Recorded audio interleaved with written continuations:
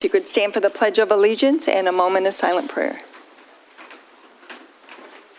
I pledge allegiance to the flag of the United States of America and to the republic for which it stands, one nation, under God, indivisible, with liberty and justice for all. You'll remain standing for a moment of silence. Thank you. At this time, we have public comments. You have 3 minutes to speak. You can also speak on every agenda item. If you could please give your name, and if you live in the township, that would be greatly appreciated. Good evening. Good evening. My name is Joanne McCullum. I live in West Willow. I am the president of the New West Willow Neighborhood Association, and I just want to make some remarks on some things that we have been doing in the community. I'll give you a little background. West Willow neighborhood consists of about 1,200 lovely homes, lovely affordable homes. There are around 3,000 people that live, work, and play in West Willow. We are always working toward a healthy, high-quality life, and our park is very important in helping us to get fit, socialize, and enjoy life. The Neighborhood Association wanted to make improvements to the park, so we gathered together with the residents and made a plan to involve the township in the planning improvements to our lovely park. In comes the Earn and Learn program and their wonderful ideas of how to improve the park.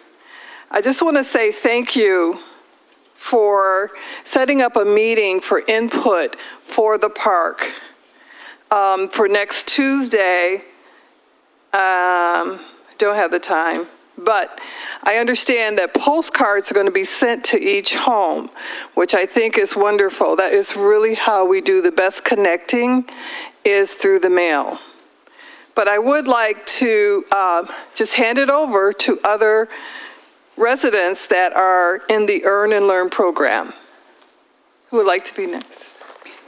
Joanne, while they're coming up, I do want to thank you for the invitation for the annual West Willow potluck that a lot of us attended. It was wonderful. The food was excellent. The friendship, I love to hear from the youth and the garden committee, and thank you on a very good job. Well done on that. Thank you. Thank you for coming.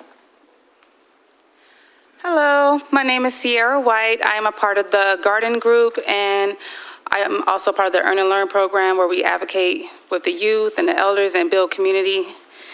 And so I just wanted to speak on the park as well, about how it can really build the relationships between elders and the youth by creating a safe space for everyone. Having like a dedicated play area for kids, more seating for elderly, even making some of the playground accessible for kids who might have disabilities. And right now the park doesn't have that, and we really want it to be more inclusive.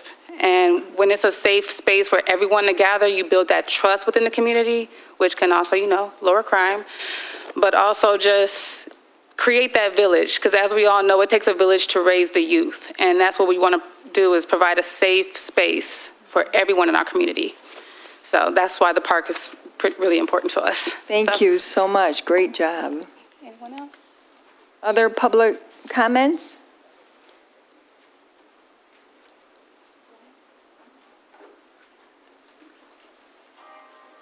Go ahead. I didn't want to, if there was other people that want to talk about that first. Okay. Hi, I'm Jane Wolf. I'm a Ypsi Township resident, and a group of us recently have been getting together and talking about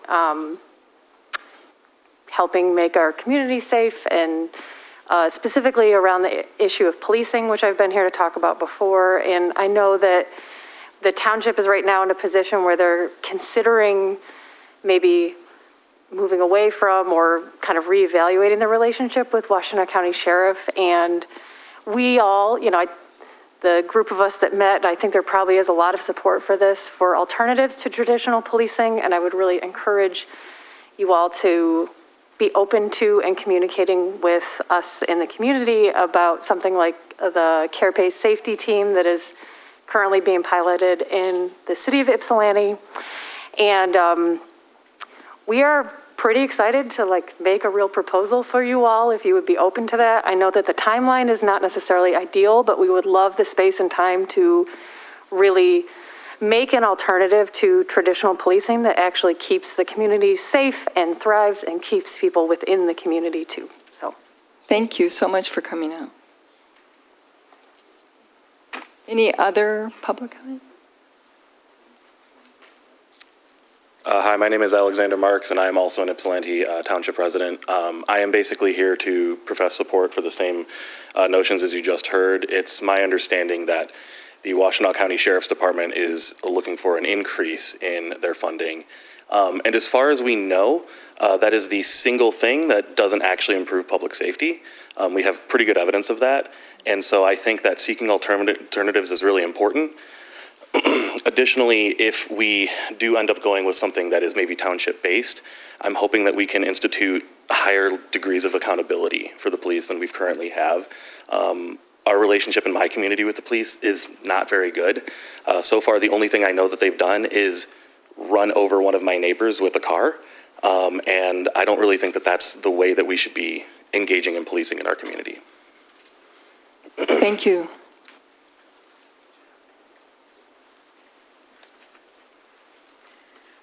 My name is Joy Pryor. I've been a resident of Ypsi Township. Can you please go to the microphone? It's voice activated. I'm so sorry. Okay, better? Yes. Okay. My name is Joy Pryor. I've been a resident of Ypsilanti Township since September of 2022. I'm just learning more about the community and how to engage with others for the good of our community. So even though it may not be on the agenda today, I am also here to encourage you to look at other options around policing. We don't want to wait till the last minute where you're jammed up. So my understanding is that the current contract is going to expire within the next year. This township has a significant population. There are other municipalities within the county that have their own policing system. As someone else mentioned, that they're asking for a significant increase in the fees that we would pay for those services with very little accountability. And that the percentage of our budget that goes to policing, if I understand, is close to 70%. That's a big chunk of the budget. So the timing, to me, points to this being the time to consider something different. And we're not dealing with something where you're going to have to cobble together an existing. You can do things differently. And there's a lot of services that are currently provided that would more effectively, efficiently, cost-effectively be served in other ways.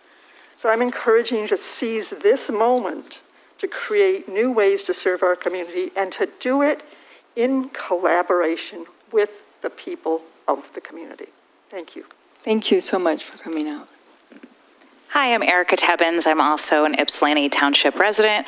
I just want to say that I agree with the previous three speakers, and I also think that opening up new ideas around policing is a really wonderful thing and could be a really wonderful collaborative thing. I also very strongly believe in a community-based safety approach, and especially if it is looking like we might have to pay more for community safety, I would advocate that in addition to rethinking where those funds go, also thinking of ways that we could bring in community health and have community centers, places where people could gather that would also be a real benefit to the health and safety of the community and a far better use of our funds, and would also have more transparency around them too.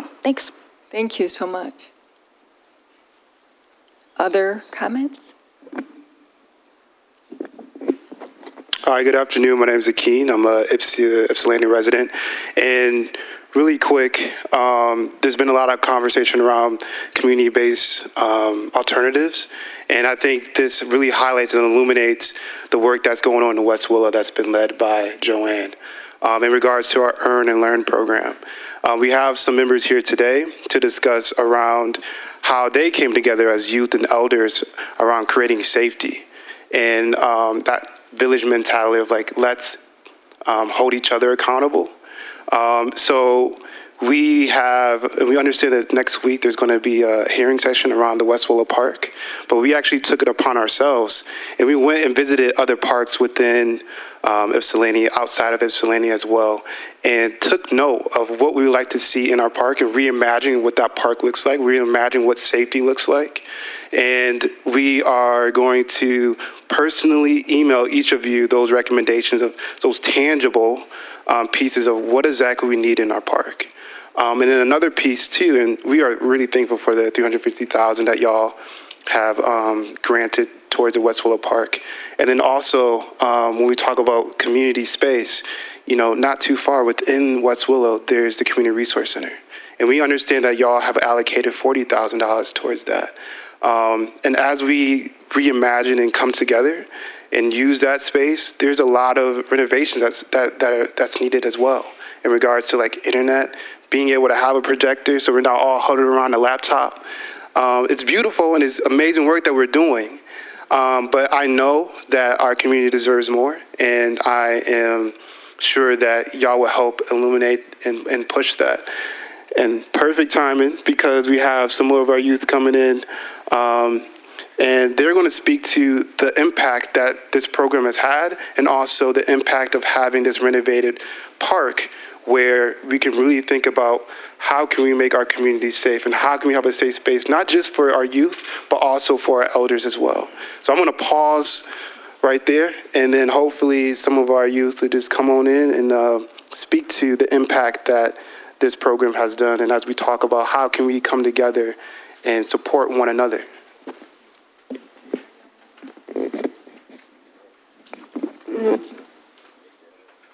Other comments?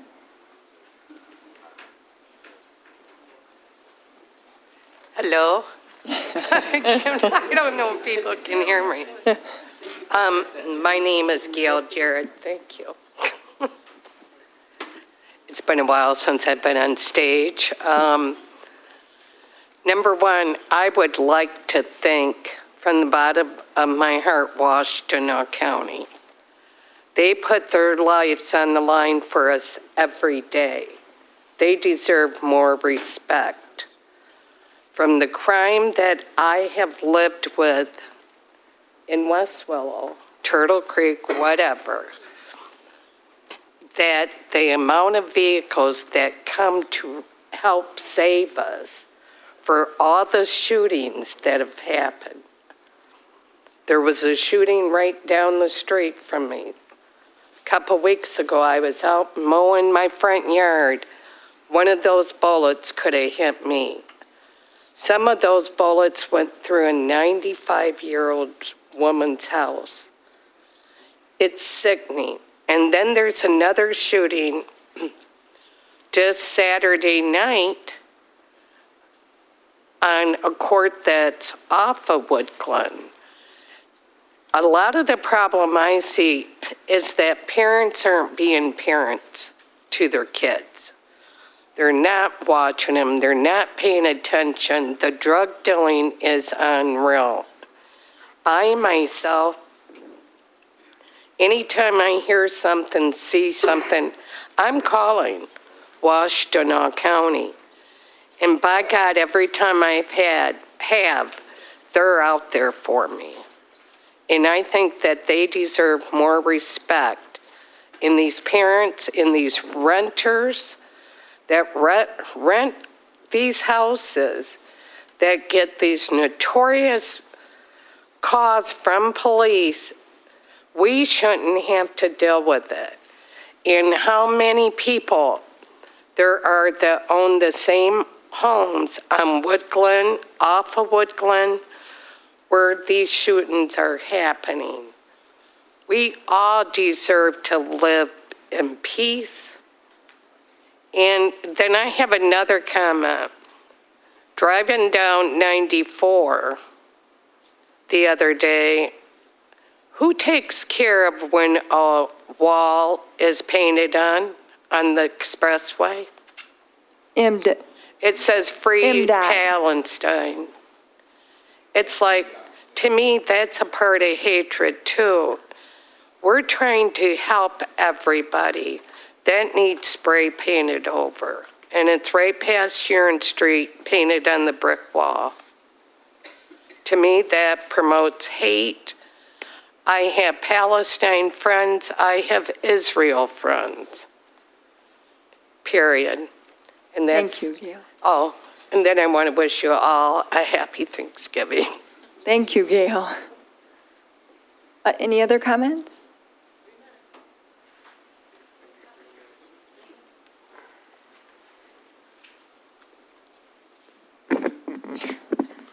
Good evening. My name is Sincere.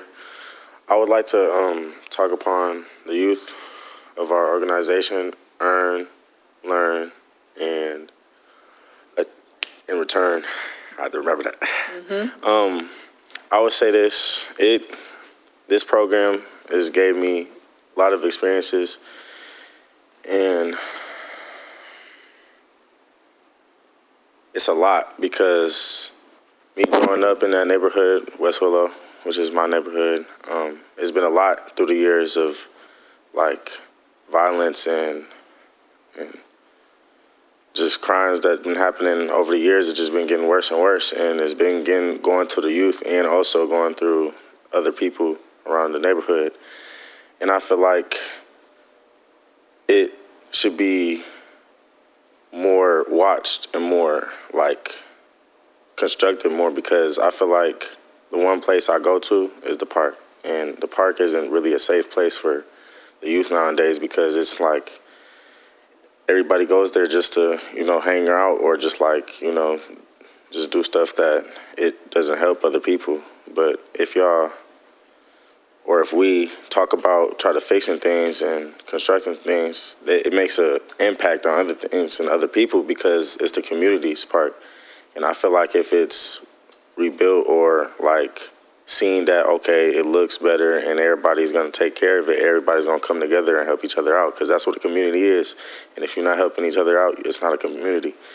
And the youth behind me, all my friends and everybody here, it's a stronger impact, because we're here to talk to people that been here longer than us, but we're trying to tell y'all our experiences, because experience is life, and without experience, you wouldn't know anything, and knowledge is everything as well. And so I appreciate y'all for having me talk here, and yeah, that's it. Thank you. Good job.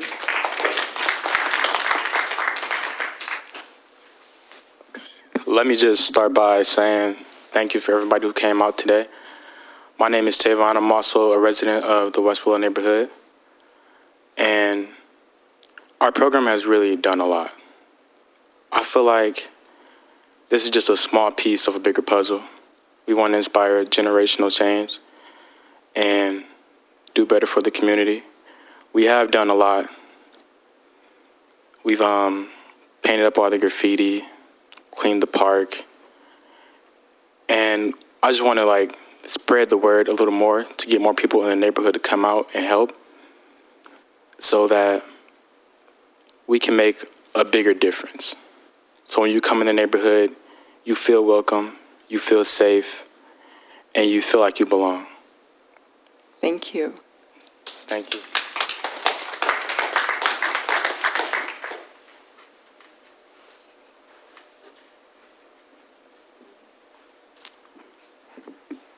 Hi, how are you guys doing today?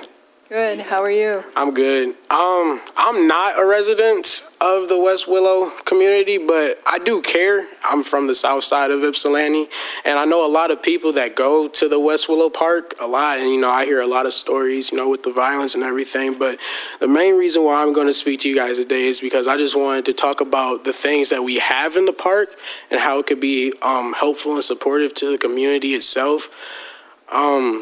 The West Willow Park is nasty. I'm going to just be honest with you, It's just a lot of people go through there and give it a bad name, make it look bad. It doesn't look presentable to the people that go to the park that try to spend time and make memories in their younger age there. And it's just giving the West Willow Park more of a welcoming view to people that go there to be there. It would give them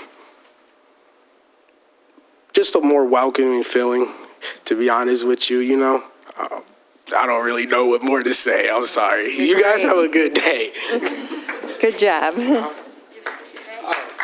My name's Jalen Wilson, and yeah, okay, bye.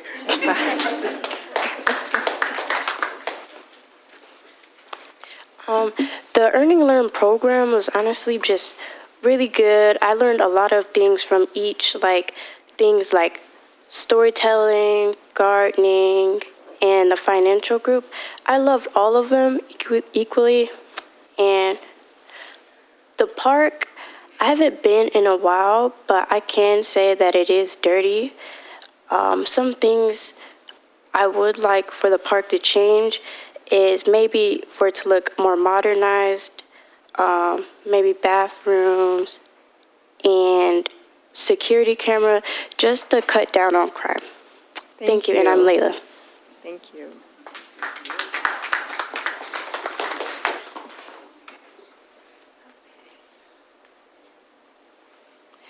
Good evening. My name is Ann Davis. I'm one of the elders with the Care and Learn program, the storytelling. And I would just like to talk about briefly how we as adults, the elders, can come together with the youth and do some things with them in the park. Some of the things that I recommend, after you heard the previous speaker talk about changes in the park and how we can clean it up and the things that we have done with the renovations that are forthcoming soon, that I hope. Some of the things that we can do with our youth there is they like to play basketball. Some of us like to play basketball. We may not, all of us, be able to play, but we can be cheerleaders and cheer them on. We can be cheerleaders. Then there's picnicking. We do need more updated picnic tables, and we cook. Some of our youth cook. Some of them are very good cookers, and they may not know how to grill. We can teach them. They can help us grill. And with a lot of times we bring music to the park, dancing. People love to dance. A lot of people love to dance. And we, as elders, don't know all the dances that's going on today. The youth don't know the dances that we used to do. We can come together and teach each other. There are things that us as elders can do with our youth. And one of them is walking the trails in the park. Just sitting down and socializing with the youth.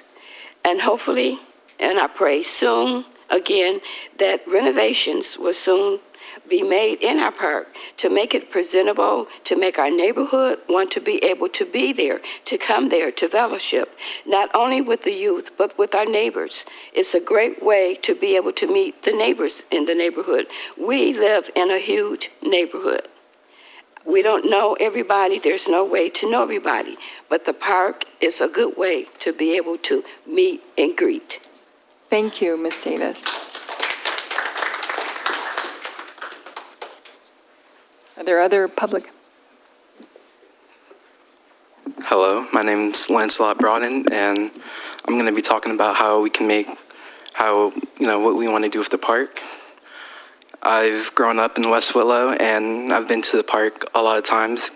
Good memories, bad memories, and us as the youth council and in the community have definitely had a lot of ideas for the park, and we've done a lot of things to try to improve it as we can right now, and we see a lot of hope and we have a lot of hope for what we can do and what we want to do.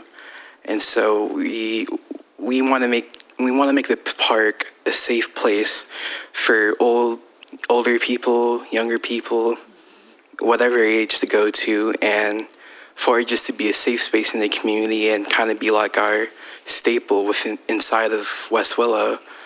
And yeah, we just want to do good. Thank you. Thank you very much.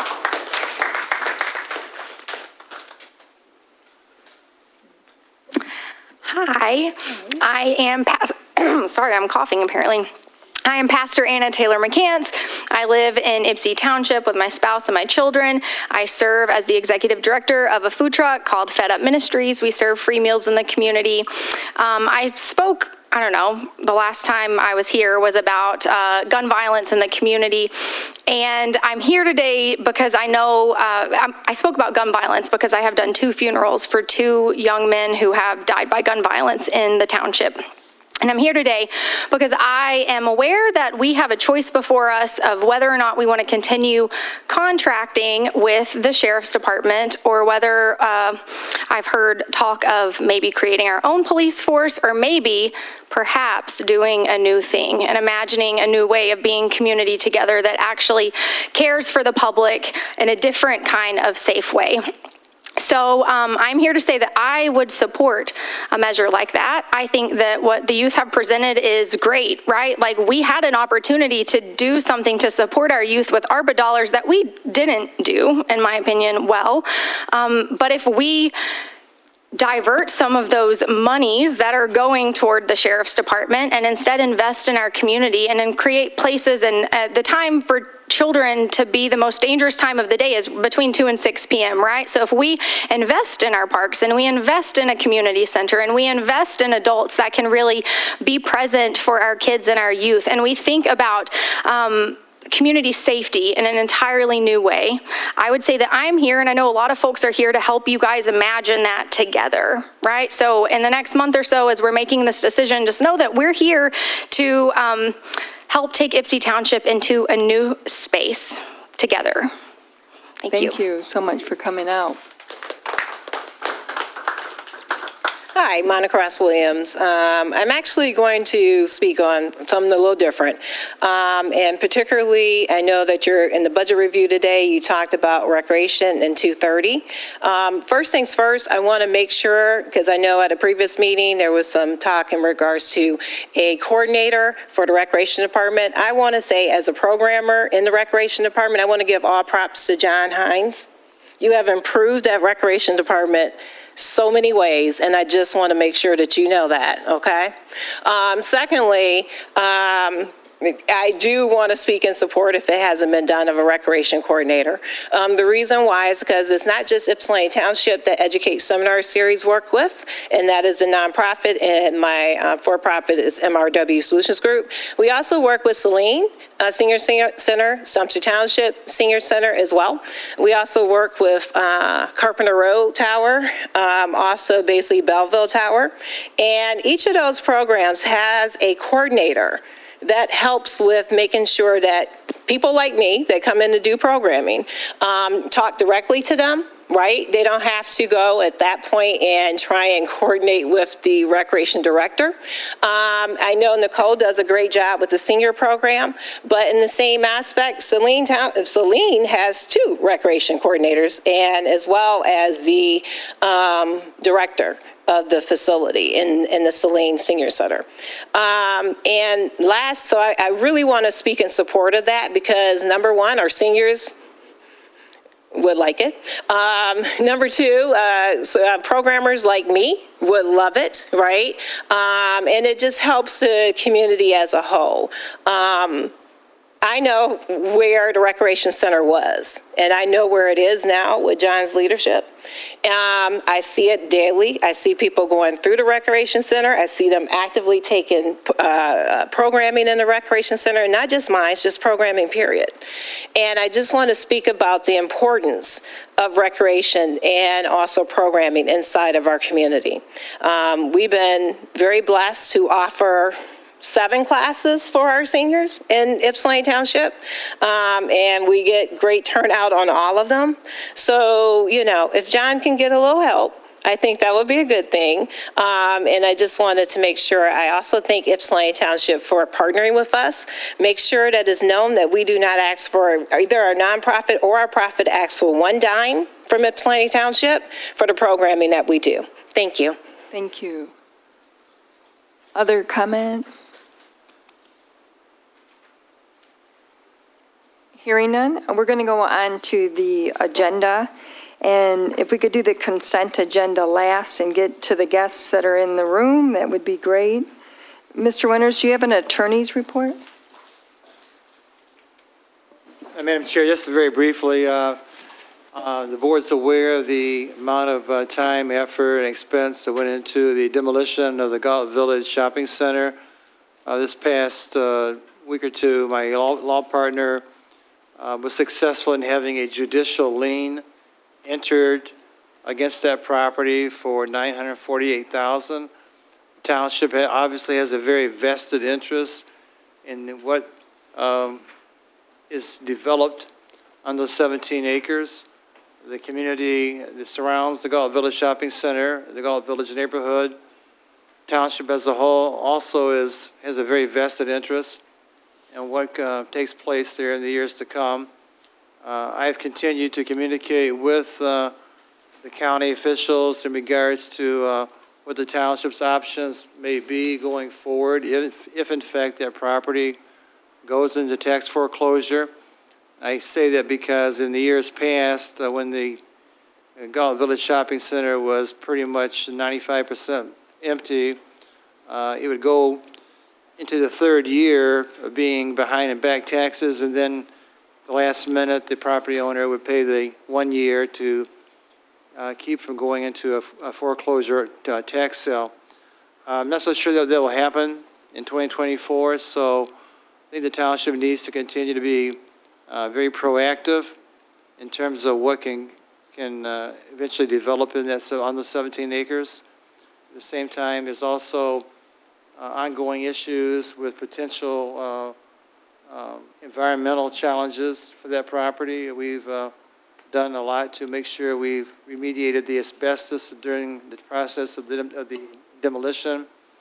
There are also brownfield redevelopment dollars that may be available for that property. And again, Nathan Vogt from the county has been reaching out to at least try to have that dialogue with Jason from the planning department and myself, and I've kept the township board apprised in my letters as to those conversations. So in regards to the Galt Village, I know a lot of people may think that it's over now because the buildings have been demolished, but in many ways the work has just begun for the township because it is a vital part of the township, and it served the neighborhoods for many, many years with a variety of businesses, and we'd like to see something that would be a mixed-use return to those 17 acres. So, again, the township has protected the cost of what we incurred by imposing a judicial lien on the property. One positive note also is that of the 17 acres involved, 4 acres is owned by a separate legal entity from the entity that actually allowed the shopping center to result in the demolition by neglect. And that property owner who owns the 4 acres where the Kmart used to be is very interested. He's met with the township leadership and the development team, the planning department also wanting to at least make sure that his 4 acres would be included in any type of comprehensive redevelopment. So that again continues to take a great deal of our time in regards to making sure that our interests are protected. I believe the rest of the information I've shared with the board on my letters, given your agenda this evening, I would just go ahead and just defer to any questions you may have, any specific items that have been dealt with in my letters. But I did want to take a moment and highlight the Galt Village because the township continues to receive inquiries in regards to what is the future And we did take some significant steps to at least try and prevent illegal dumping. And we've seen some places where it becomes a place to hang out with race cars, doing donuts. And we have installed the 7 entryways that we've allowed to have the guardrails installed to at least deter any type of illegal dumping and other types of illegal activities. And that's our plan A. If that's not enough, then we'll enhance the security around that 17-acre perimeter. But the main focus, I think, right now is to come up with a viable redevelopment plan, and if it requires the township to continue to be involved, we are a stakeholder, and by virtue of having our lien in the amount that I mentioned, it's important for all of us to continue to take note that I know there's a lot of conversation about the West Willow Park, and just a reminder that there is I think a $350,000 grant the township is working on right now to improve the West Willow Neighborhood Park. So there's a lot of things that are going on throughout the township, and again, I think that the letters I've sent you, you pretty much are updated unless you have specific questions. Thank you, Mr. Winters. The next item is under old business. It's the second reading of Resolution 2023-15, which is a proposed ordinance to amend Article 2, 5, and 11 of the Township Zoning Ordinance. The first reading was held October 17th. Madam Chair. I have resolution number 2023-15, a resolution amending the Ypsilanti Township zoning ordinance. Whereas the Township Planning Department staff completed a detailed review of the Township zoning code, and whereas at its regularly scheduled Planning Commission meeting held September 26, 2023, the Planning Commission held a public hearing. Whereas the Planning Commission for Ypsilanti Township recommended approval of the proposed zoning amendments to the Township zoning code to the Township Board of Trustees at its regular meeting September 26, 2023, which changes can be summarized as follows. Article 2, Section 201, definitions, defining adaptive use to the list of definitions in the Township zoning ordinance. 2, Article 4, Section 420, use table. A, adaptive use, reuse to the land use table for GB or general business district, and B, neighborhood business district, and all the one-family residential zoning districts. 3, Article 5, Section 504, neighborhood corridors. A, add adaptive reuse to Group 5. Number 4 is Article 5, Section 505, regional corridors. Add adaptive reuse to Group 5. Article 5, Section 507, design standards. Add alternate design standards for developers. 6 is Article 6, Section 1155, state licensed residential child and adult care facilities, removing specific reference to state licensing rules and simply referencing State of Michigan licensing rules to avoid amending the ordinance when law changes. 7, Article 11, Section 1167, adaptive reuse, adding a new ordinance to facilitate the conversion of older economically distressed buildings to a viable new use. Now therefore it be resolved that the Charter Township of Ypsilanti Board of Trustees does hereby approve ordinance number 2023-506 as attached by amending articles of the Township zoning ordinance as noted, replacing it with proposed ordinance number 2023-506. I would so move the resolution. Motion Rowe. Support. Support Eldridge for the second reading of the zoning ordinance amendments. I know Jason, the director, is here. Archangelo, is there any questions on this?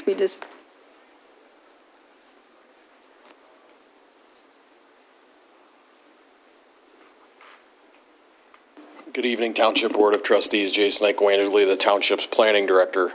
I'm happy to answer any remaining questions that you might have regarding the adaptive reuse ordinance and the language amendments for adult foster care facilities or the alternatives to transparency for the form-based district that you might have.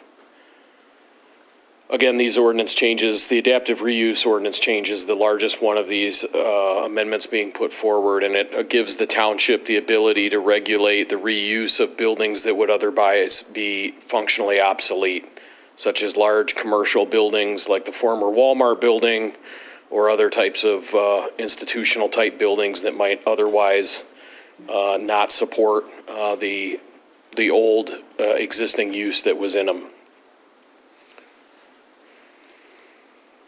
Any questions or comments? Hearing none, we're going to do a roll call vote because this is an ordinance, so it becomes law. Swanson?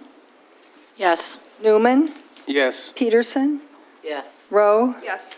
Eldridge? Yes. Hunter? Yes. And Stumbo votes yes. The second reading is approved. Thank you, very Jason. much. Under new business, we have Resolution 2023-17, which is the approval of the 2024 Poverty Exemption Guidelines and Applications. I have Resolution 2023-17, the Poverty Exemption Guidelines and Application.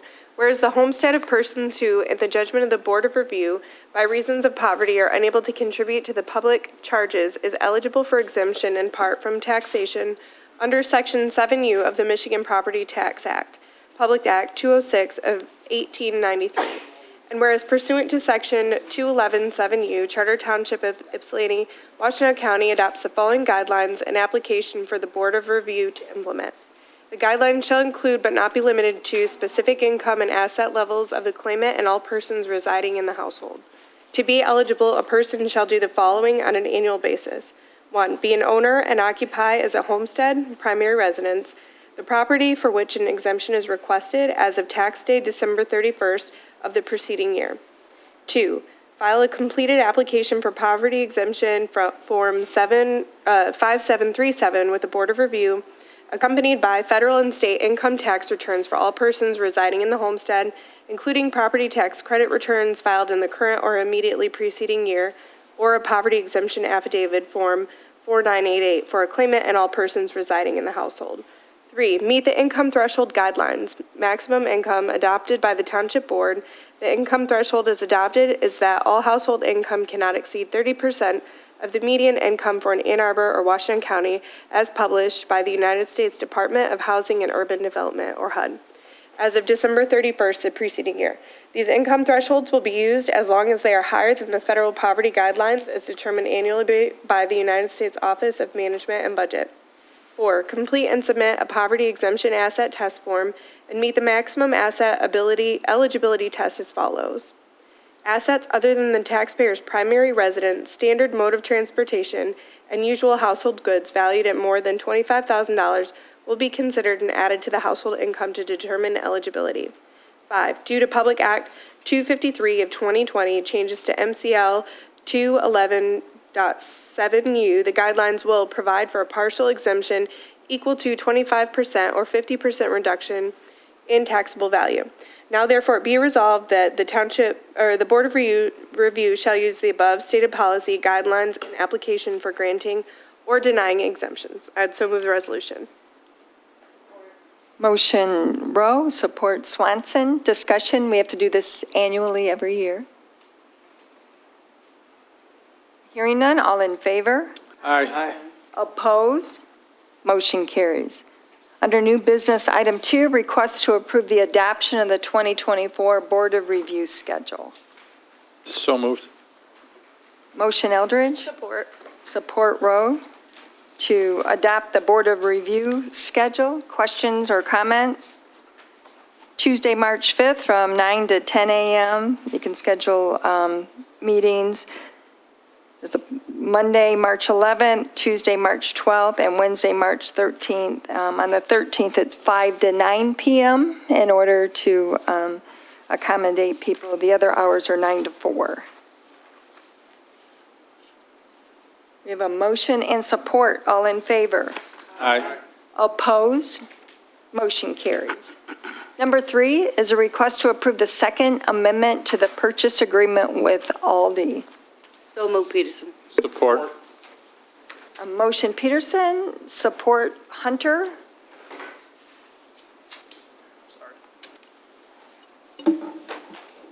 Good evening, Township Board of Trustees. Jason Icoangeli, the Township's Planning Director.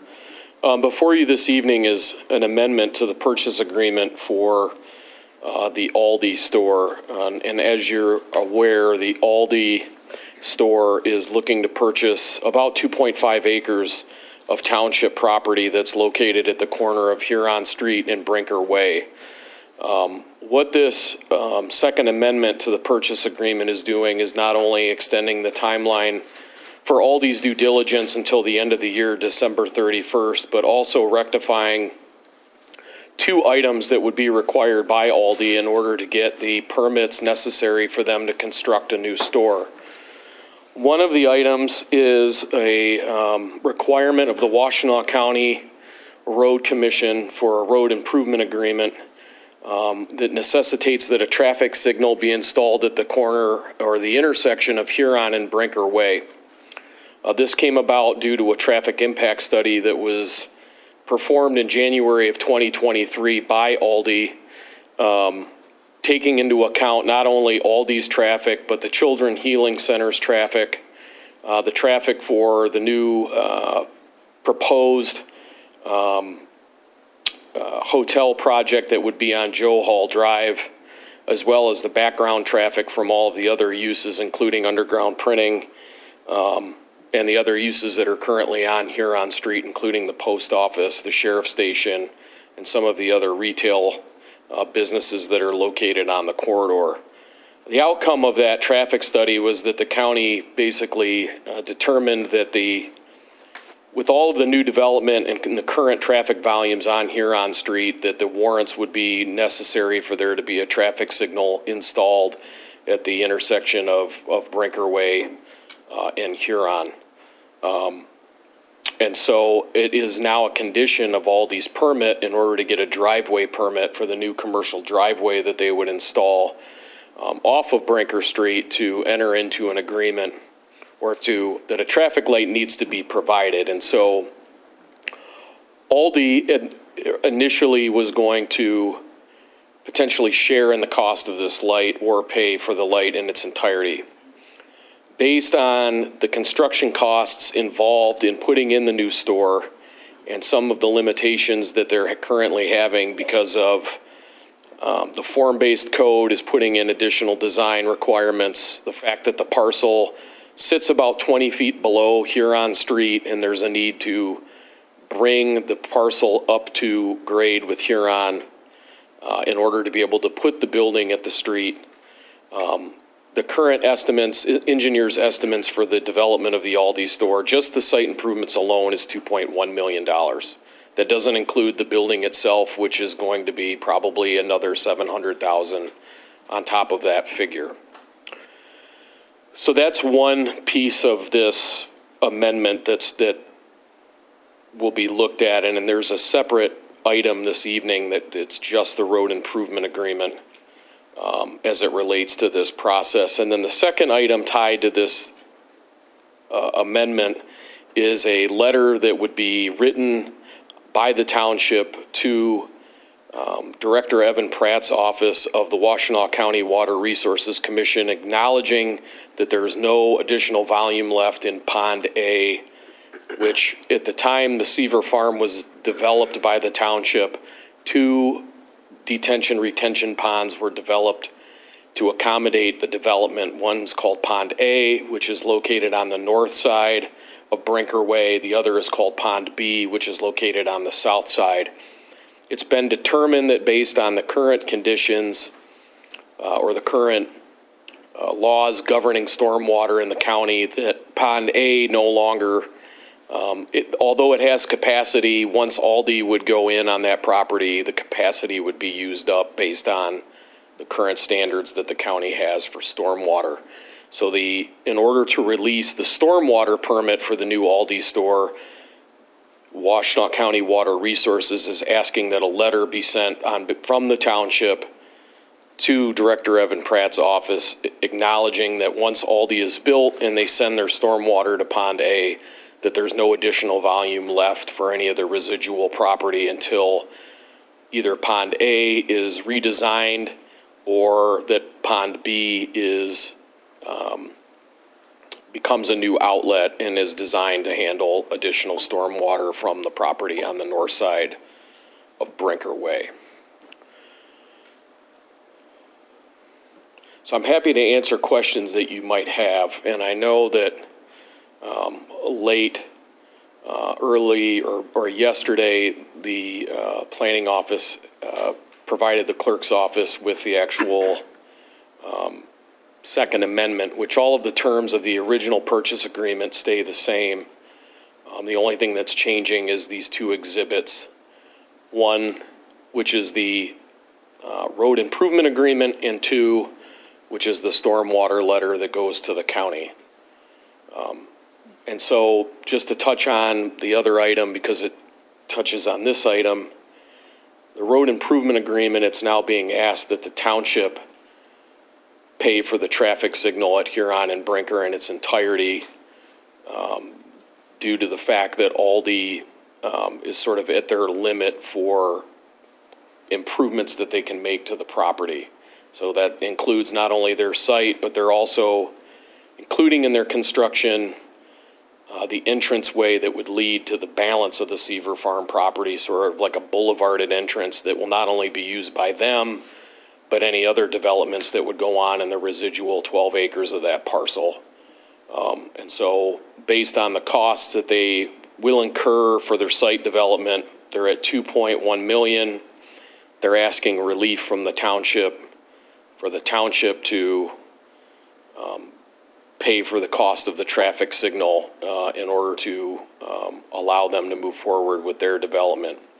Now, having said that, it has to be understood that the Seaver Farm property is owned by the township, and the township for years has acted as the master developer of that property, wherein money has been spent over the years by the township to develop the roads, the utilities, including water, sanitary sewer, and storm water facilities, always with the idea that this property would then be sold and that the proceeds would go back to paying off these improvements, and that we would add tax base and it would spur economic development, et cetera. So the cost of the traffic signal, although it's being asked to the township to cover that cost in its entirety, the one thing I would say, which I know that you folks are already aware of, is that at the time that Aldi closes on the property, the township will then be the beneficiary of the purchase price or the purchase of the property, and that those funds can be used to offset the cost of the light. So we're going to be able to not only pay for the light, but there will be money left over after the sale of the Aldi purchase. So you're getting, and this is how I rationalize it in my mind, you're getting a traffic signal, you're selling a piece of property where you're also getting the residual income, which I believe is around $200,000, because the entire sale is $600,000.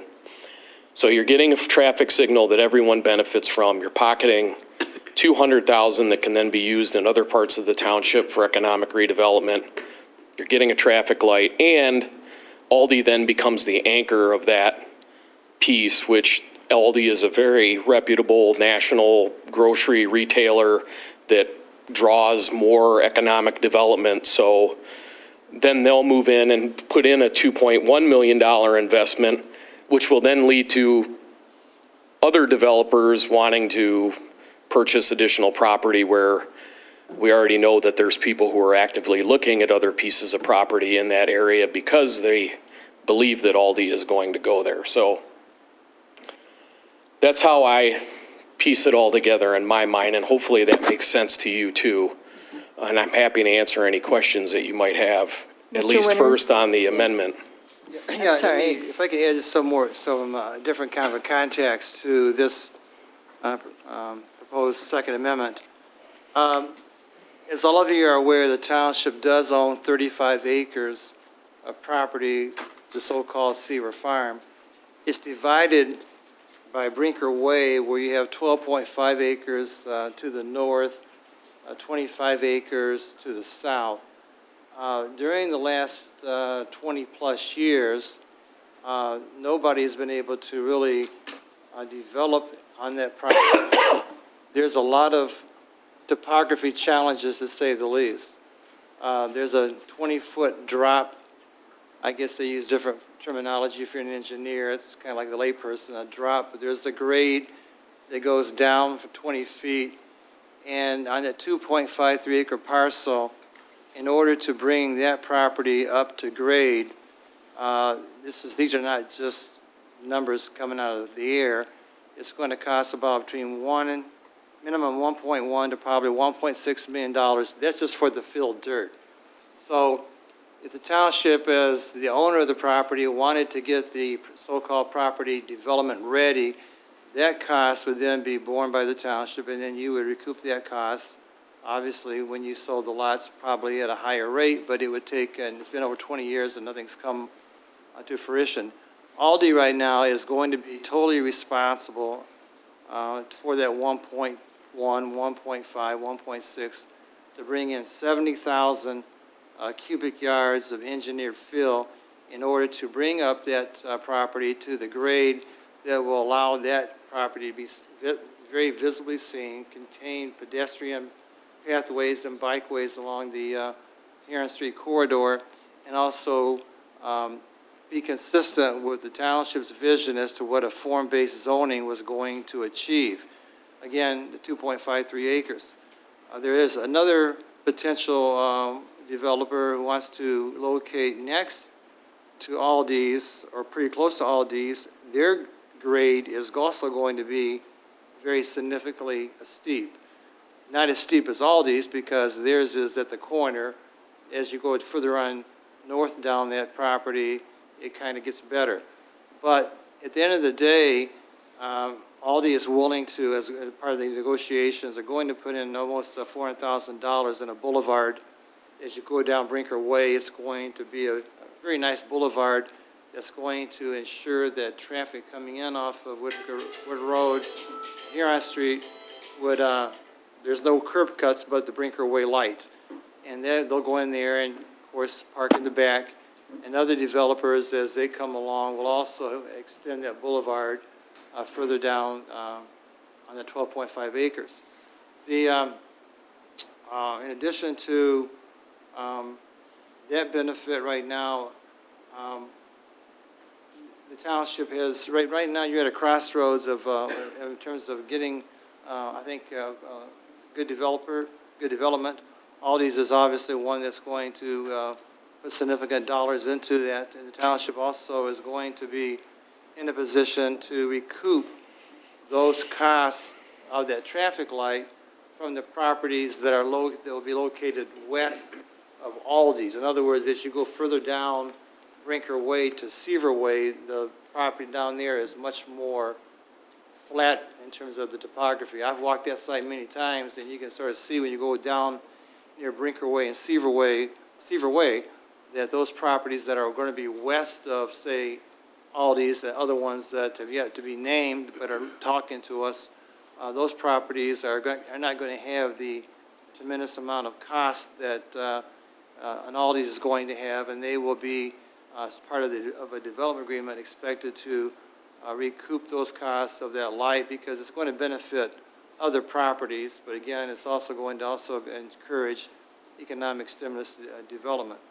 The township right now has $42,000. I mentioned previous letters. Back when we negotiated with the successor to the development of Button Road, Crystal Ponds, they were required to put dollars into a road mitigation fund that would allow the township to use those funds for any road improvement project of its choosing at its discretion.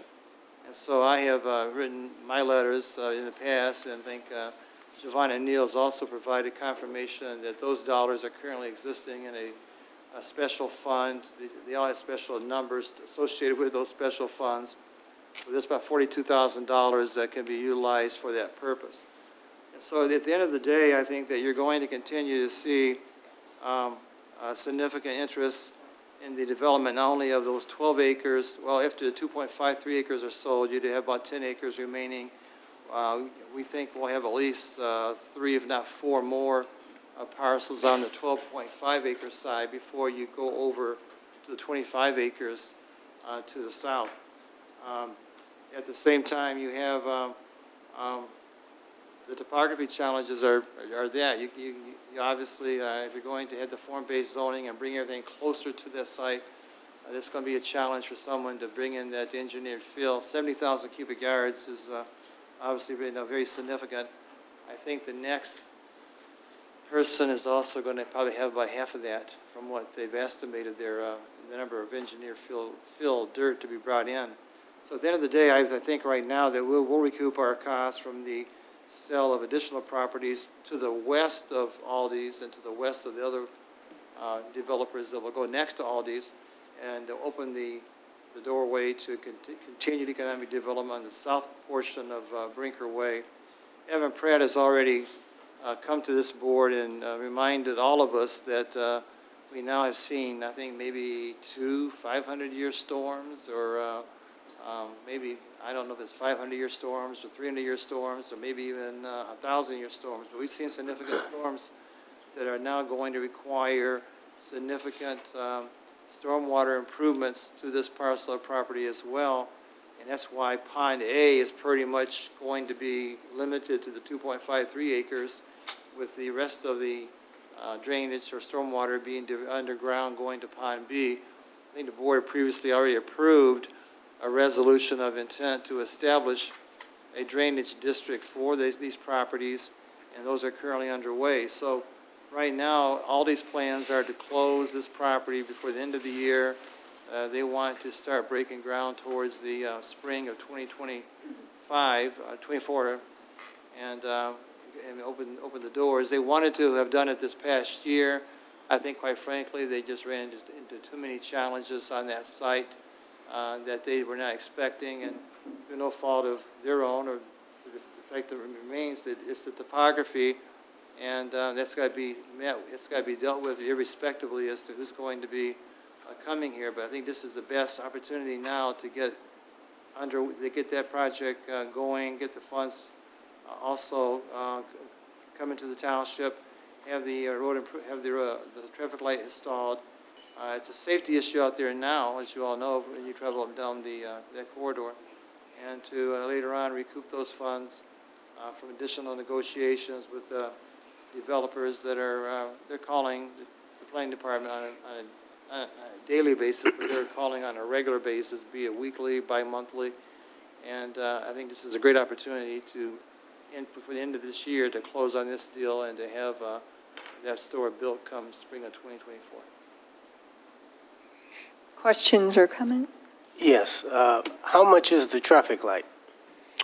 So the traffic light is $420,000 per the agreement from the Washtenaw County Road Commission. And I followed up with the Road Commission to make sure that number, to get a breakdown of cost.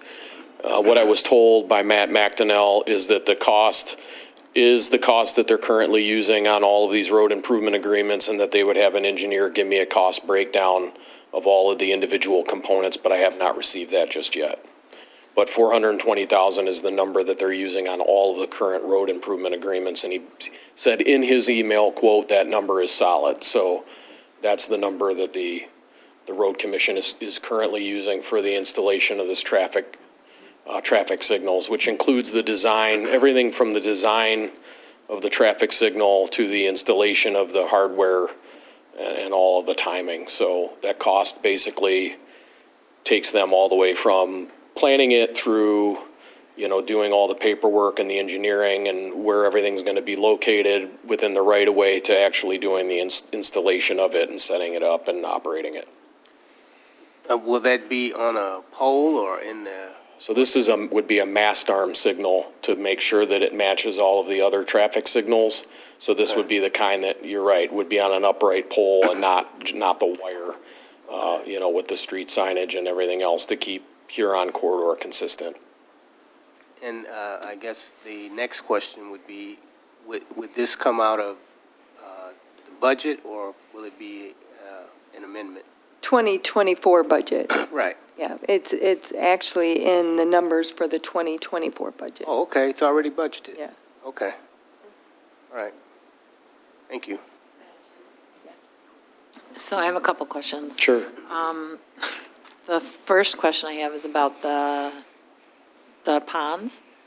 So because we own the property and the 2 ponds are there, once those lots start to be sold, who is responsible for those ponds? Good question. So as Mr. Winters just alluded to, the township when the Seaver Farm was developed, the ponds and the easements were written in such a way that the township could turn the ponds over to a regional drain system through the county. And so at one of your board meetings just recently, you had a resolution to enter an agreement with the county to turn that stormwater infrastructure into a county drain. So the county is currently working on the plans to improve both of those ponds up to the current standards. And then once the construction of that occurs, they will take over the responsibility of maintaining the ponds in perpetuum as a county drain. So the time to make decisions about whether that's going to be adequate is now, because we don't want to give up property if it's needed for any additional drainage. Right. So I think at the time that this went through the review, that the county was aware that we were going to turn this over to a county drain.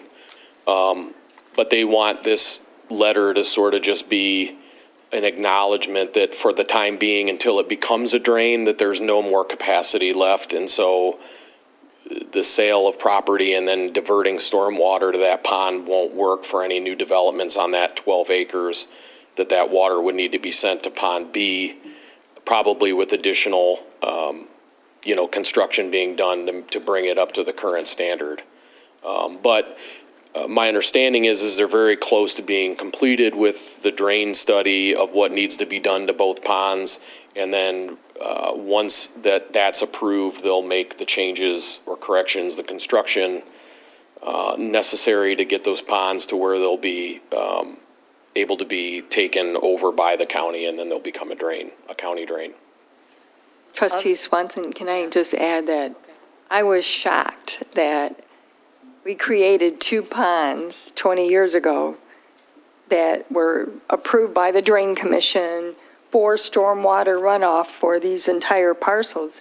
But everything changed in 20 years. And at first, they were not going to allow one lot to go in there. And I said, there has to be capacity for at least one. And he agreed. But he wanted, Evan Pratt, the Water Resource Commissioner, agreed, but he wanted us to put it in writing so we could acknowledge it. So a lot of things that were designed and engineered 20 years ago changed with the Road Commission, changed with the Drain Commission, changed with the Ypsilanti Community Utilities Authority. And so all these changes, had it developed sooner, we wouldn't have all these additional costs because they met the engineered standards at that time. So I just wanted to share that information. They are doing a study. It will be for the capacity of all the developable lots. So they are looking into the future, and then it will be turned over to the Drain Commission to manage and maintain it like he does and he does a wonderful job, but that study should be coming back pretty soon, I hear. in short order, I think.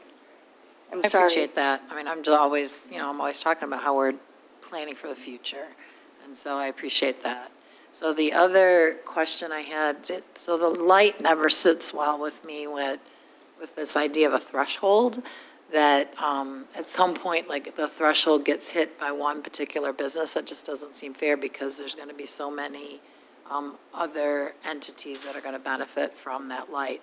So this one, there's not a lot we can do about it. I appreciate the way you kind of explained it. I'm disappointed because at one point we were hoping there'd be a larger pot of that money that we could use for economic development and other corridors. But again, we hope for the best, and then at least we can recoup it in the way you said. But in what way can we think about lights in a proactive way so that we're not seeking like one business threshold? I mean, this isn't something that maybe you have to answer right now, but I'm really interested in how we can plan for the development in these larger corridors in a way that, and I don't know, like, we own this property, so that makes it a little different, but it just seems like as we approve or plan, that maybe the threshold isn't hit with that business, but there's an understanding that at such point in time when the land, and I don't know legally whether that's something you can do, that at such point in time when it does hit the threshold, then the cost has to be shared in some way amongst a larger number of developments. If that's ever possible, I would be interested in us thinking about that, just because it just doesn't, I mean, of the ones that you rattled off right now that are going to benefit or why we reach that threshold, like some of them aren't even built right now. So that's more of a comment Right. that I'm interested in seeing us thinking forward. Understood. Jason, you alluded to, there was a hotel, a tortilla factory, Children's Healing Center, So all of those developments are in the entitlement process. Yeah. So they have submitted plans, but they haven't gone, the tortilla factory and the hotel have not gone to the planning commission at this point, but they have plans under review. The Children's Healing Center is currently under construction. And that road that they put in to that private commercial drive, now it's still the stone base, but at some point that will be a paved commercial driveway, and I'm sure that the property owner there will at some point want to sell off the 2 parcels that are left next to the Children's Healing Center. So you can imagine there will be commercial development on those 2 pieces as well. And then, the part about these traffic studies too is when they model these things, they don't just look at what's there. They look at what we have in the entitlement queue and what, traffic those might bring. And then they also look at that land use. So they take into account that it's regional corridor, and they look at the density and how many parcels are involved, and they can model out what the traffic will be, into the future. The one limitation, to your point, is they don't look township-wide. They're just looking at, so like for this traffic study, I recall, it included I-94, James L. Hart Parkway, Joe Hall Drive, Brinker, and the intersection at Huron and Whitaker. So that's the corridor they looked at in this traffic study. I think what you're asking for is something more comprehensive, and we had talked about a township-wide traffic study at some point. In fact, there's still, we still have some things on the books in the planning department that we could revisit and get the dust off of and bring back that would maybe take a look at that more comprehensively. But again, they do look at sort of the whole picture, at least from the Huron Street corridor when the county made this decision. Now, if some bigger user were to come into the corridor, it's not to say that more traffic signals wouldn't be required, especially at Joe Hall Drive. That's the intersection where the Shell station is currently, where there is not a traffic light. And, maybe even in front of the Kroger, trying to turn in and out of the Kroger shopping center onto Huron or Whitaker, whichever you choose to call it, can be challenging at peak times of the day. And anything that might go across the street. Now, all of those single-family homes on the other side of the street, although they're homes now, they're zoned commercially. So in the event that something develops over there, there could potentially be even a traffic light on that part of Huron. So, I mean, these are sort of those things that we deal with development. We try to anticipate them, but because for a long time, and I know Mr. Winters will attest to it, the county told us that the light was going to go at Joe Hall Drive. And then when Aldi came into town and put plans into place and did a traffic study, then it changed. Then they were like, nope, it's not going to go at Joe Hall Drive. We wanted it at Brinker Way. So, yeah. Things change. Madam Chair, if I could just, again, at the risk of interjecting on Jason, I probably cannot emphasize enough that this boulevard that we keep talking about, this is actually being built as an off-site improvement by Aldi that basically is going to service all those properties that will be located behind. There'll be no curb cuts coming in off of Whitaker Road, so you're going to have to be using the the traffic signal at this intersection, but the boulevard itself is off-site being built by Aldi, and it's estimated at $370. It's going to be awful close to the cost of that traffic signal. And again, I think right now that when you look at the boulevard, I know you don't have a picture probably in front of you because this was part of what was earlier correspondence, but the boulevard is really going to be very attractive for future development because they'll be able to share that boulevard. There's a private road maintenance agreement that all the property owners will have to sign on to maintain that boulevard. And again, that's off-site, it's on our property. And so maybe that's, I guess Jason's probably showing that right now, that boulevard. It's much more attractive than what the picture is, but it's going to be one that's going to be able to service the Aldi properties, and the other ones to the north and then to the west of their properties. You can see how they're going to be teed off where they can tie into it. That's being built at close to $400,000. All right, I apologize. No, I'm fine. Okay. You have a comment, please? Yeah. Again, Monica Ross Williams, 2150 Chevrolet Street. I just wanted to kind of go backwards a little bit. One of the things I know that happened when I was a previous trustee is that we were able to pay off the bond for the Seaver Farms property.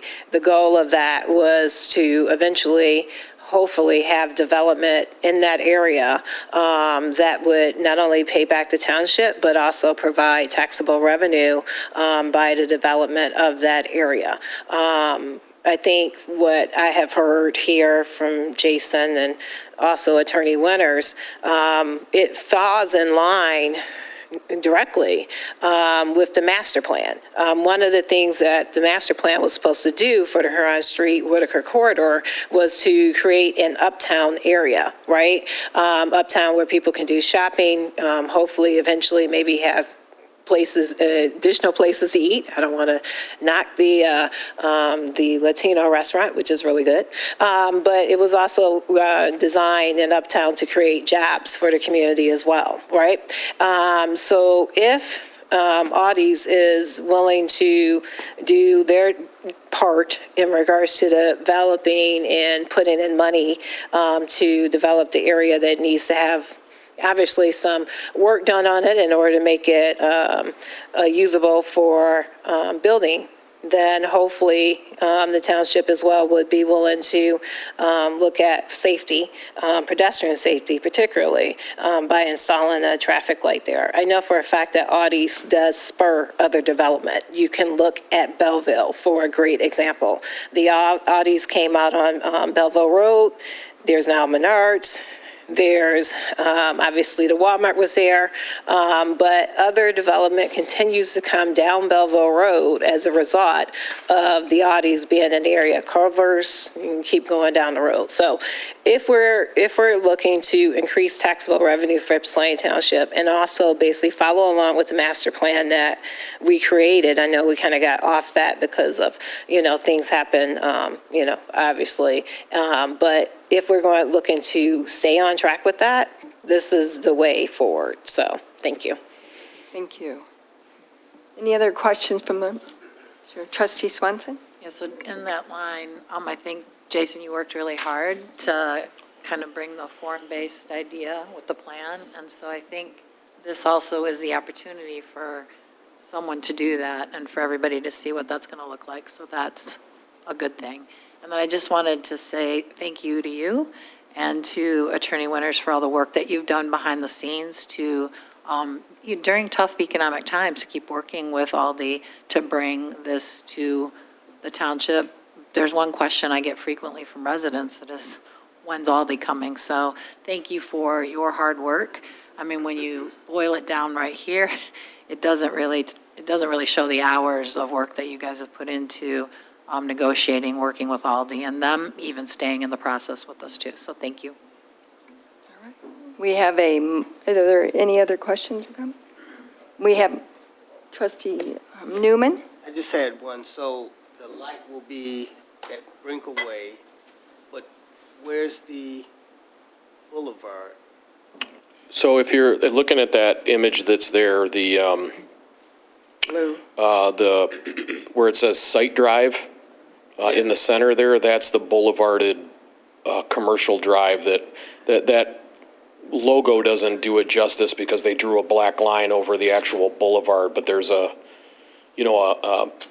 boulevarded entrance there off of Brinker Way that leads to what will become the commercial driveway that then tees off into the property so that all the balance of that parcel when it develops will use that private driveway. And at some point, the idea will be is that will make a 90-degree turn and then tie into Seaver Way, so that there'll be 2 points of entrance to that commercial area, and people can decide whether they want to go out to Joe Hall Drive or if they want to go to Brinker Way to use the light to get out. But that graphic's old, so looking at that, you can see to the south at the very bottom right-hand corner, that's the driveway for the sheriff's substation. Now directly across the street from Brinker Way is the new private commercial drive that leads back to the Children's Healing Center, and there will be 2 other commercials. So that intersection will look like a 4-way intersection when it's finished. In this image, it's only a 3-way intersection, but that private driveway has already been cut out on the east side of Huron, so that'll be a 4-way intersection with a full signalized intersection. Any other questions or comments? We have a motion and support to approve the second amendment to the purchase agreement with Aldi. All in favor? Aye. Opposed? None. Motion carries. The number 4 item is a request to approve the road improvement agreement with the Washoe County Road Commission for the installation of a traffic light at Huron Street and Brinker Way in the amount of $420,000 to be budgeted in the 2024 budget. So moved. Motion Eldridge, Support Peterson. support Peterson. Any other questions or comments? No, the answer was right there in the next question. It was a great question, though. When we met with the road commission, they've actually talked about 2 lights. There's a lot of traffic on Huron Street. All of Augusta flows through there as well. The Kroger store is literally the only grocery store in that area that services. So, Jason, I know there's traffic studies already call for 2 lights there. Yeah, there are, and I mean, It's crazy. like we've known that there was going to need to be a light either at Joe Hall Drive or Brinker Way, and we finally have gotten sort of to the bottom of that. But again, additional development on Huron is going to necessitate the need for probably additional traffic lights.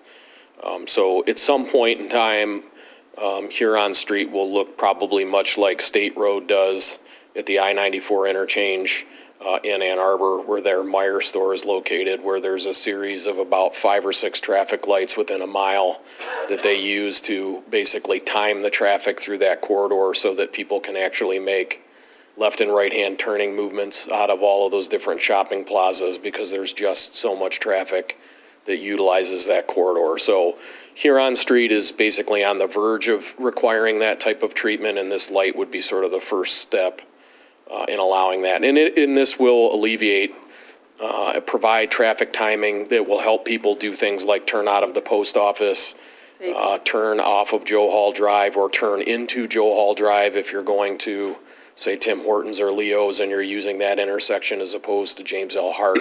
This light will then break up the flow of traffic to then allow additional gaps in traffic, as well as that's a pedestrian intersection now. I mean, there's quite a few people who use the brand new pathway that the township installed within the last 18 months, down Huron Street over the I-94 bridge, and this will just be one more extra layer of safety, not only for the motoring public, but for people who use that larger pathway system to get to the Paint Creek Shopping Center.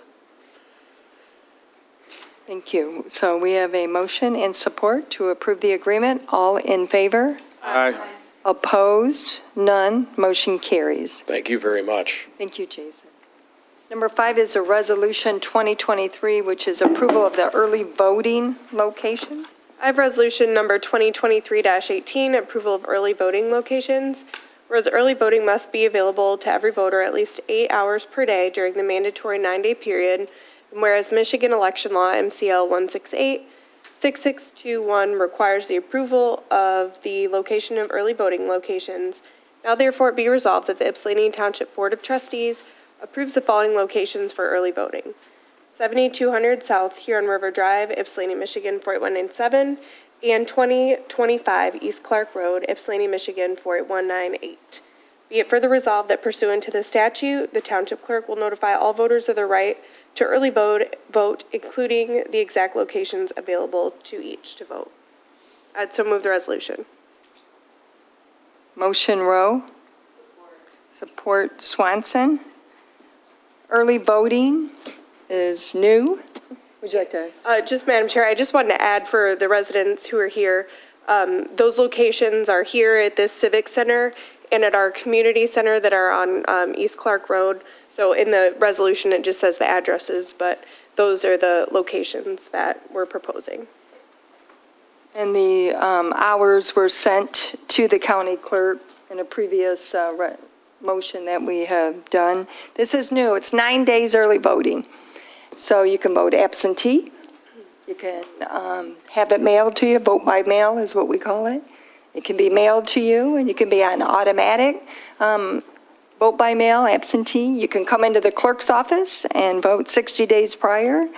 And you can vote, of course, at the poll on Election Day. And now we have another way. For 9 days early voting, you can come in to vote. So this is new legislation, and it'll be effective in the presidential primary. And since there's so many people here, we make sure people know state law requires you to declare what party you are in order to get a Democrat, Republican, or nonpartisan ballot. You have to do that. It's state law. It's not local law. It's been that way for a long time in the state of Michigan. So don't get mad at people when you have to actually declare your party. It is required. So we're excited about this. I don't know when it means the statute said the township clerk will notify all voters. Does that mean the marketing that we were going to do with the county? Madam Chair, just to answer your question, we actually are required to mail all voters. So not just absentee voters, we have to mail every registered voter in our township to let them know that this is a new option. And just to elaborate a little bit more on what early voting is, you would actually come into a location just like here, just like we are here. It would look exactly like your voting precinct. You're going to receive an actual ballot that day that you will put into a tabulator. At the end of the night, those tabulators will be suspended. They will not be able to, early count the votes or anything. There's security measures in place for that. So you'd actually be able to put your ballot into a machine rather than an envelope or waiting until Election Day. And the other thing that I'll just add is that our presidential primary date is finally finalized as of last week, and that will be February 27th. So the next day that everyone in this room here can vote is February 27th. So as long as you're, meet the requirements of voting. So if you're not registered to vote yet, please, I would encourage you to do that early. And if you have any questions, you can contact our office. Questions or comments regarding that? I know we do that brochure. Is it too late to get a page in it for not that would be the only notification, but is it too late to get a page in there? Because I know people say they hold on to them. It seems like that's a great way to get info in the brochure we do. So we did put information in there, but I believe it's too late to make any edits. So I wrote in there, we will be having early in-person voting, but because we hadn't voted on the specific locations yet, I think I said something like, be on the lookout for further information for the exact locations. But we did include early voting is like one of the 3 options is kind of how I've been trying to explain it to folks. So when the statute says that we're required to notify every voter, is that a postcard? If there's 5 voters in one household, you have to literally notify every registered voter? Yes. Is what it said. Yeah. And we're still, the state hasn't, actually they have not a long time to send us a form. They're creating a form like Supervisor Summo was explaining about the Democrat, the Republican ballot, or nonpartisan ballot. They're creating that form right now. We have not been given that, even though they're due out to residents in 1 month and 8 days. and as well as some information to go out to residents. I believe that the state is working to create like the initial push of a document that would explain this to voters. That's uniform for everyone. So that's good. Are we going to be reimbursed? Possibly. We hope so. We're going to try. These unfunded mandates by our state are lovely. So we have a motion and support. All in favor? Aye. Opposed? Motion carries. Number 6, the request to approve the design for security renovations at 14B District Court that was presented at the work session and in our packets. So move. Motion Rowe, support Eldridge. Questions or comments? Madam Chair, I just wanted to thank Treasurer Eldridge did re-forward me those documents. So I do have what Jimmy submitted to the state, and we will make sure those are filed accordingly. So thank you, Treasurer Eldridge. State Representative Wilson had left the meeting, but he was here earlier, and we are thankful for being submitted for $5 million for the renovation of 14B District Court. So just want to publicly acknowledge and thank him for doing that. Madam Chair, when the clerk said they'll be filed accordingly, what is your take? Trustee Peterson, we file things in Laserfiche. It's our record retention. Yes. So therefore, we don't get a copy of any correspondence that has been sent already? I can send them to you. Yeah, I can send them to the whole board. if That's just what you all I want. wanted to know. I understand the process, the 45-day, blah, blah, blah. But any corresponding that has been sent to Lansing, I know we're waiting for a 45-day approval of the project, but to keep the board updated, I think I personally would appreciate it. Thank you. It would probably be a good idea to have it in the packet, some of the things that we talked about adding, and just so residents and everyone, it's a record, and so I agree, Trustee. Yeah, I'm sending them all to you right now. And we'll put it in the packet. So, Madam Chair, I just wanted to say thank you to Trustee Eldridge for the committee work, and Mark Nelson for the committee work, and JF, our architect, and James for the amount of time. So many things come to us, and you don't see the amount of time that's been put in place to just get it to the place where we can, and I'm sure there are other people. So Judge Washington, the staff at the court that reviewed it and gave feedback, thank you. Also, Madam Chair, I'd like to say also, I echo with Trustee Swanson, because it's been long in the making. And to have security for our community, for our township, is a big plus, and so we look forward to it. Thank you, Stan. Thank you. Any other comments? The grant will come to us and be reviewed by everyone and the attorney for approval of the $5 million. This literally approves the site plan or architectural designs. I'm not sure of the exact terminology. So we have a motion and support. All in favor? Aye. Opposed? Motion carries unanimously.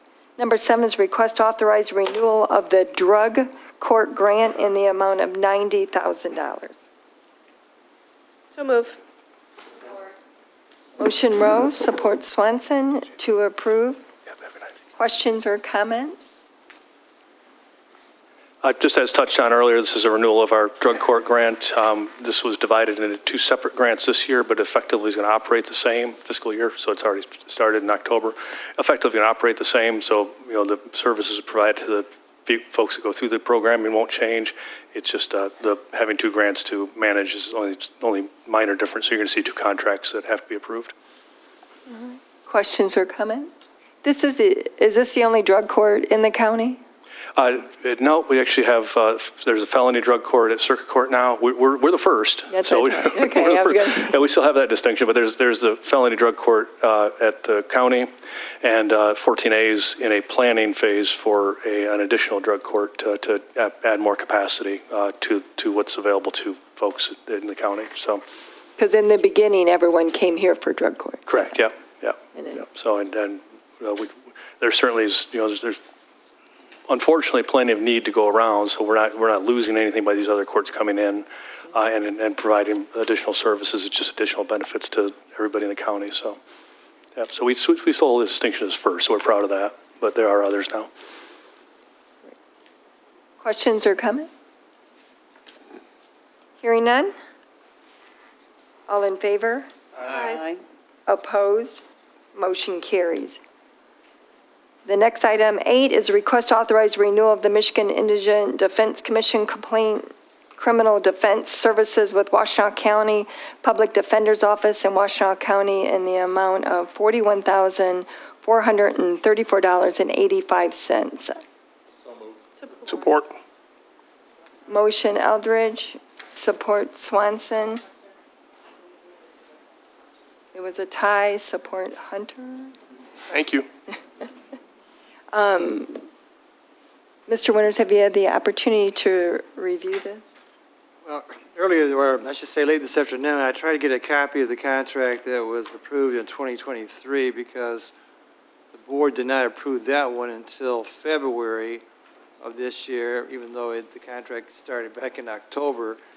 And there's a few changes here that I don't have a copy of this, of the previous contract. I think Elizabeth tried to get a copy for me today. That was forwarded to her. Okay. Yep. I haven't had a chance to review that. There is a $41,000 request in the memo, but a $40,000 amount in the actual contract, so there's some kind of a disconnect between that number. I'm not sure exactly, but there's also a paragraph section missing. It goes from Article 3 to Article 5. Article 4 was taken out, which had to do, I think, with independent contractors. I'm not really sure, so I can't really, if you want to approve it subject to, those issues being worked out or, finalized, I've not had the opportunity to really say, yes, go ahead and sign it tonight, because there's a few things that are just somewhat discrepancies. Certainly, anything you have like that, just let me know, and I'll run it back to them and see if they intentionally left that out, or if it just got left off the page. My understanding, it should have been the same as the previous contracts. So let me know. We can sort that out. If I just get a copy of the previous contract, that would be helpful. Yep, that's been forwarded to the supervisor's office, so they should have that to you. I also noted that I don't know who signs it. Right now, it has the magistrate signing it. No, the judge is only signing as to form. It should be the clerk and the supervisor. Clerk and supervisor's on here, Yeah. but so is the magistrate. Oh, no, the version that should have come to you guys. Let me look back. Maybe I forwarded the wrong one, but the one should. I think should have I judge's don't think signature we on have the correct copy in our packet, is what I'm thinking. it. Okay, let me double check. I'll get that corrected.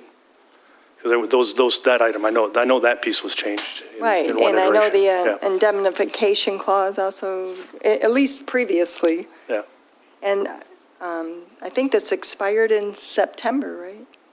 It's a fiscal year, so right, we're just approving to pick up from October of this year through September of next year.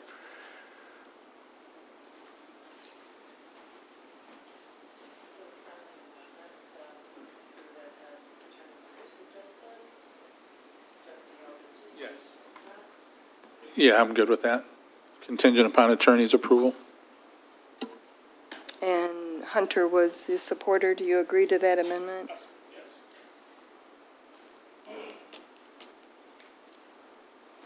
Okay.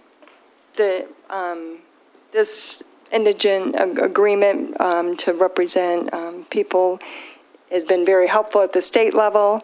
They have grants that actually help reimburse for this service. There was a lot of inequities in the past on people who of lower economic conditions could not afford a lawyer, and the ones that were appointed were not paid paid enough, so they brought more equity in the state law. And my understanding that this is grant dollars as well. Yeah, this is our, what's called our local share. It's based upon what we had been paying back previously prior to this starting. So what we have now is, and it's a great deal for us. The rest of it is funded by the state. And on any given day, we may have 3 or 4 public defenders at the court representing defendants for us, whereas we had, one, 5, 6 years ago, whatever before the start, there was just one here, and now we could have 3, 4, even, depending on a busy day, up more than that. So they certainly are providing a lot of resources to us, and that's all funded through the And county's representation. Yeah. I mean, Yeah. where No, you actually know your client's name and what they look like. Yeah. Because in the past, they didn't. So this is one of the mandates that the state did approve and actually allocated funds to pay the difference between what local courts are paying. Yeah. So it is a blessing. Yeah, it's a huge thing, and it definitely has paid dividends, and the amount we contribute towards, we get back in many times over, so it's really a good deal for the township. So we have a motion to approve the Indigent Defense Commission Complaint Criminal Defense Services with the Washtenaw County Public Defender's Office and the Washtenaw County in the amount of $41,000. Whatever the, I'm not going to put an amount in there because I'm not sure which amount is correct. And contingent upon our attorney to actually approve it before the clerk and supervisor signs. Sound like what we... All in favor? Aye. Opposed? None? Motion carries unanimously. Thank you. Thank you very much. Number 9 is the request authorization for circuit court litigation to abate a public nuisance if necessary, which is located at 1584 Wismer. So moved. Support. Motion Eldridge, support Rowe. Mr. Winters? Yes, so this was prepared by Compliance Director Belinda Kingsley. Her office has been dealing with this property. It's been vacant for actually 3 years. It's gotten into a foreclosure by Key Bank National. They have a property preservation company that unfortunately has not been doing what they should be doing in terms of making repairs. In fact, you can sort of see from the memo, there's been actually a tarp on the roof for going on a couple of years, and instead of replacing the roof, they just wanted to replace the tarp. Can't do that. Township's been mowing this property for 3 years. We're not their lawn maintenance company. At the same time, there's numerous repairs needed, garage, inside, etc. I did reach out to Habitat Housing Director Rob Nisley to see if his Habitat had any interest in making contact with Key Bank, since they have rehabilitated dozens of homes in this area. And this house here is one that can be made into a great home for a family, and he's also trying to reach the Key Bank. At this point in time, there's no other alternative but to bring this to a head, because the property is becoming an attractive nuisance. It's not fair to the neighbors to continue to have this house that is just vacant for 3 years. It becomes an opportunity for mischievous deeds to be performed and carried out. So Linda is recommending that we proceed to circuit court. I concur in that, and hopefully, if it is authorized, Habitat will continue to try and make headway to see if there's any interest on Key Bank. Many years ago, back in 2008, when the housing implosion occurred, it was the banks that really dropped the ball. And this is one of the first ones I've seen in quite some time where a bank is just sitting on their hands doing nothing. They've had a sheriff's deed that's expired since July, so this house could be sold, but instead of maintaining it or repairing it, it's just sitting there right now creating a nuisance. So hence the memo from Belinda Kingsley. The residents have reported this and report a lot of vacant structures, and there's such a need for affordable housing, and there's vacant houses. It seems like there could be a solution somewhere, but to change a tarp when you have when you have a roof and a hole in the roof. Changing tarps, that's not a solution. So I can't even believe they said that. Any questions or comment? We have a motion and support. All in favor? Aye. Opposed? Motion carries. Number 10 is a request to approve the agreement with Ypsilanti National Little League for use of Harris Park dated April 1st, 2024 to October 30th, 2026. So moved, Peterson. Motion Peterson, support Swanson to approve the agreement. Good evening, John Hines, Municipal Services Director. Brought before you a 3-year agreement with Ypsi National Little League for use of Harris Road Park. The agreement would begin April 30th of 2024 and go till October 30th of 2026. So we've had this relationship with Ypsilanti National Little League to use the park for many years, but this before you 3-year agreement is more of a continuation of the prior 3-year agreement we signed with them. The only difference we have in this agreement is just the stipulation for the Ypsi National Little League to maintain the park during the summer months when they have their off season. And that would further, one, keep optics of the park up for the public, as well as further collaboration with our internal in-house leagues to potentially use the park and have opportunity to grow our own summer baseball, coach pitch, and little league teams. From the township side, we would maintain the parking lot fence on their side of the parking lot as well. And that's just a single wood beam fence, much like we have at a majority of our parks and on the adjacent side of the parking lot. And I do want to take a moment to recognize members of the Ypsilanti National League Little League Board that are here tonight. They can answer any questions about their operations and kind of how the state of things are. And I do want to make the note that starting later this fall, they had a change of president as well as an introduction to a mostly new board. And since that started, I've been really impressed with the communication that we've been able to have, the improvements to the park. I mean, if you go from August to what it looks like today, there's just been so much cleanup and just a renewed focus on the park and their league. And I'm very excited about this partnership moving forward.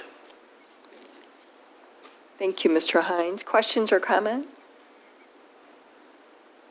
I just wanted to say I'm grateful for the collaboration. It's good to see a partnership last over time. I know that Trustee Eldridge and I helped negotiate that original deal, and so to see that it's gone this far is so exciting. So thank you for all that you do for our community and giving children an opportunity to play competitive ball. So thank you for that. Madam Chair. I know this will be hard for people to believe, but I'm actually an alumnus of the Ypsilanti National Little League, so it has a special place. So, well, thanks for sharing my age. I appreciate that. Any other questions or comments? Welcome the new team, and John, you told me how excited you were about this newer partnership that we have and working together for the youth and for the maintenance of the park. So I love what you do, and I'm not sure when it started. It had to be 20 years ago. You were on the park. Yeah. Scott Martin.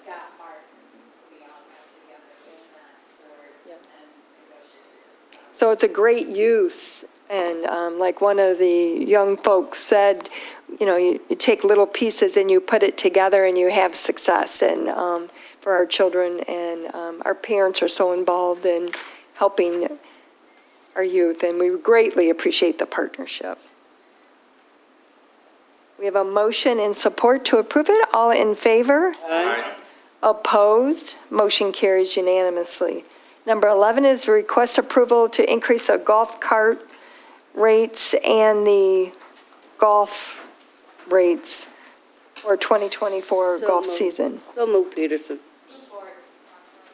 Motion Peterson, support Swanson.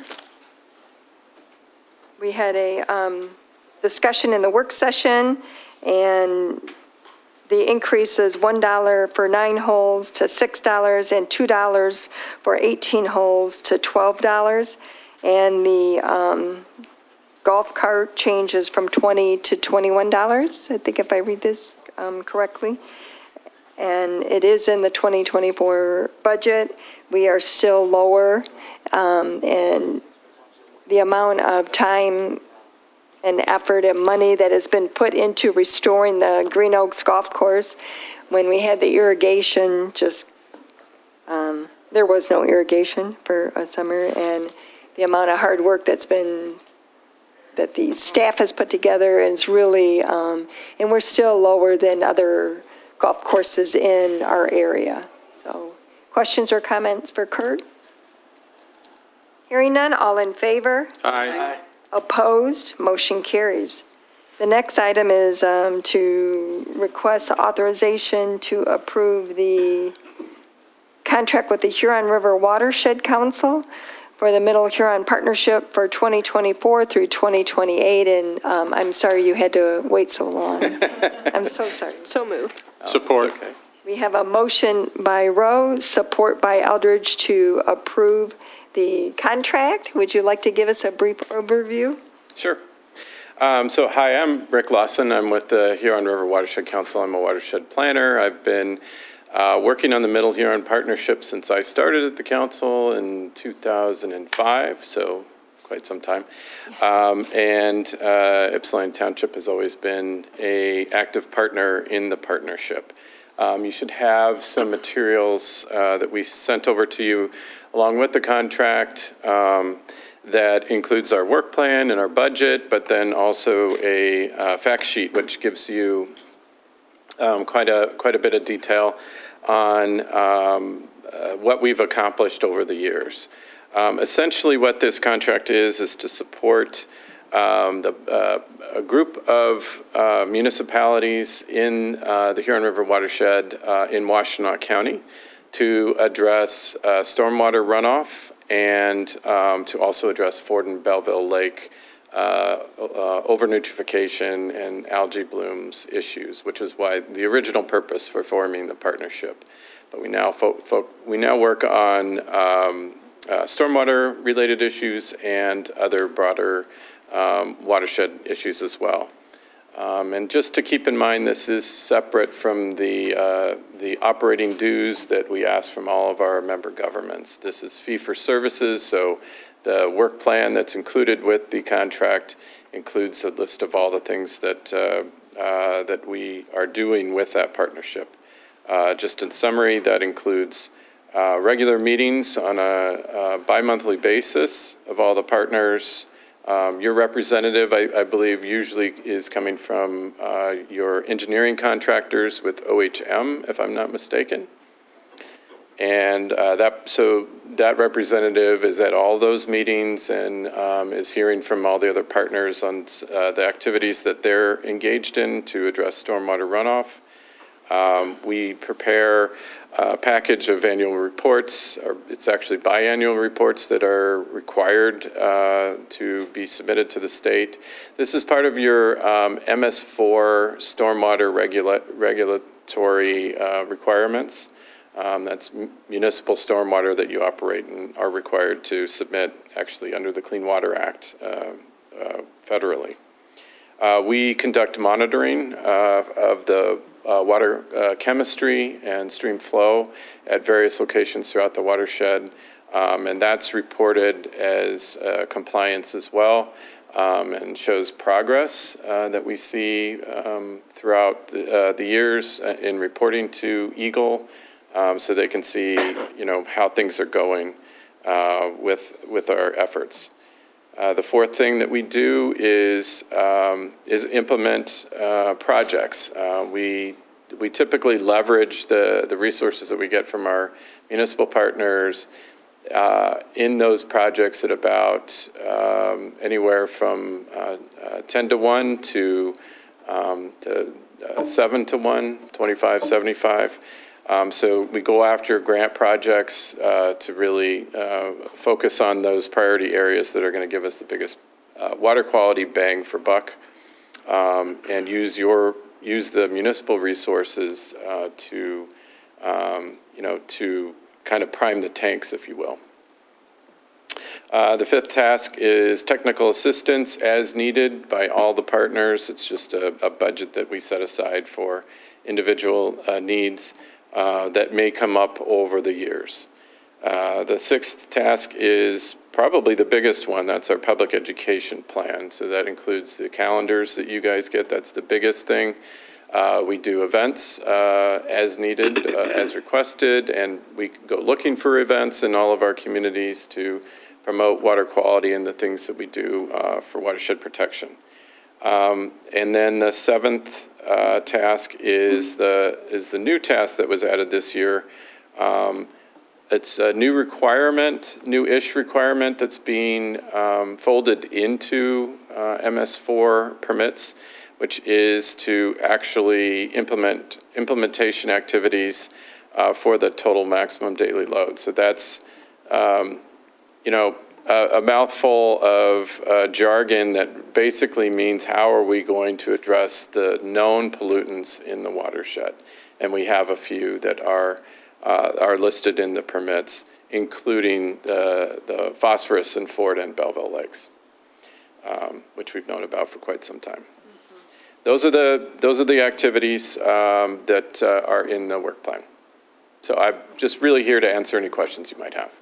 Any questions or comments from board members? Mr. Winters, have you had the opportunity to review the?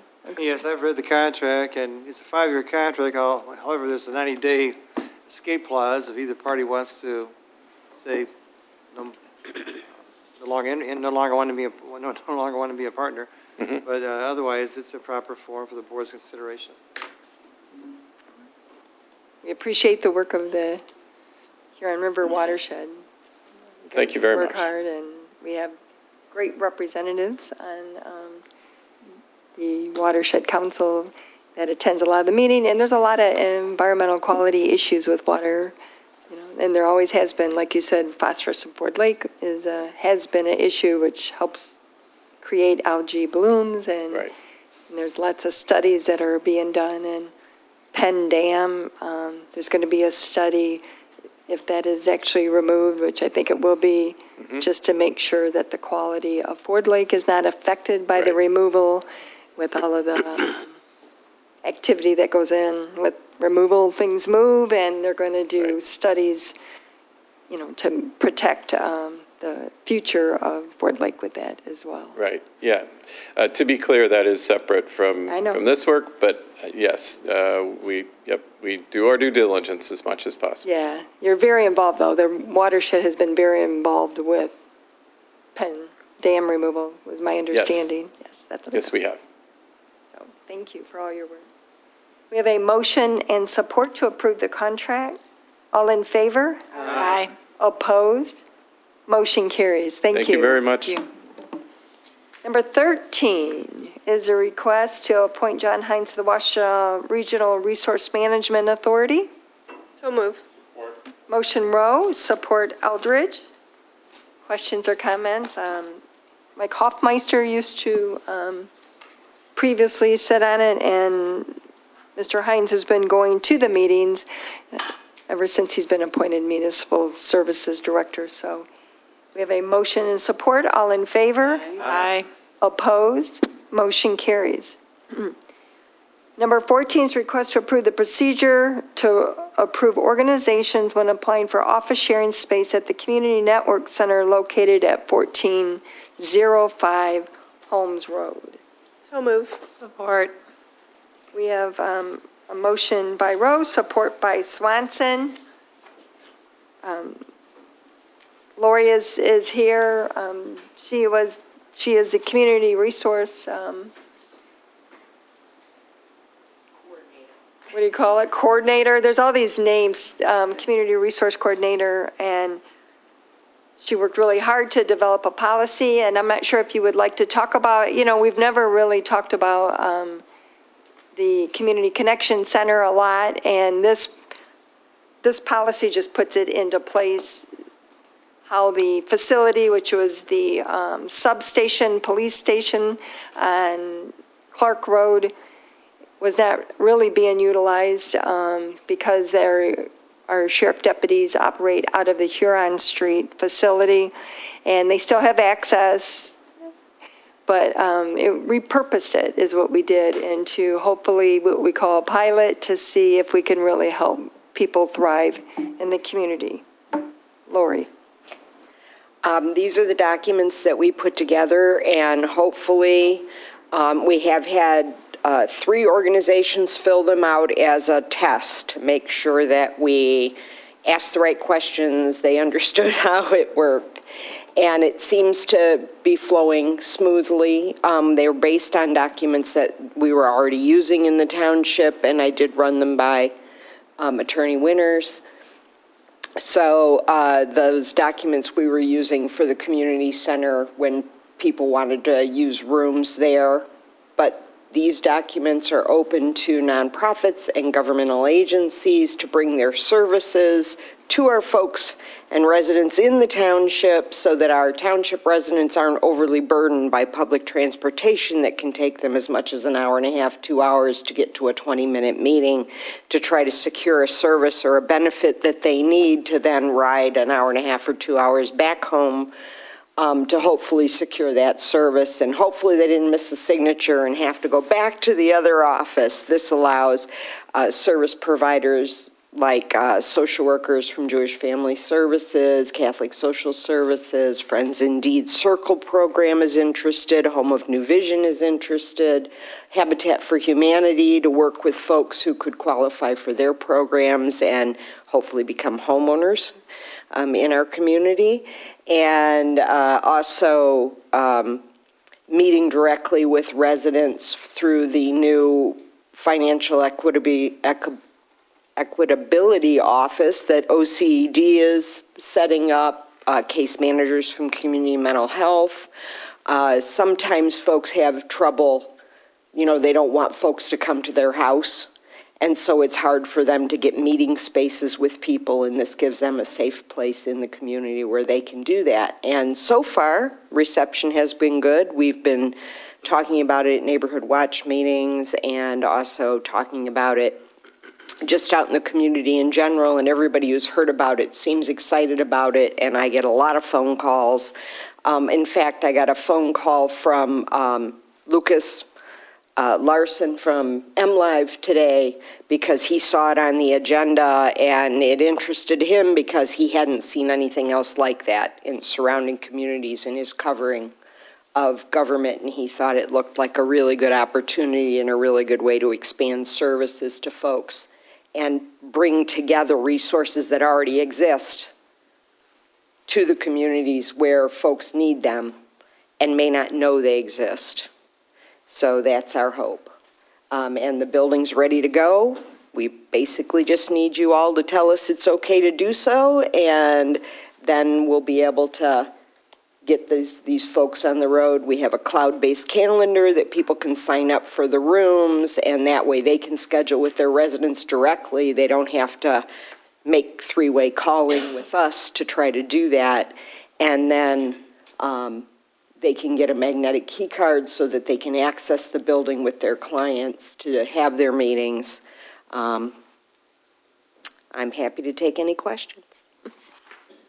Any questions or comments, Mr. Winters, that you had the opportunity to review it, the document? Yeah, very thorough documents, and it was very comprehensive. The only question I had is, how do you, are different groups using the same room on a regular basis, or I don't know how you... They would sign up for the room if it's a reoccurring appointment with somebody. They could sign up for it on the calendar for more than one session at a time.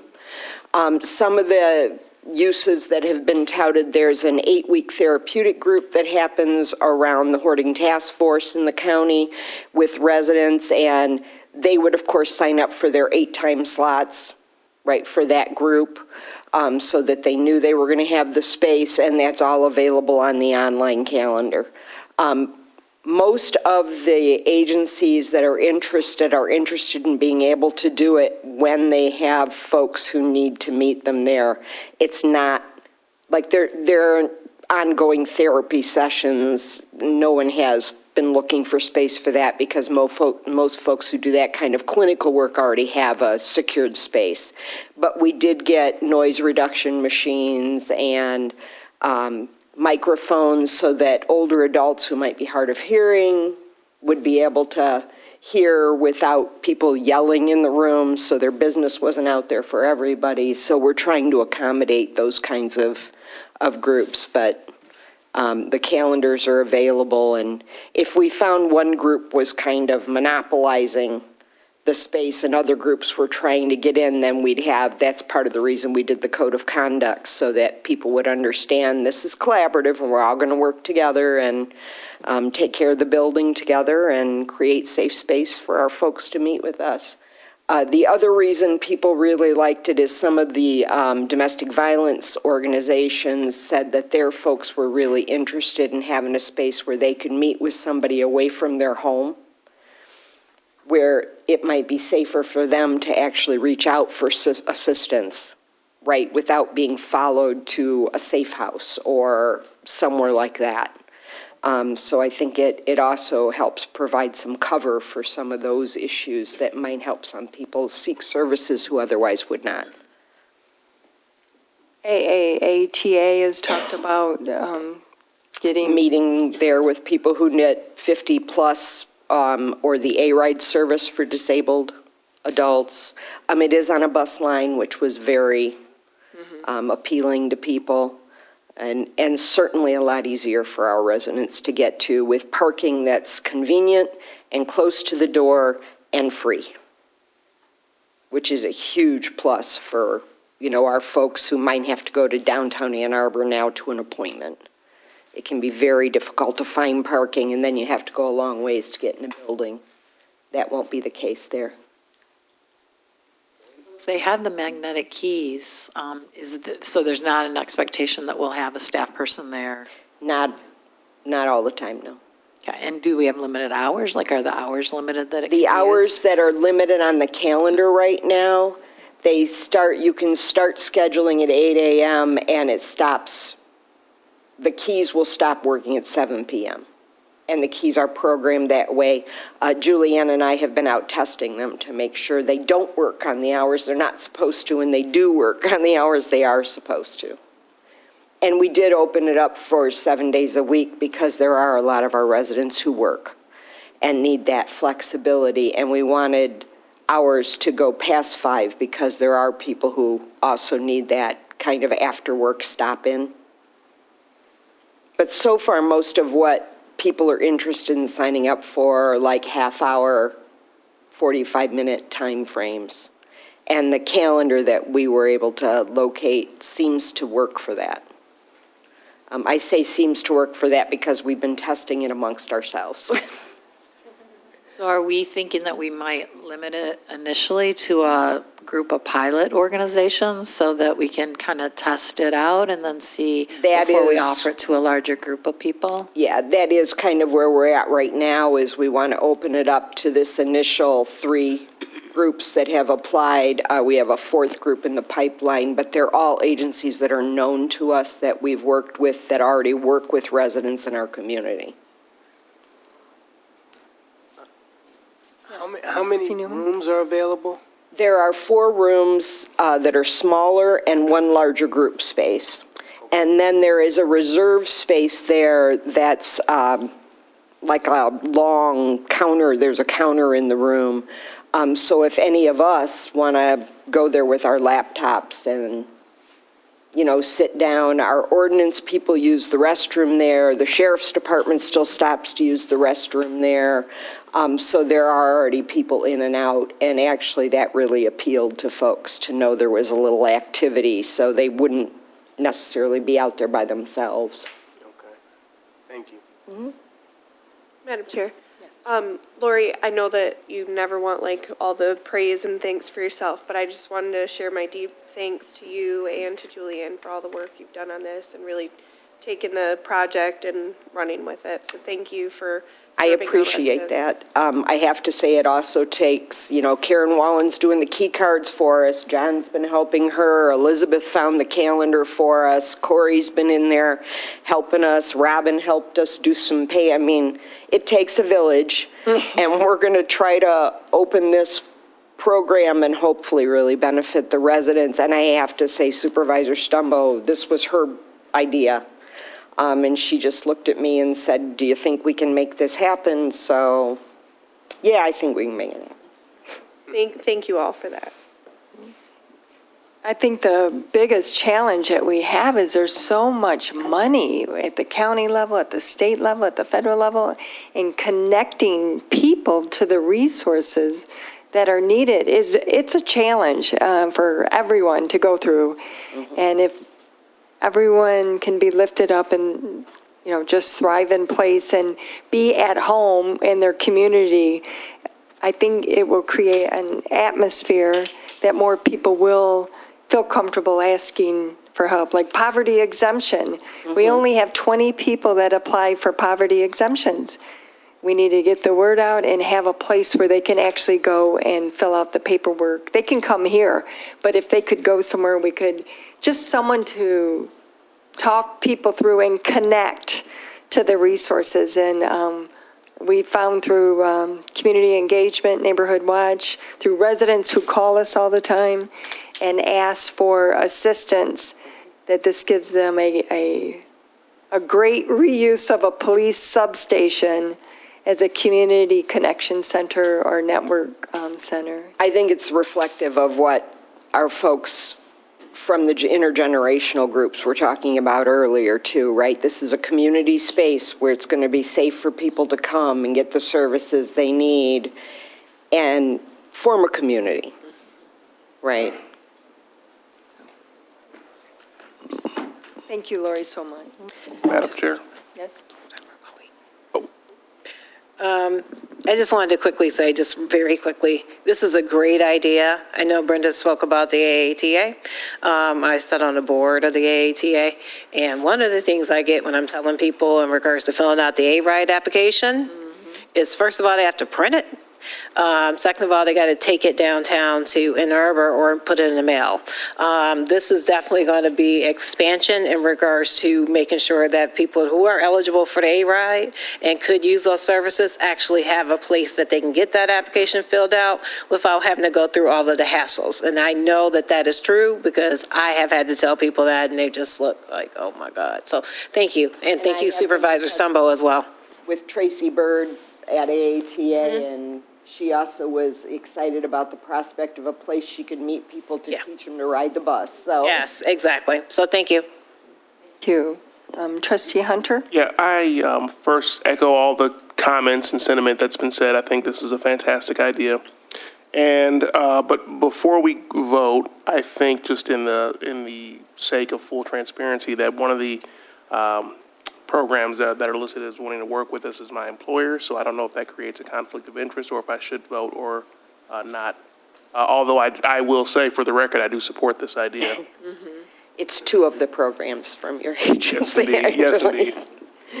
So I just wanted to clarify because I don't want to step into a sticky situation. Right. Mr. Winters, do you think? Well, in the past, I think that while the law requires a person to recuse themselves if they have a financial gain or loss, sometimes people still feel that from their own personal conscience they might want to step back and say they want to abstain. And I've never discouraged the board from allowing that to happen. So if you feel that you would feel more comfortable abstaining, I think that in the past we've allowed that to occur. The board has.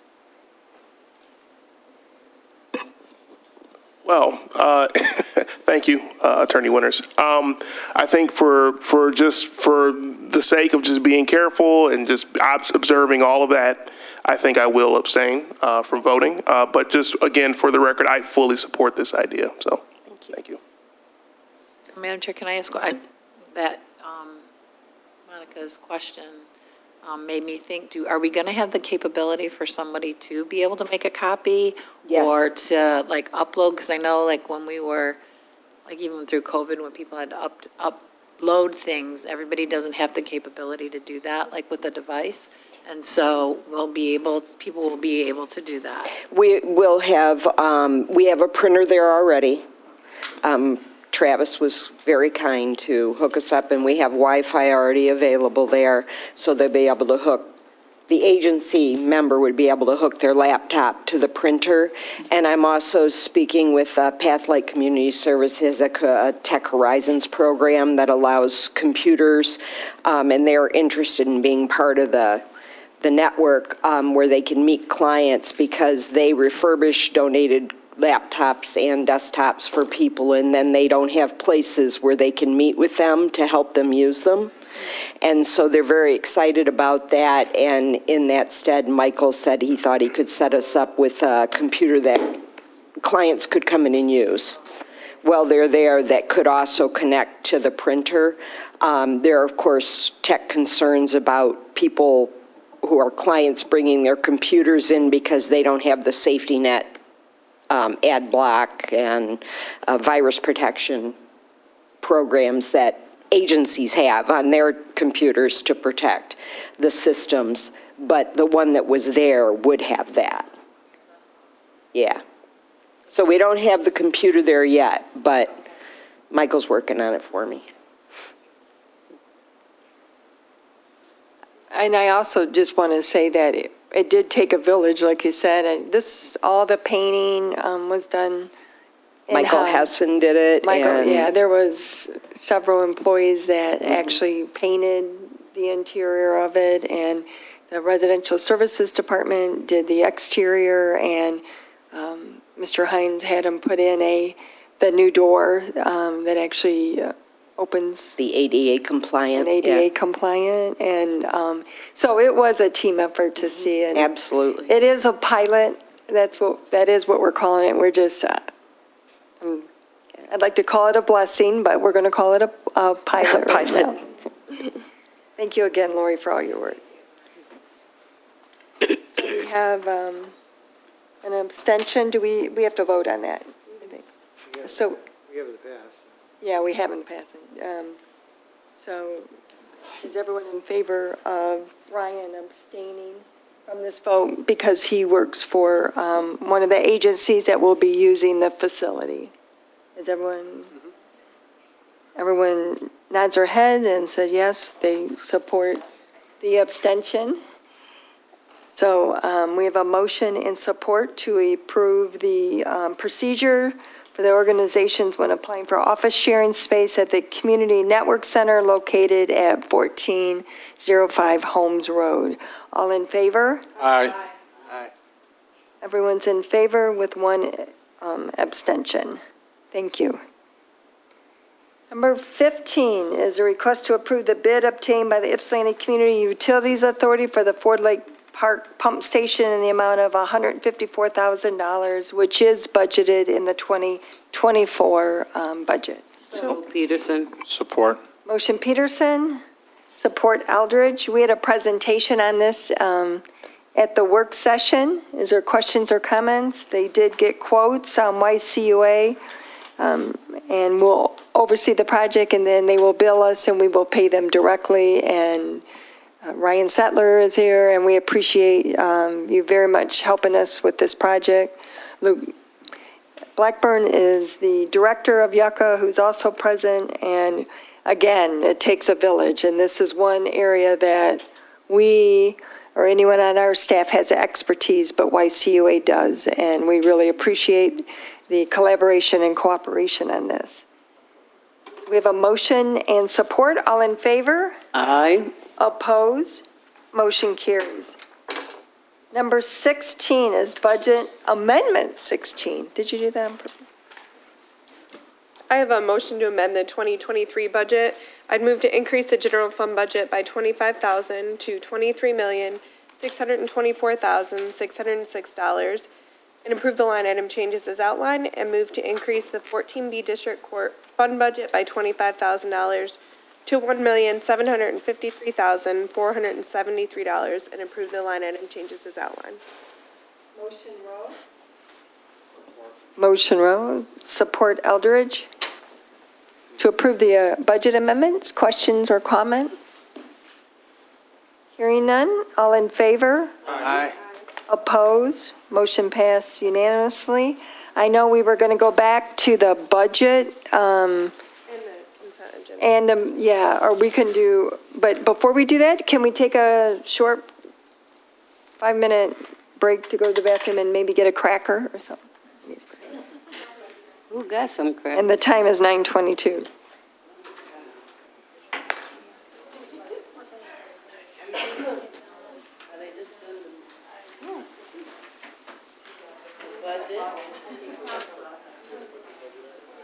Make motion to approve the budget, move on. I think that's what we need to do. Oh, she hasn't done the end of the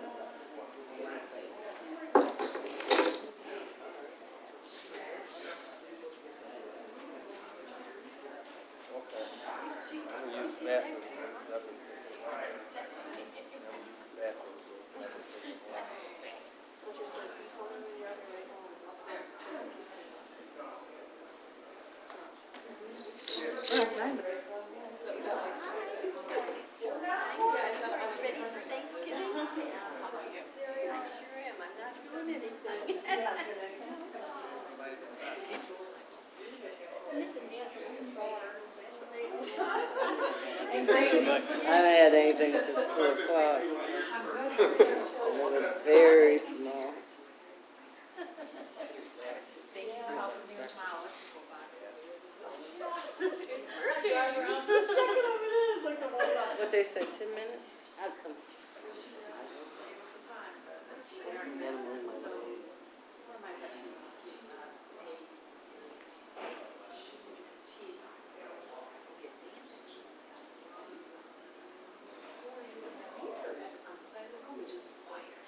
I've seen those expensive, which clothes and help me out.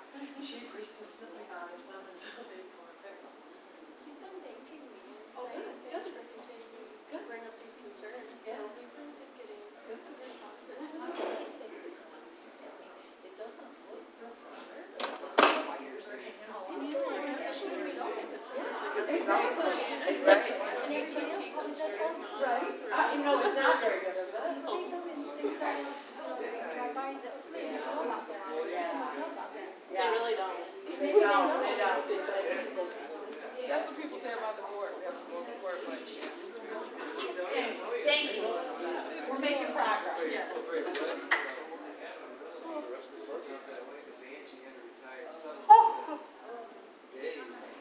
Where are you going? She's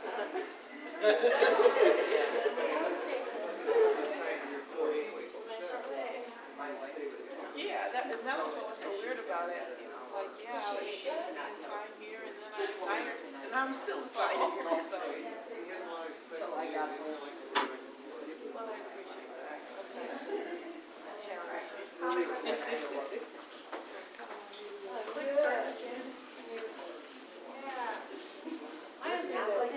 Yeah, we're gonna do it. Yeah. She's not waiting, she just doesn't want to make her own. She doesn't. Sorry. Lori, I'm sorry you were late. Somebody had to get a last. I think I'm just bringing up. Is this for you? Is this? I think this is last. It is. I know. I've never said. I might have been last time we did that, but if you're on the bench on the show, you can time to listen. That's the thing. Let me go on in. This guy's ready to cup of coffee.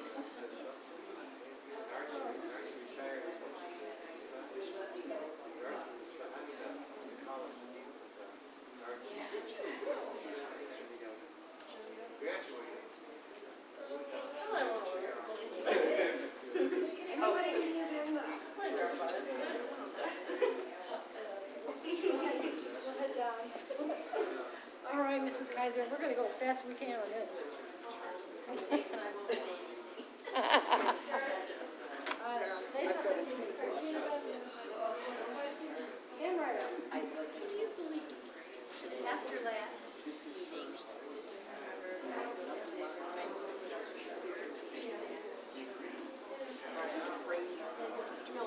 Thank you for your emails.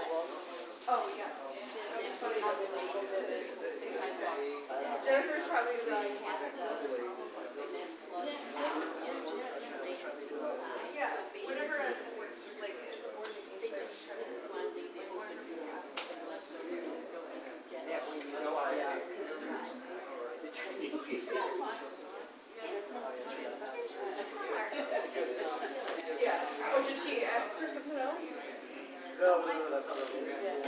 You know, we as a Judge Shelton. Well, Jay, they come on now, please. I started. And so, Bob, I don't know, that's true. I'm not registered. Yeah, I'm here to buy pieces of extreme. So no matter how hard you get something accomplished,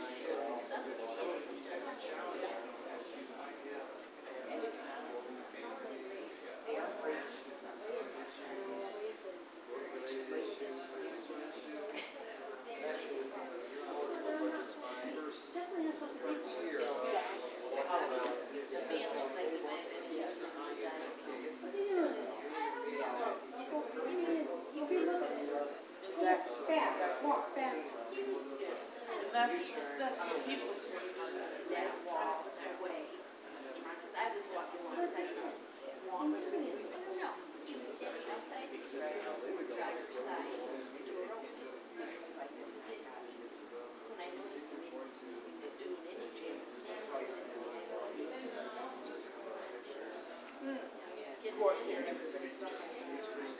Yeah,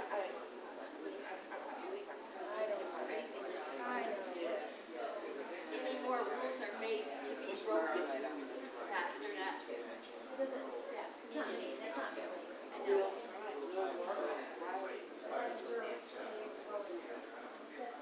I don't want to do what that's what you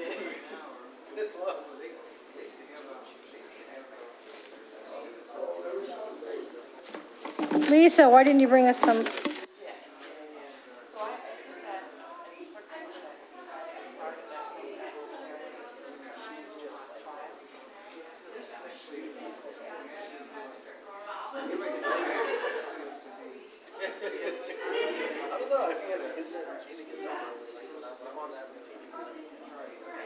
Oh, yeah, that's her.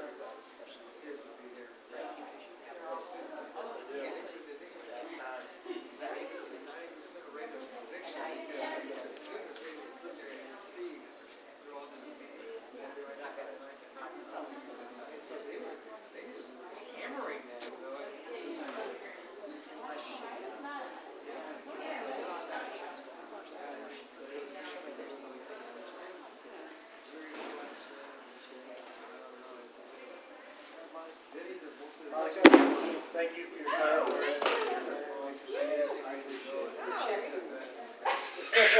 He doesn't know anybody. I appreciate it. Very kind of you. No, I mean, I have seen it, I've seen it, so, thank you for everything that you do. Devon, I make a motion that we approve the whole budget. Because you've already, you did. But why we gotta talk about it? Because you know why? I don't see no error or anything wrong. But we can't really look at the budget, the numbers that don't make sense. Right? Right. Or the auditor change stuff. Yeah. Right. Yeah. We understand you. Right. A budget is just an estimate. It's like the weather. It's like an estimate. It's not true. You can go up and Yeah. down. There's Velveeta or peanut butter, yeah. Would you like Velveeta or peanut butter? Are you hungry? Tastes like steaks right about now. I know. I even got some Skittles and stuff. I don't. Take a Skittle. What is this? Those are, you never had these? They're good.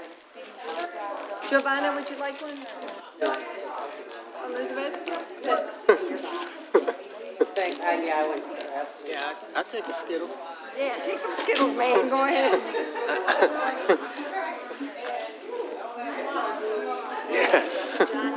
Yeah, I got water right here. Right. No, I'm good.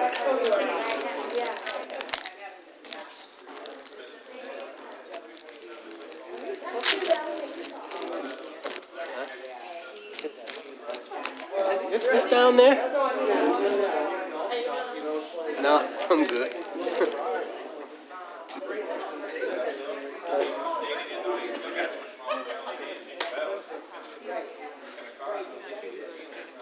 Yeah, you want one?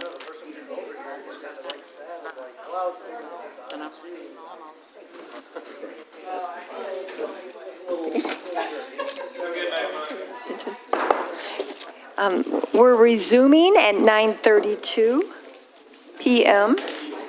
So Giovanna is going to, if it's, complete the review of the budget for 2024.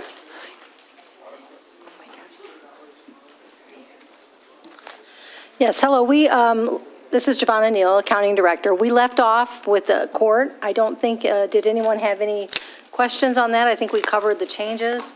Magistrate Nelson had talked about the grants and the expenses that involved with those. I think those were really the only things that are different, with the exception of the asking for the administrative coordinator, court recorder. I think that's the title. I'm not quite sure. That'll all be brought back. So those were the only things there. So we're moving on along to fund the building fund. That's Fund 249. It's on page 31. The blue and white, page 31. We did make a couple changes to the revenue on that after we looked at the historical revenue and the anticipated permits and new building. We did lower those. So we did lower the building permits by 50,000. That's the second line.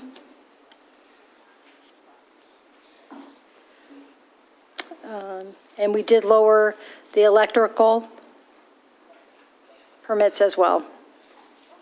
I think those are the only two that we changed. Anyone have any questions on the revenue for building? Okay, we're moving to the expenditures. That's on page 33.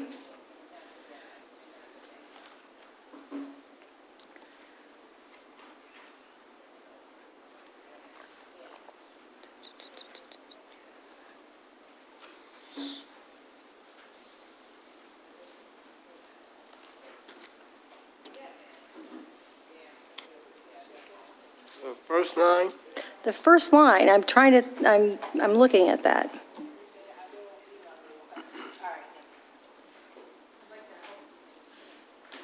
What's the first line on that one?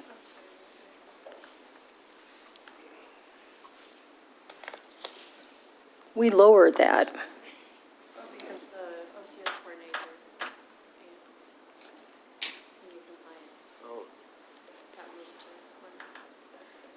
Moved a couple of positions. Based on the activity, we probably reduced it, is that what you? No, we moved a couple positions. So we moved the,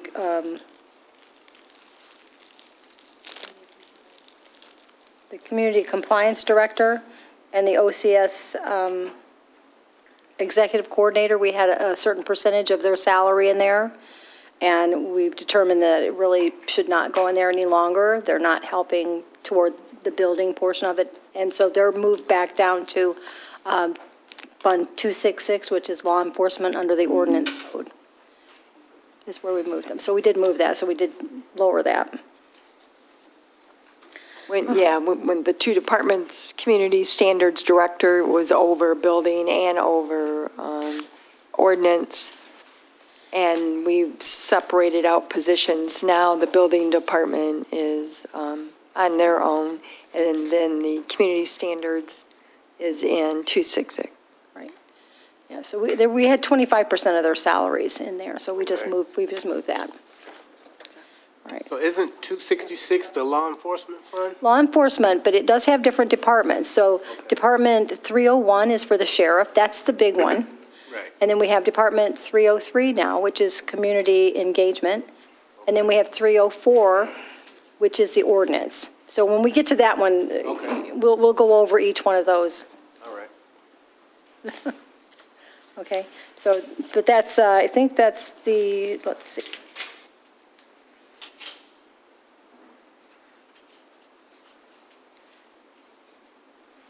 Yes, that's really the only change in that one. Anybody have any questions going over those?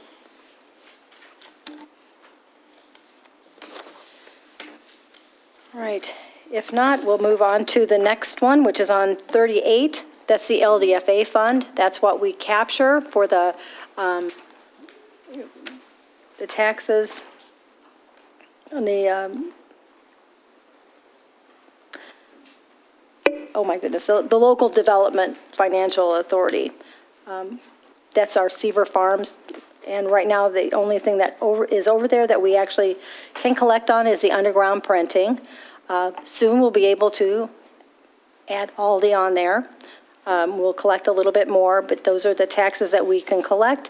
And then those are transferred directly over to the debt bond fund, which is Fund 398. We'll go over that in a little bit as well. But this just is where we have to put the tax. As we receive them in, we put them in here, and then we move them to the debt bond so that we can pay for the capital improvements bond that we have. Any questions on that? Next fund is Fund 252, which is our hydro fund. That's on page 40. Now, we did make some major changes on this one. The biggest change that you'll notice in the revenue is for other income. We had budgeted $1,091,553 of funds coming in. We were anticipating trying to get a grant or bond funding. We were not able to get that, so I had to back that back out of there for our final. So we will not be receiving those monies. That'll also adjust the expenditure as well. So, excuse me. You have other income miscellaneous. You need more water? I got some. So it's actually due to a bond or a grant? We did not receive those. Okay. We budgeted it. We were trying to find a grant for the expenditures that Michael Saarinen needed for the dam projects. Yeah. We're not able to secure those at this time, for this budget, so I had to back that back out of there. Yeah. So you'll notice on page 41, the expenditure on the bottom, the second line up from the bottom, which is capital outlay for a grant project, for the, Oh, yeah. so I had it budgeted at $1,720,000. We had to back that back down to just $550,000. So, and I don't really know how, if there's different phases that Michael can do on these. I think we discussed this at one of the meetings about different phases in the financing. I think these funds were, I don't think I have the older version of what we had. Yeah, I'll just put in the explanation. Yeah, on page 46, it has it's for the sluice gate stress analysis, the detailed inspection, and then all the work that would probably go with that. So, as the best we could, we put in the explanation that we had. And so, Yeah. going forward, and again, all that will come back to the board. Yeah. Because miscellaneous, just, for $1 million, yeah. It was a placeholder. Right. I really had a feeling that we were not going to be able to get the grant. Because if you get a grant, you got to move it back up to a grant number. That's not a grant number. So that was just a placeholder to try to, just like it might be coming. So Yeah, okay. it did not come, so. I know that, we had projects that came in, they were estimated to be more than what was budgeted. So I'm wondering at what point, if we're not getting grants, because some of the work has to be done. So maybe that's not a question for today, but what's going to be the plan if we keep pushing projects down the road and we can't secure the funding. Yeah, and this one is a regulatory type of thing with the dam, you know, and I know we had discussed this before, and we're going to have to do them. I think there's different phases that we can do for right now, but again, if we have to, we might have to look for financing. We might have to bond it out, not at a great price right now. But that's a discussion for further along. I have to see, you know, with Michael, you know, what's those timeline look like. So, I mean, it's a good question. I just don't really have an answer, but I do know that it's a regulatory situation where we have to get these inspections. And the inspections alone blew my mind of the amount that just the inspections were. Yeah, and I'm for some reason, people, state, federal agencies don't give dollars for hydropower, and that's like green energy, it's alternative energy, but for some reason, they would rather remove them, it appears, and ours is beautiful and historic and amazing. It produces electricity, but we're going to keep trying. Beth, you know, we hired a grant writer to keep trying to do this, and then we're going to rebid the project. I believe Michael said in December. Yeah, so just to see if the bids come in a little bit lower. Yeah, than what we did, and then figure it out. But we're going to keep applying for grants, and I mean, maybe we can get the money back that the state's getting paid for the YCS funding. Dams, I mean, we're presented often with this idea that pulling them out is a great thing and everybody's for it. I just read an article the other day that had all these communities where there's a lot of disagreement about what happens when with the what do they call the area, the impoundment, that area. And so we're not always being told, like we're being told one story when there are a lot of communities who are thinking different. Now, that's not something we're even considering, but I think this idea that just take them out and we're only going to pay for certain things really doesn't allow communities to make the best decisions about, or not, shouldn't be the best decision. It doesn't allow them to have a variety of decisions that are going to meet their needs for their community. So. Monica, would you like to comment on the hydro dam? Or? Actually, I was going to wait until 266 and 282, so I think I'll wait if I have to. Yes, fine. Okay, if we're done with hydro, we'll move on to Fund 266, which is our law enforcement budget. Let me take. Giovanna, would you mind if Monica commented? I'm actually done. I just wanted to comment on first Fund 282. I just wanted to clarify this for the record, because I know it has been a lot of confusion in regards to how a township actually works. I have heard various people in the community say, oh, it's the township's job to fund nonprofits. It is not. And so the township's job is to fund parks, roads, basically garbage, law enforcement, et cetera.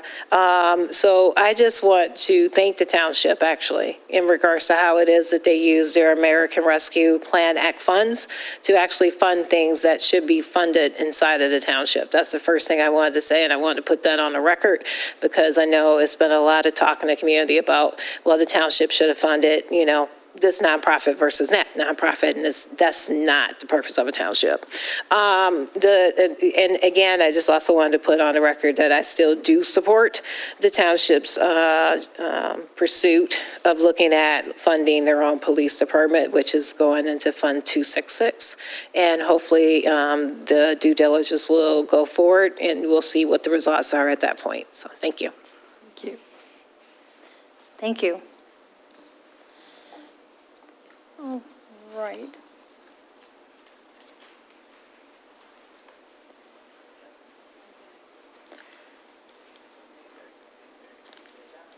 All right, so in our, I'm just trying to look through here. I'm kind of just gotta look at it a minute. It's like, okay, we did not, what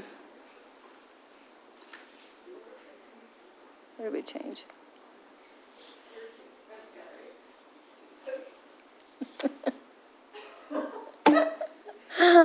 Slap Abby.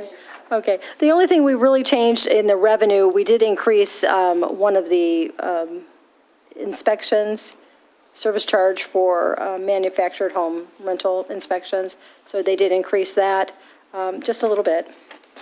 What page you on? Oh, I'm so sorry, I didn't say that. 47. 47. If you look, as far as a revenue, this is a revenue coming in. Our taxes are our biggest revenue on here, so that's our first line. That's not changed since what I've given you back in August. Those figures have not changed. The only thing is they did increase the manufactured home, which is the last six numbers is a 607320, and they just increased that one a little bit. So, but nothing unusual there from what we had.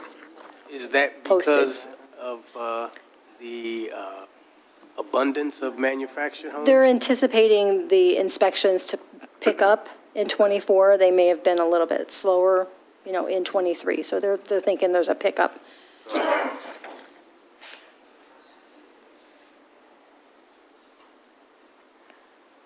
I just wanted to take a look here. Yes, because we had originally budgeted for that in '23, $105,000, and we're not really near that amount right now. So I think they anticipate more inspections going into '24.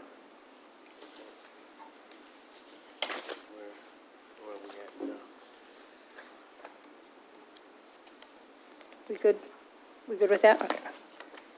Yeah. Let's see where we at now. All right, and our expenditures start on page 50. And on page 50 is the department for the sheriff. That's Department 301, right? So it's broken down into 3 departments for law enforcement.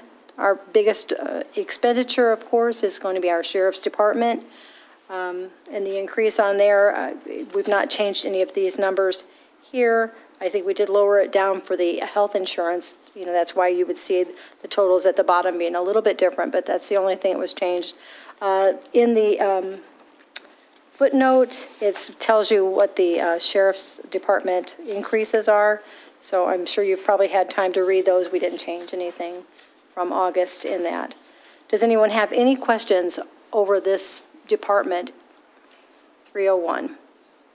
So this reflects what we're being told contractually, Yes. right? Yes. Which we don't have significant detail on. Is that Correct. accurate? So Correct. it's just kind of us passing what they're saying contractually Exactly. needs to be here? So if you look on page 53, that's the best we could come up with in the footnote. It's very short, very brief, that we're budgeting for 35. I think their cost per units are on here. I think we, tell you the increases, of 4%, and then that's the 2024, and then 2026 costs, what they'll increase up to. So that's all we know right now. So again, it's a budget, and I think, so. So, I'm sorry, I didn't mean to interrupt, Madam Chair. Well, go ahead. I just wanted to clarify, is this including the suggested increases from the sheriff's office? Yes. Okay. Thank you. Yeah, it's the best that we have is, Sure. is what's here, Thank you. is what they've given us. Well, it's one of the things that's concerning, well, all of that part's concerning to me, but I know that recently there was an article in the Ann Arbor Independent, which of course, I don't know the sources, I don't know any of that, but it spoke to like renting officers, and it quoted a price of $125,000, which is so different than like what we're being charged. So that part didn't make sense to me, but again, it's an article, I don't know what their source is, but there's a very large discrepancy between what we have, and it seems like if you're renting something, the cost would be higher than if you're contracted. But anyway, I just don't know if people saw that quote Yeah, I did. That part just didn't make sense to me. That was yesterday or 2 days ago. Yep. And again, this is good. What we have from them, just to kind of clarify it a little bit, is the police service units, which is not just one person, but it involves, like so many lieutenants, so many, a couple different things. I playing devil's advocate, but I really would like to see how they do the allocations. I can't understand as an accounting director why they don't have that so that we can see the allocations. And they within their right, they can charge us for all those things, wages that go with all of those units, and also the fringes that go along with it, which also includes retirement, which I think that has a big, if I were to guess without having any numbers, I think we're paying a lot of legacy retirement for these, but that's just my guess. But unless they provide that allocation, we don't know.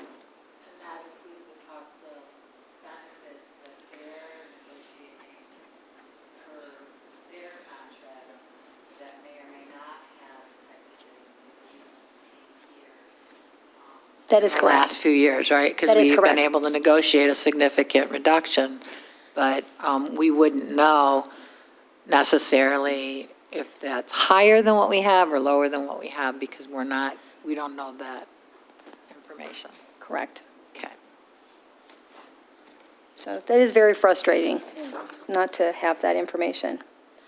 Is there any questions on that? The only thing that we really did change was, again, the health insurance lowered and the dental lowered, but I don't think I changed anything on those. Did I increase the salary? No, that didn't have anything to do with that. All right, so the next department is on page 56, and that's Department 303. That's community engagement. That is where we have Lori and Julianne. They're doing wonderful work, and we had this as a pilot program, and Lori they were actually in a different department, and we moved them to their own department to track it. I think we had them included in ordinance, maybe. But we moved them into their own department last year, so this year is what we have. Is there any questions on those items? Okay. So we will go to the final department within the law enforcement, which is our ordinance department. It's on page 60. And here's a couple differences right off the top. The salary that we lowered in the building, we increased over on this side as well. Where's that? Yeah, the increase is here. They are actually, we've budgeted for an additional ordinance officer in this one.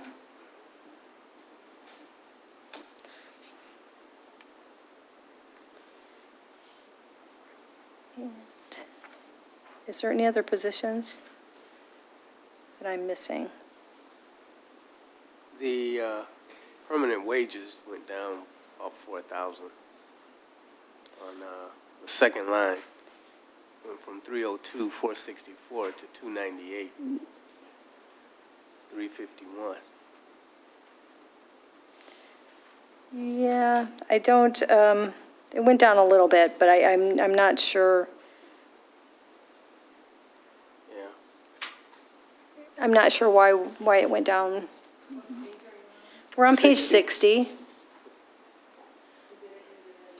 No, this one, the blue and white one. Page 7. Page 7? Oh, okay. Oh, is it? I'm looking at page 60. It should be. Yeah.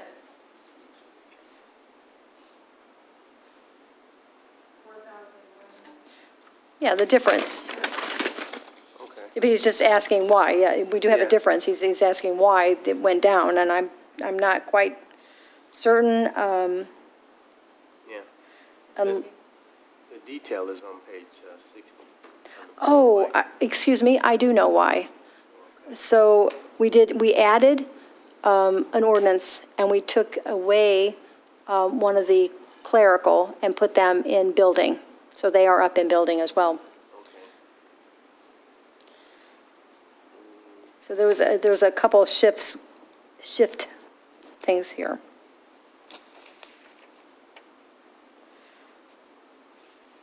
Because in the supervision, they have the community compliance director, and then the executive coordinator, which is open right now. And then they took one of the clerical out. So you've got one floater clerk when we used to have two. So that's where the changes were.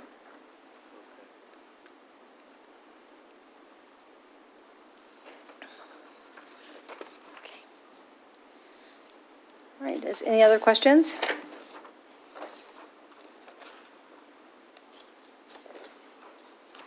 Our next fund is our Fund 282, which is the ARPA fund. We do not have anything budgeted for '24 since we've moved everything into the general fund as lost revenue. And I went over that last meeting.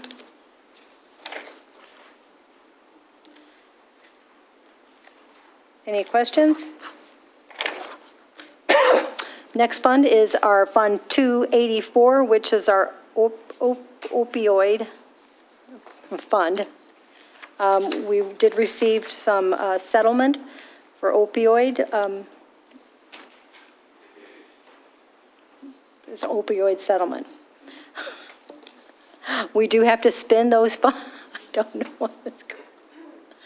We do have to spend those funds toward anything to do with education and prevention of the opioid drug situation.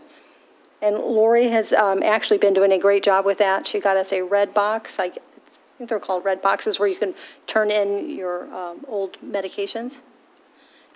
And then she got Narcan, and we're looking to do some educational brochures as well.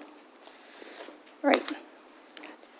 The next fund is Fund 287, which is our nuisance fund. That one is basically, we have, anytime we have to go out and mow or board up something, we actually can charge back the resident for those things if they're not taken care of. So really, this should pretty much be a revenue and expenditure wash. Any questions on that fund? Yeah, does that include like when we have to hire Orkin for Vermont, No. or is that somewhere else? No, that is somewhere else, because you're not going to charge that back to the people. This is only like if I were a resident and I didn't mow my grass. You know, I didn't mow it, and you kept giving me citations, and I never mowed it. Then I would, as the OCS director, I would have somebody looking good or whoever go and mow that grass and then charge you for it. I would actually send you. So some of the houses that we've been abating and we've required that Orkin do a check, are we just eating that cost, or are we trying to get that back at court? If it is a legal action, then Mr. Winters and Mr. McLean put the vermin on when we go to court and ask for reimbursement. It just depends. We have rat abatement in with our Washtenaw County resource drains. We bait in the drains. Right. And they'll put it out, and that's paid for through township funds. I was just thinking more the ones that were, like, we've had a lot recently where we've had to go have Orkin do prep work before we're declaring public nuisances. Yeah, the nuisance fund is specifically for noxious weeds. It's before it gets to Attorney Winters. So are we getting to a point where we have to do something, where we're proactively handling, vermin? Well, we are proactively through the abatement through the Washoe County Drain Commission, and then if there's there's a bad's not a good word, there's a public nuisance home and it's causing vermin to go around them. Right now, we are abating that. Okay. And then if we get in court and we can put it in as some of the costs ask for reimbursements for that.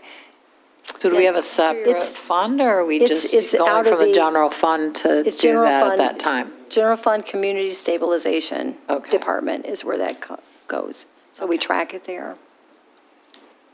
Yeah, this is a little different. This is just be like, I'm just not feeling like doing my duty. And noxious weeds can actually be placed on the taxpayers' rolls. Yeah, so we can recoup that, and you track that in order to place that on the rolls. Their taxes, and we can get that back, yes. All right, page 74. We're moving on to our debt obligation fund. This is one where we collect the LDFA taxes. It goes toward this as well. We do have to have money from the general fund for 24. We did have to have it for 23 as well. So in 24, we need $159,977 from general fund in order to make our principal interest payment, and also there is a bank fee as well on the expenditure side. Is there any questions on that?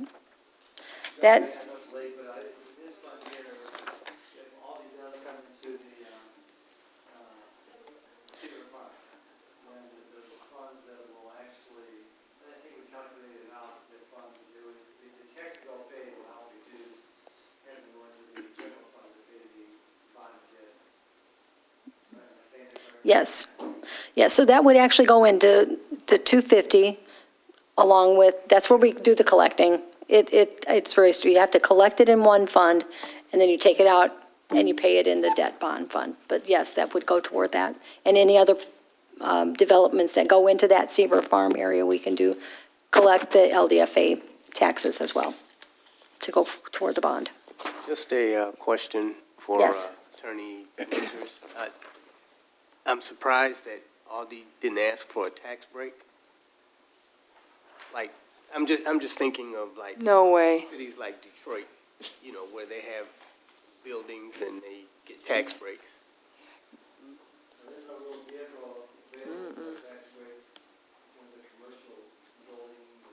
Unless it's a Renaissance, maybe. There might be something in Detroit that's special, but we don't have.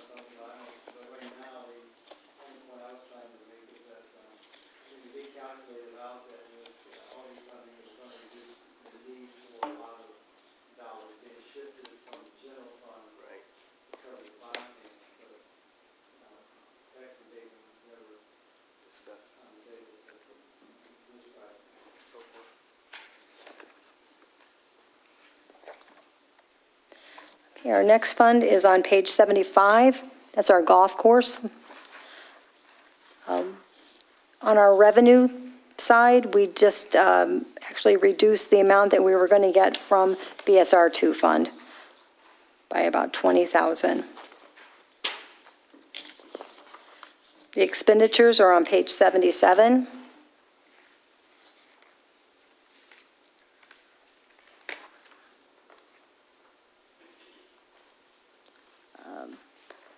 There was no really big changes on this one except for lowering the health care from the original.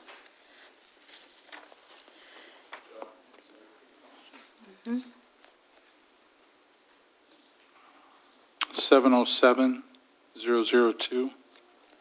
Just says wages temporary pro shop.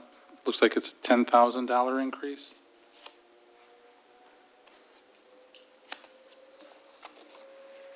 That's correct, Stan.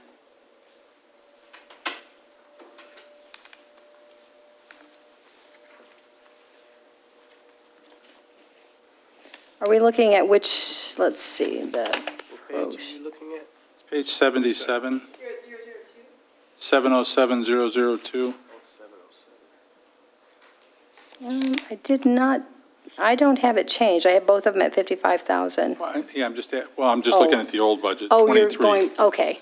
I'm just looking at, there's a $10,000 increase there. I'm Mhm. just trying to figure that out when it seems to be, the increase there seems to be bigger than the other wages above it from year to year. So I'm just, maybe Kurt can help. Well, temporary pour shop or just seasonal workers? Right. I understand what they are, but it's $10,000 difference. You're correct. I did put that in there, Stan, with the intention of trying to find people to work next year because I didn't have many this year. So labor was way down, and based with quality of workers and hopefully getting to a point where we can run the course the way it should be run with employees, I did raise it. I think Will also raised his 5,000. Okay, I was just looking at it all the way back to 22. It's considerably more. Oh, and I agree. So I'm just, that's fine. I'm just trying to figure out where we're going to get the workers.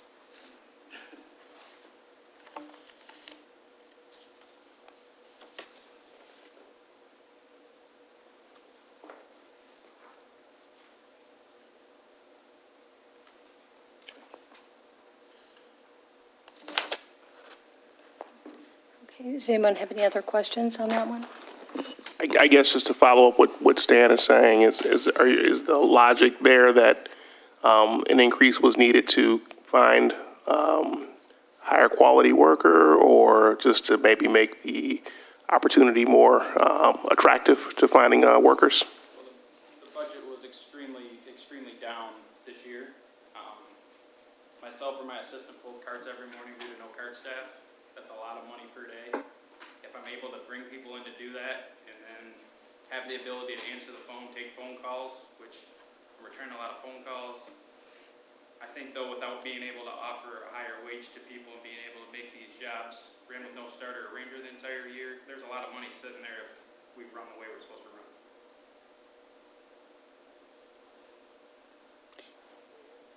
And do you mean by money sitting there, you mean there's more revenue available?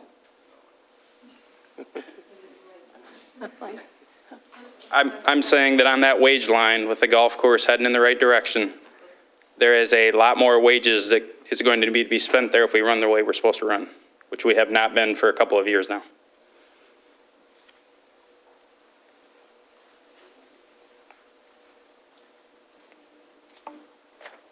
If I could just add a little bit more context to kind of what Kirk was saying, and this just kind of comes with conversations I've had with him and then Kiter Chase, who's the assistant golf pro shop director.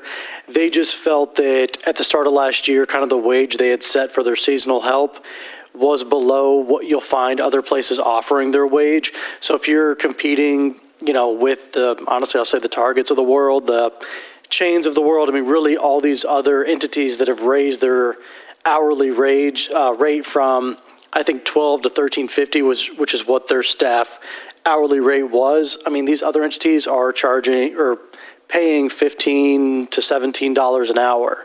And you even look at the other seasonal jobs we have posted, pro shop attendant at $13 or maintenance staff at $17.50. It really doesn't make an even comparison. So by adding the extra wages, they're able to raise that rate. So it makes the decision a little bit closer, depending on what your interest is. And I know we've talked with the HR department getting a new generalist, maybe being able to have a different kind of focus on the seasonal jobs opening up with how they're kind of advertised to the public is something that I, again, have talked a lot with Kiter about and some with Kirk about to hopefully get more interest in the golf pro shop. Thank you.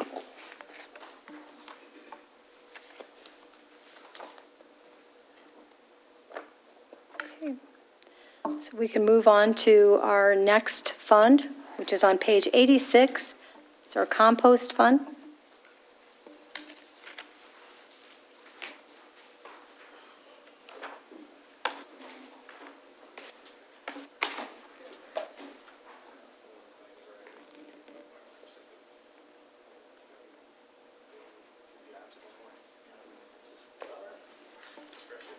No change. Yeah, it's really no changes. It's a little bit lower. I think it's due to the insurance change.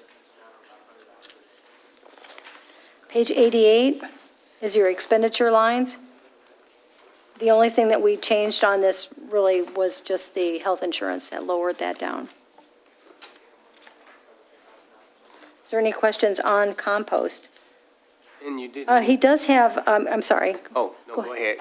You might hit what else. Oh, he just has a capital outlay improvement. He does have requested 185,000. Let me see if we've got listed what that is for. Pardon me? An airlift separator. Okay, thank you. I don't know what that is, but he's requesting that. Again, that comes back to the board. Any purchases will come back to the board. So he had that in there originally too, so. And there's less of an appropriation from the prior year balance. Right, that's because we lowered the expenditures. Okay. So that'll lower that as well. So that was the only thing that changed on that. And then for motor pool, which is on page 94, it's our last one, 94, I did increase that revenue line on there because of the trucks that I had to increase in our general fund, the park and grounds. So that went up, that's first line for revenue.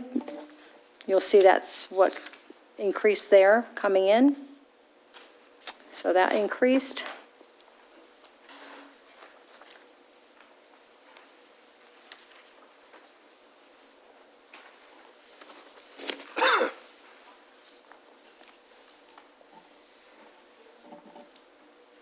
And for the expenditures on page 95, I don't really have any large expenditure changes at all on that one.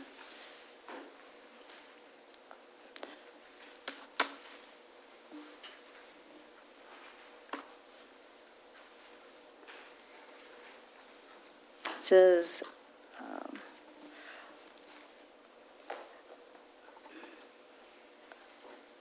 I did increase an expenditure, so I did increase 935000.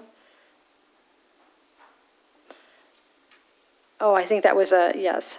So I had it as 2,500. It should have been 25,000, so that was an error.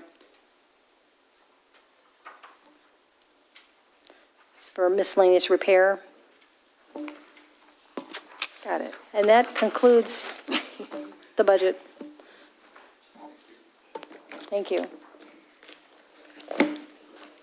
We talk every year about how we can do it differently. Our budget is detailed, so anyone can, it's very transparent, but, going over it like this, we can continue to do it, but if there's any other ways that you would like to see it presented, we can do it that way in the future, too. It does give opportunity for people to look at every line item. Yes, All right. It's, yeah. Thank you so much, Shavana and Elizabeth. So we're going to go Very thorough. to the consent agenda. And there's minutes of the October 17th work session and regular meeting and the November 1st special work session and special meeting. And we have a motion, we're behind on the approval of 3 previous minutes. So we wanted, Clerk Rowe said we need to make changes at this meeting in order for it to be approved at the next meeting. And Lisa's ready to type them in. If you have any, if you have any, just tell us what page to open to and we'll make the edits. Madam Chair, Okay. did she call me? Not yet. Okay, did I mess them up? Is the first one? Gloria? So are we going to make a motion to approve the minutes for October 17? Get a second, and then any discussion and corrections, we move forward? Is that what we're doing? Or are you going to go by paragraph and paragraph, and whoever has a correction, we do that? What is it? We can do, approve them with corrections. Yeah, but whatever, I would say if someone wants to make a motion and support, and then we'll open up for discussion, make That's all what of our this is. edits, and then approve Be as edited. voted up and down. Approve with the. I'll make a motion that we approve, I'll make a motion that we move the October 17 minutes. We have a motion? I just want to clarify, you only want to do those, not the November ones. Well, because she wants a change. Yeah, there's something I want to change in the 17th minutes, very slightly for me. But what I'm saying, to approve these 17s, if someone seconds it, then we can get a discussion for corrections, if any. Support? We have a motion and support for the October 17th work session. Okay. Madam Chair? Yes. Are you ready to, Lisa, I can do the screen if you want me to, or? Yes. Yep. Only thing I see, just want to do a clarification on my behalf. I don't know what page it's on. There's no page numbers. It's down here. Well, at the beginning, it says public hearing for SAD and for Woodlawn Avenue. So if you drop down where it pertains to myself, Trustee Peterson, and it says meeting to update to approve all of these August 15th. So I do remember saying that, but what I do sometimes is correct myself. And what I was trying to do, then I came back and said, if it's possible, can we table to do a special meeting to update and approve all August 15th, September 15th, all is that is correct. I was trying to get the dates in my head. So is it really imperative that we leave? Well, my question is, I would like to move these August 15th statement. No, it says. So you want. These August 15th, because I was trying to get in my head what was the dates that we need to review.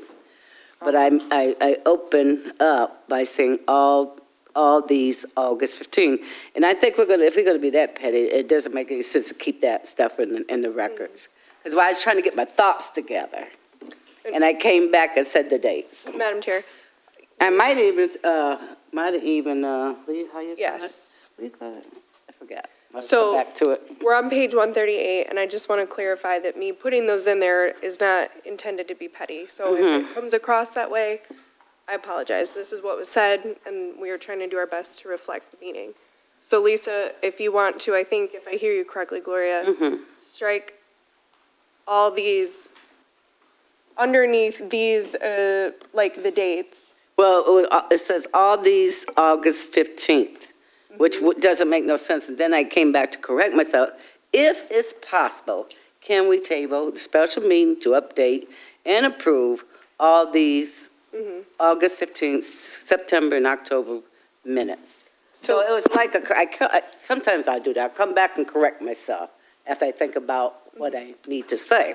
So would you say? Or am I stuttering? One or the other. Would you say from update and approve all these, period, and then strike the rest of it? No, I would feel comfortable if it just says all these 15ths was out. Because at that point, approve all, if it is possible. Can we table? Well, wait a minute. Lisa, can we actually see like whatever, as you're typing the edit up there? I think that would be helpful. Can I table to special meeting to update and approve all these? Well, I think to update, I think it should start right here. That I would like to be taken out where it says meeting to update and approve. That's what it should have stopped right there. If possible, Can we table to do a special meeting to update and approve all these August 15th, September 19th, October 3rd minutes legally? I see. Okay. That's what I'm Yeah. saying. It's not a follow-through of the sentence, and I might have broke it up like that. But my point was to do all of those dates if we get the special meeting. And just kind of too many words in here. You see what I'm saying? So just to, Nothing big. and approve, and then drop down to all these, and then the dates, and then leave that. It should pick up if it is possible, because I was asking a question. Okay. So as Lisa Can we has table to do a special meeting to update and approve all these August 15th, September 19th, and October? So when it comes to, can we table to do a special meeting to update and approve? And that's where it should stop. Take out all these August 15th. Because at that point, I was trying to get the dates in my head, and I came back to correct it. You see so what I'm like saying? that, Gloria, that she has up there. Yes, ma'am. Okay. That's Thank just you. that. Thank you. Something simple. Sometimes I do a rattle, and then I have to correct what I say. I would like to ask a clarifying question, just like with how these were prepared. They're not verbatim, but they almost read like they are. And so I didn't check every last audio. I didn't listen to the full audio.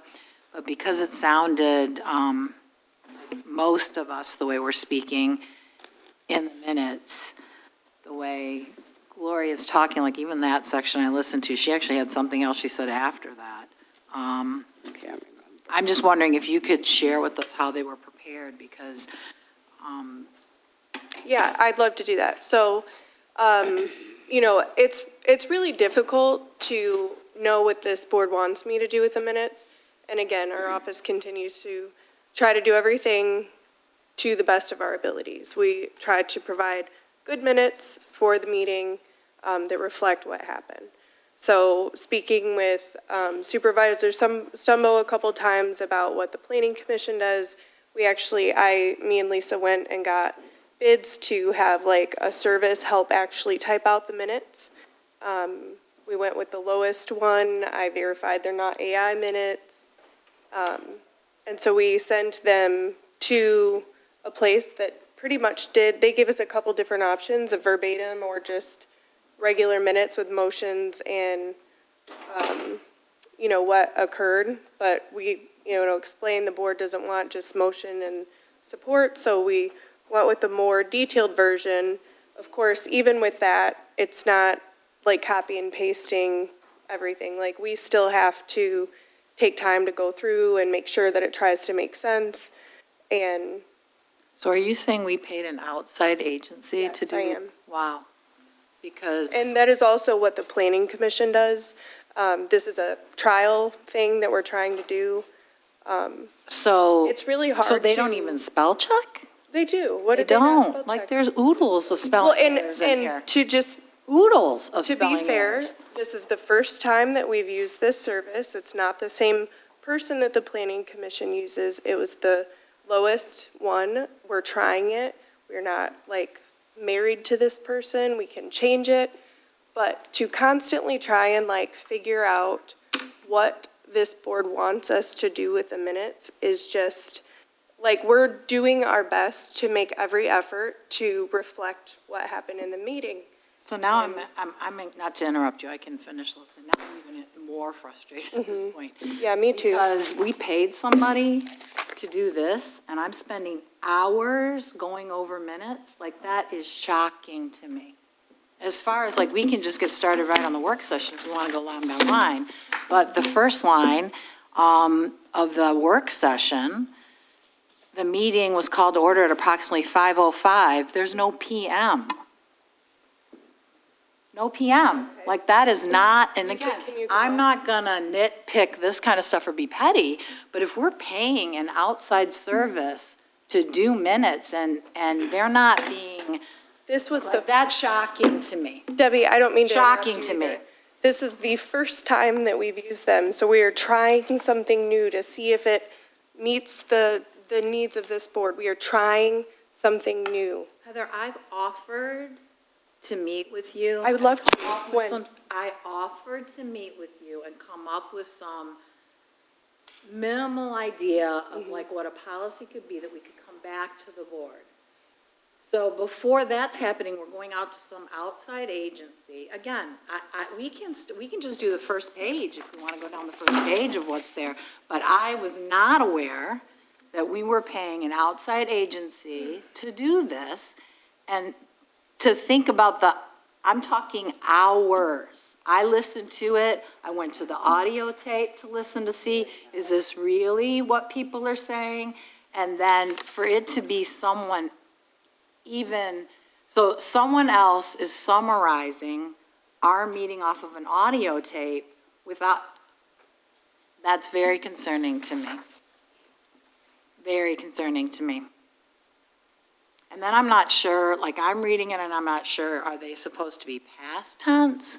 Supervisor Stumbo explains or explained, because tense changes. We've got things in present tense. We've got things in past tense. So I don't even know whether what we're even supposed to do about that. I would like to go line by line. As everyone's asked to, let's please edit. So are they supposed to be, because that'll take out some of my edits. Okay. Are they supposed to be past tense? Whatever you guys would like them to be is what they can be. Madam Chair, can I ask one quick question since we're on this? So if you use them, and I'm trying to think, who on the planning commission did they use? The planning commission uses like some other company, and their quote came in higher, and I was trying to be fiscally responsible and try something new, which we've all said, we like to pilot things and try new things. That's what we're trying to do here. Well, and it's not perfect, and I've even said, I don't know that we'll continue to use them because I wasn't really impressed with their work either. But here we are. These are the minutes, and we need to edit them. So if we could edit them, I would appreciate it. So that person would take the minutes, the voice off the speaker and copy the minutes. They actually type them and they listen type to them. them. Yeah, but And they then- listen to the tape. That's what I'm saying. If you guys want verbatim, we can make them verbatim. I just didn't know they did it. Details where more details would be appropriate. We've got a policy of understanding of when we feel that more detail would be appropriate, but any conversation of maybe people who are interested in doing that, where we're asking other people to do something that without our policy, I said at the last meeting, without us having a policy for it, it does make it more difficult for staff. But now we're asking a third party to do it, and I don't know how they're gonna do it either, so there's no bullying trying to happen. What we're trying to do is make sure that the minutes reflect the very important business that we're doing. And so it is concerning because there's a lot of stuff that's gonna have to be taken care of in these minutes. So what I hear you saying is, and maybe I'm wrong with this, that it's just gotten too out of hand, it can't be handled, we're trying these other things, but then tonight, we all have to clean them up, no matter how long it's gonna take. Because you're saying they have to be approved. That is so deeply concerning. We could also not approve People are them. saying people are bullying. That to me sounds like bullying. We could also not approve them. You have to do it tonight. You didn't have any say in That's what the how law this is gonna says. be. That's what the law says. But the law doesn't say that they should look Then like this. don't approve them. But we can't just go on and on for 4 months and not have minutes approved. I've been on this board for 7 years, and I've never, ever had 4 whole months of meeting minutes not approved. It just blows my mind that we're here and in this space. The minutes are intended to reflect what happened at the meeting. They're not intended to be a perfectly manicured, precisely added commas. This was reflective of what happened at the meeting. This is what we said at the meeting. This is it. That's what the meetings are. Heather, there are summarized minutes that are in there that are taking a third party, taking out what they think should be summarized for a specific thing. So if I could just address that, it's that you guys didn't like what we were summarizing and what the clerk's office was summarizing, and it felt too political or whatever. So we have a third party who doesn't know us, who's summarizing, and this is what they gave us. So they're summarizing it. If you guys want verbatim minutes, we can get verbatim minutes. That is fine. I'm okay with it. If that is the will of the board, if we need to actually do verbatim minutes from here on out, we can do that. But like a summary is always going to be a summary of whoever's typing it. You have to reflect what happened. And if anyone doesn't think that this is reflective of what happened in the meeting, like, typos and little grammatical errors, we can talk about that. But the guts of these minutes, the content of these minutes are accurate and they're true. Heather, you cannot push off typos to us. I'm not saying I want to push it off, Debbie. Here we are to edit them. Let's edit them. Do you know how many people, I just can't even. Have typos. Okay. My name's misspelled in the minutes. That should not happen. That is not something that should be brought to us. Grammatically, things are not accurate. That's not something that should be brought to us for such a large edit. It's not something that should be brought to us. I just think it's very unfair for us to have to go through minutes when we didn't make the minutes. It also wasn't like this before. I don't know what freaking changed since the August meeting. I do know what changed. This board and the dynamic here has changed. The work that our office continues to try to put in and to give the township the best is still here. Like, I'm not a perfectionist. You might have a typo or an error when you have 50 pages of minutes that's taken us hours to still prepare. It's literal insanity to keep doing this. So what's not fair is that our board, again, for 7 years I've been on this board, and we have never had 4 whole months of minutes not approved. I don't know another board that would allow something like that to happen. Make the edits. What edits do we want to make? We've already been sitting here and arguing for 30 minutes when we could have been editing whatever it is that you guys want, because I don't know what you want. No one has said, this is precisely what we want and how it needs to be done. Because if you tell me that, that's exactly what you'll get. Well, I will tell you that in a minimum, what I'm looking for are minutes that have been gone over, spell check, like at a minimum, I'm expecting that stuff. And I see you making faces. I'm actually writing notes. You are, no, you're doing, and I'm again, writing notes. that's not okay, Heather. It's not funny. I'm not laughing, Like Debbie. doing a I'm actually spell really check. offended. Can we have one person speak at a time, please? And not make Minimal personal attacks. standard. Did she make one? Yes, I'm not making faces, I'm writing notes. Yes, you are, Heather. Okay. So minutes that have been spell checked. What else? I just went through like page 3, and, the typos changed the meaning. And I think the August 15th minutes are too important to just let slide by when they are very misstated. And to have us go through all of those minutes when it's not our responsibility, except when we point out that the meanings are wrong, I just think that's very unfair. I just don't feel like we should be brought in to make corrections that other people should have made.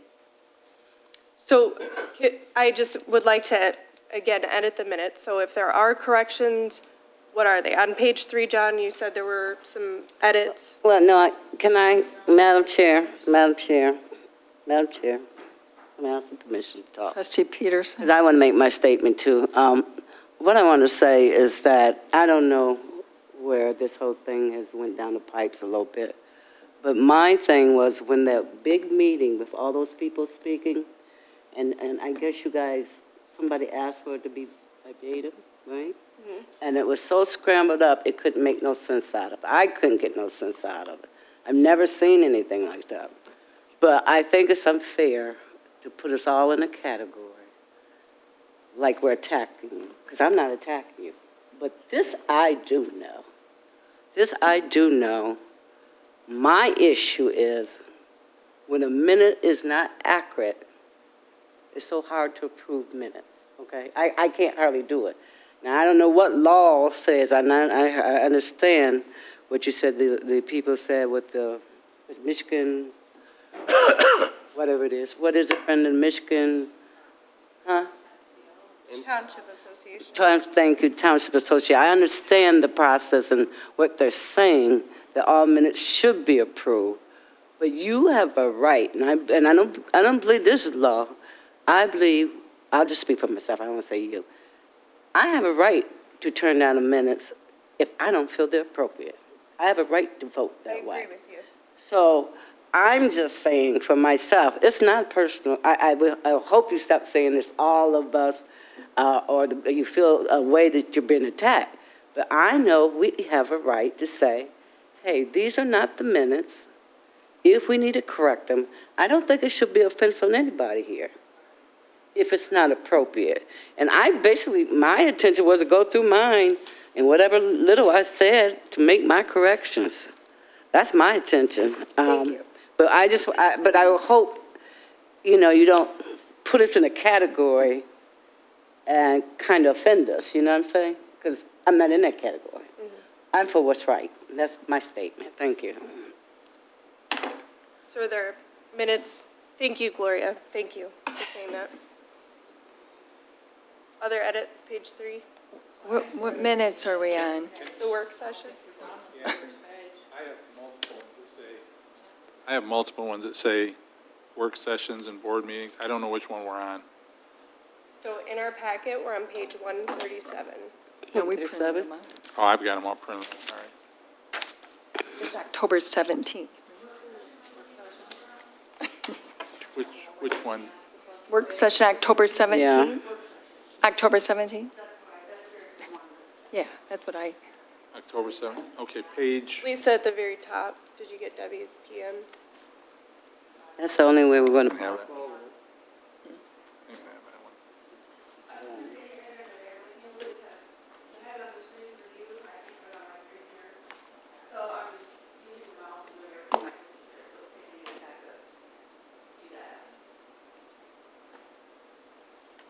Would it be easier for me to screen share, Lisa?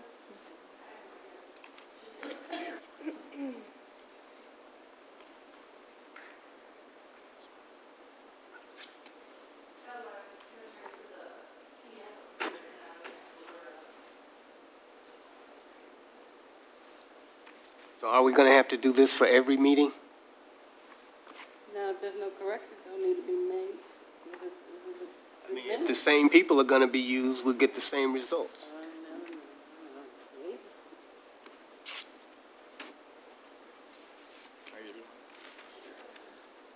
Lisa, on page 7.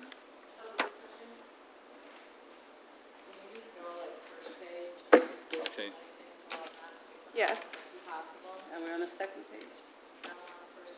Still on the first page. May I make a comment, sure. please? Sure. I'm going to just say this to the board, all of us, that I understand that it's late.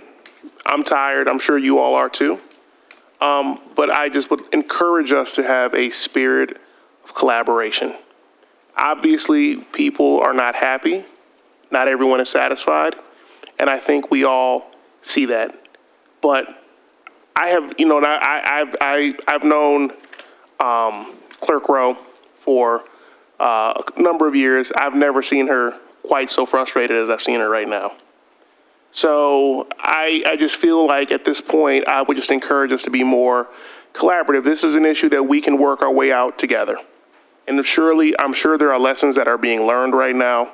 I'm positive of that. So, before we just kind of get into like the nitty gritty here, I just want to say I'm not here to attack anybody. I hear all sides of what's going on right now. And I just think that if right now derision is not helping. The spirit of derision is not helping us.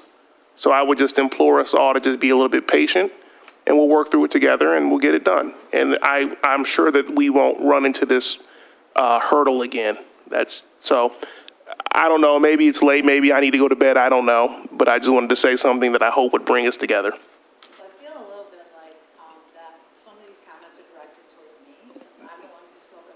No, I'm prepared no. close my mouth and say nothing if that's what's a problem, but are other people prepared to do the edits? Because I can be quiet if No. the tone is causing a problem. No. It's not personal.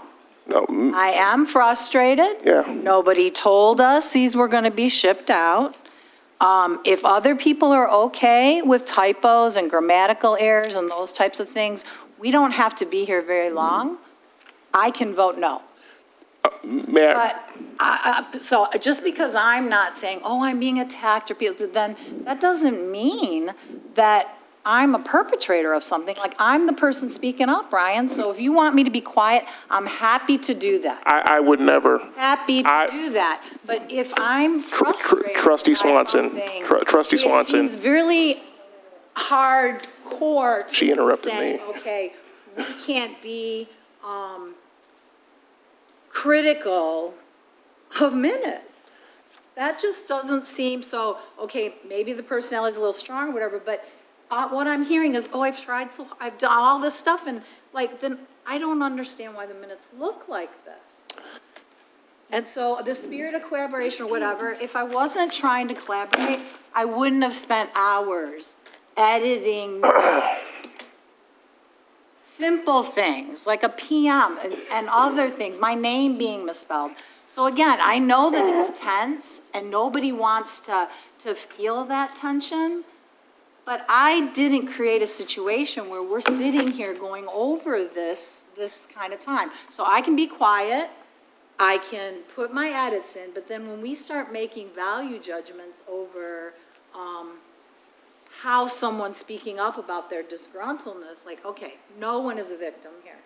No one is a victim here. We all are responsible we're elected to do the business of the residents. These minutes are not something that I can approve as business for the resident.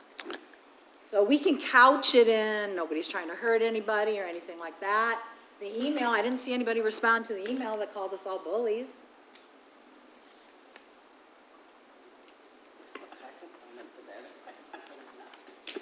So again, people, like, you can lob stuff out there.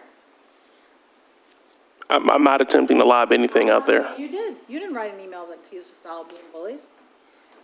So again, we can go line by line, but again, when we're making these judgments about, or assumptions, that people don't want to have a collaborative spirit, then that feels frustrating to me. Because I feel like it's a problem space to not point out that these are not okay. So I can just simply not do that and then vote no, and then that's probably going to be a problem space too. May I respond? Yes. Madam Chair? Okay. So, Trustee Swanson, I have the utmost respect for you, always have, and I don't see that not continuing on from this point. I understand where you're coming from. I do. I was not suggesting that you should close your mouth or anything like that. You have a right to speak up, and you are exercising that right exuberantly.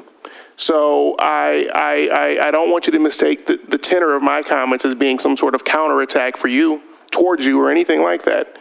It's just, I was just trying to bring calm and peace. That was all. So if I said something that offended you or you feel that I have attacked you in some sort of way, I apologize.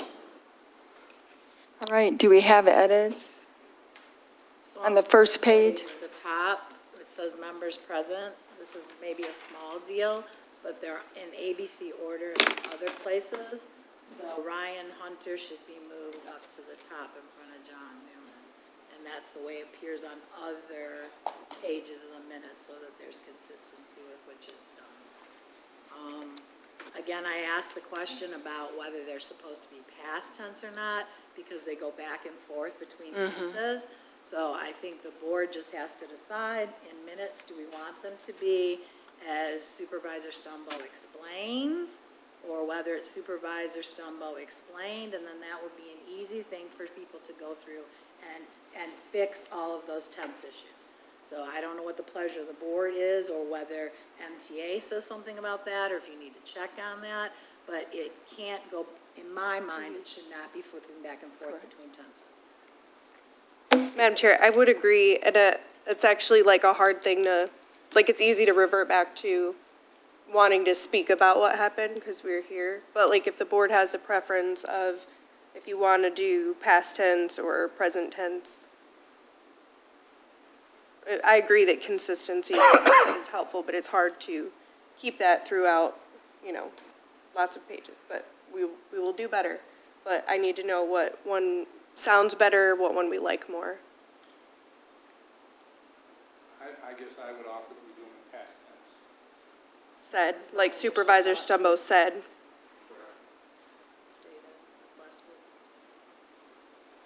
I lean towards that as well.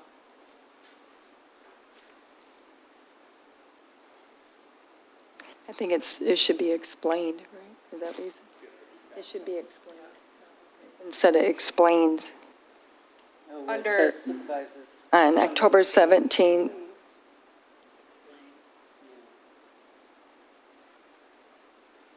The next one, somebody would have to go through it because there's and a lot then of those. Clerk Gerald Rose stated, probably. So can someone go through this and change everything to past tense and then bring it back to us if we have to go through this again? Because, this is going nowhere. I feel like this is productive. This is very productive for me. Like, we're making changes to the minutes, and we're hearing specifically what people want. So I hear Trustee Newman asking if that's a decision that's made. We've decided it's going to be past tense. Do we have to sit here and change every single line that needs to be past tense? Or is that something that once the decision is made, someone can go back and do those edits? Am I hearing correctly? Yep. Not stopping anything else from going forward, but that particular issue, can that be off the table?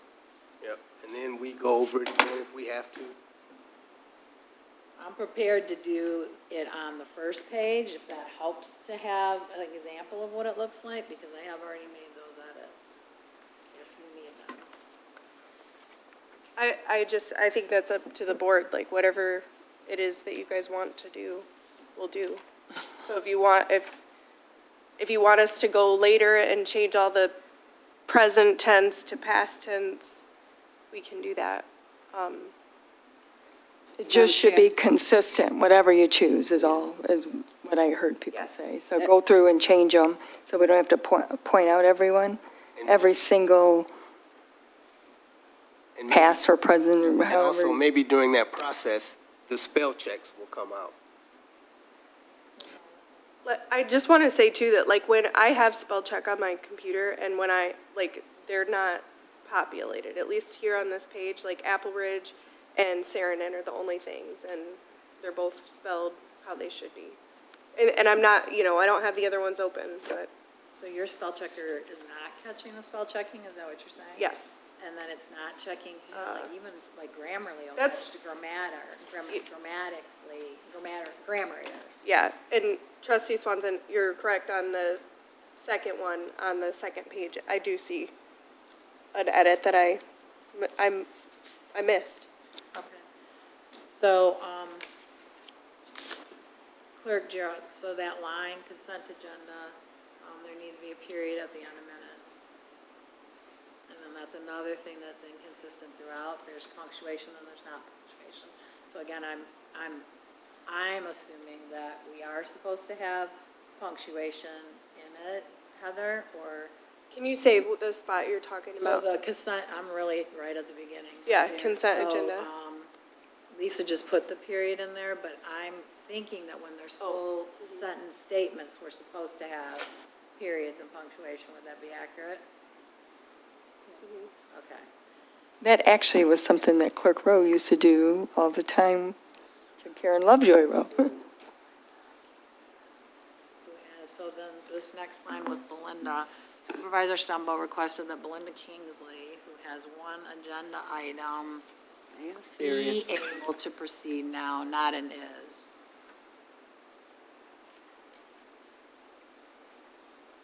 And everyone agreed. Yeah, and I will couldn't do say it. that as doing the minutes, it's really hard when we bounce around on the agenda and don't, like, in the past would take our agenda and like format the minutes into that. But it's hard to do that when we have different guests speaking and whatnot, but. So the next one on the new business with, again, does anybody else, am I the only person who had edits on this one, or? On which page? I'm on the very first page, like where Lisa's right now. Now I'm starting with Belinda Kingsley, that part. Explained. What's wrong? Is there anything wrong with that right there? This whole page? Yeah. Where at? Just put, where? Just tell me in the paragraph, what is the correction? The one? Yeah. So Belinda Kingsley explained the request for authorization for circuit court litigation, and then I'm thinking this was maybe supposed to say, so the to be brought up to abate a public, like that's not accurate, so I'm thinking it was supposed to say Belinda Kingsley explained the request for authorization for circuit court litigation for abatement of a public nuisance. To be brought to abate. So. Request authorization for circuit court litigation to be brought to abate a public nuisance. I think that I read that, like the way that it's written and I see it. Tell me the word you know. For authorization for circuit court litigation to be brought to abate a public nuisance at a property. So we can live with that one. That just didn't sound like it was grammatically the way to go. To be brought. But she explained that looking back, there have been over 20 enforcement cases that have been opened in the last 10 years for a variety of reasons, and I think you need to say at this address. So you can assume that, but I think what you're saying is that not 20 cases just in general, it's 20 cases at this address or this location. And then she went, instead it goes, Lisa, and then I also don't know, like, if there's a disagreement, like how we iron that out, the rest of the board has to agree or disagree. I can defer what you said for the circuit court. I think the 2B gets a little strange in that way, but explained, and then you got that. But I think you need at the end of that 10 years for a variety of reasons. It's at this that address, location. Or at that address, yep. Lisa, do you want, give me your computer and let me, are you trying to look up here to do it? Are you sure? Because if not, I can. Okay. Did I ever get an answer to the point of going through and making the, everything past tense? I will do whatever the will of this board is, John.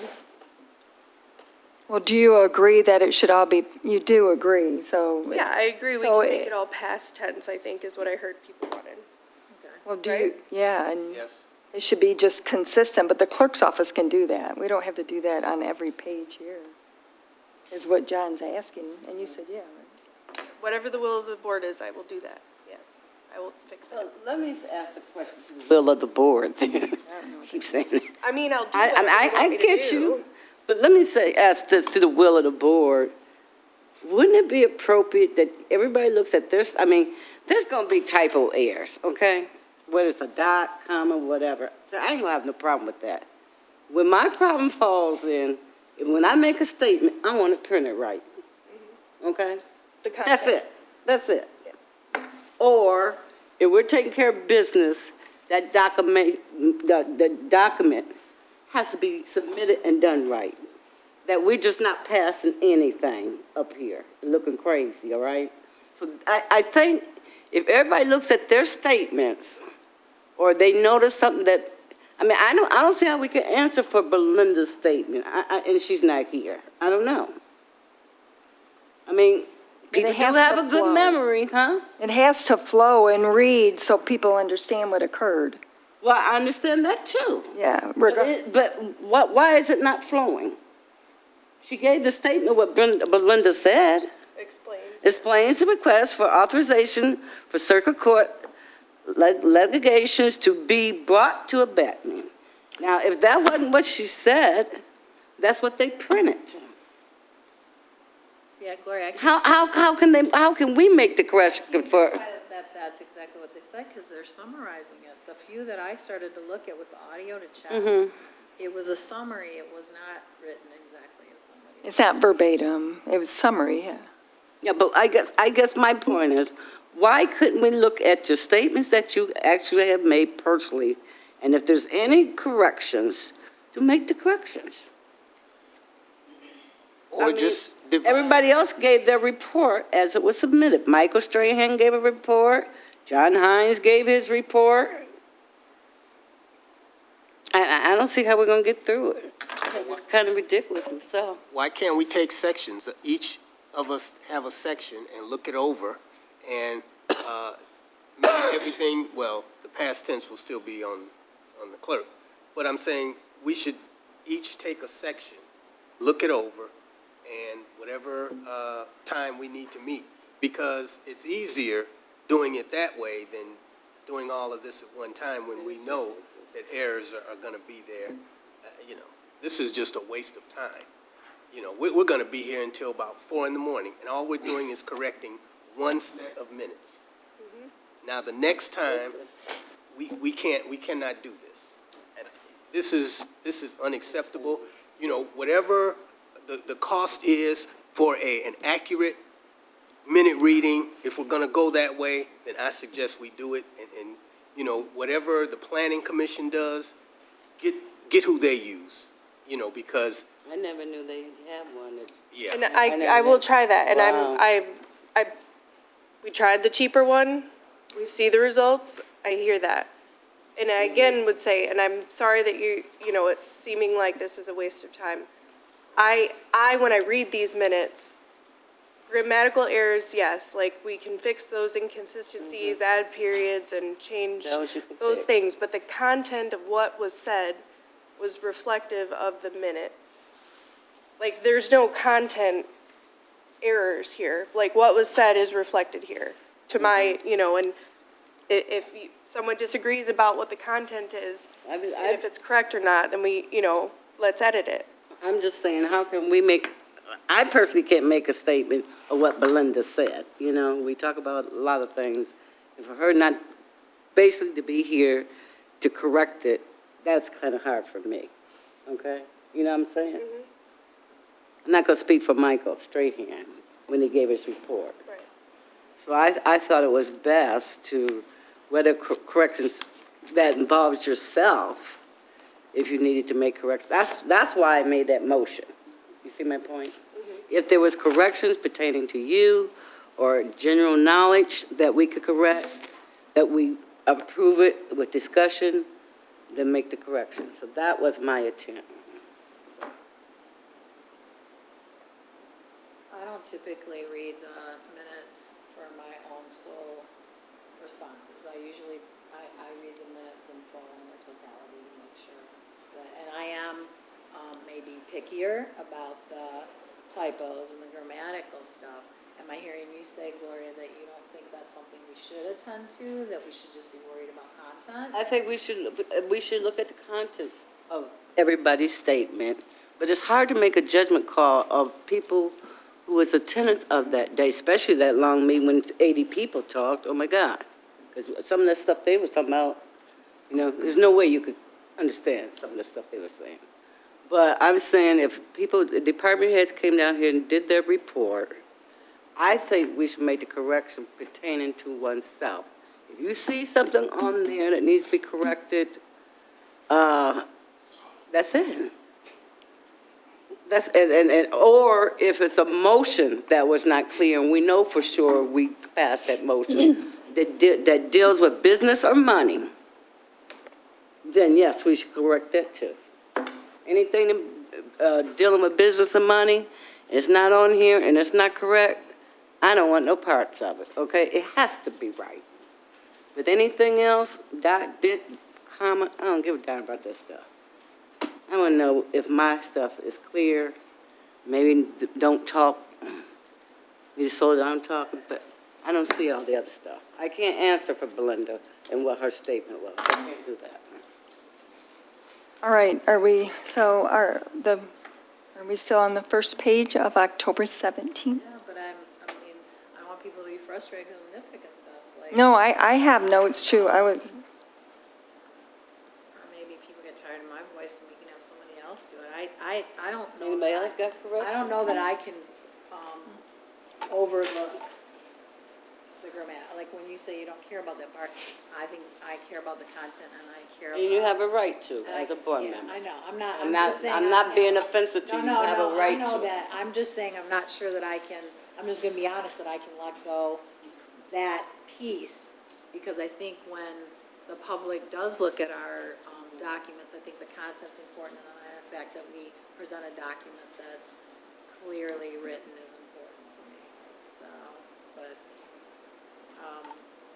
to finish that, the rest of that was less about the content, it was more about,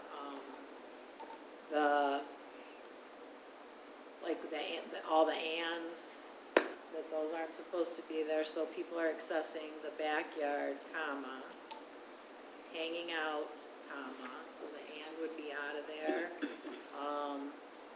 And then I'm not even sure, and also going to the park. I don't even know that you need the also, it's really just and going to the park.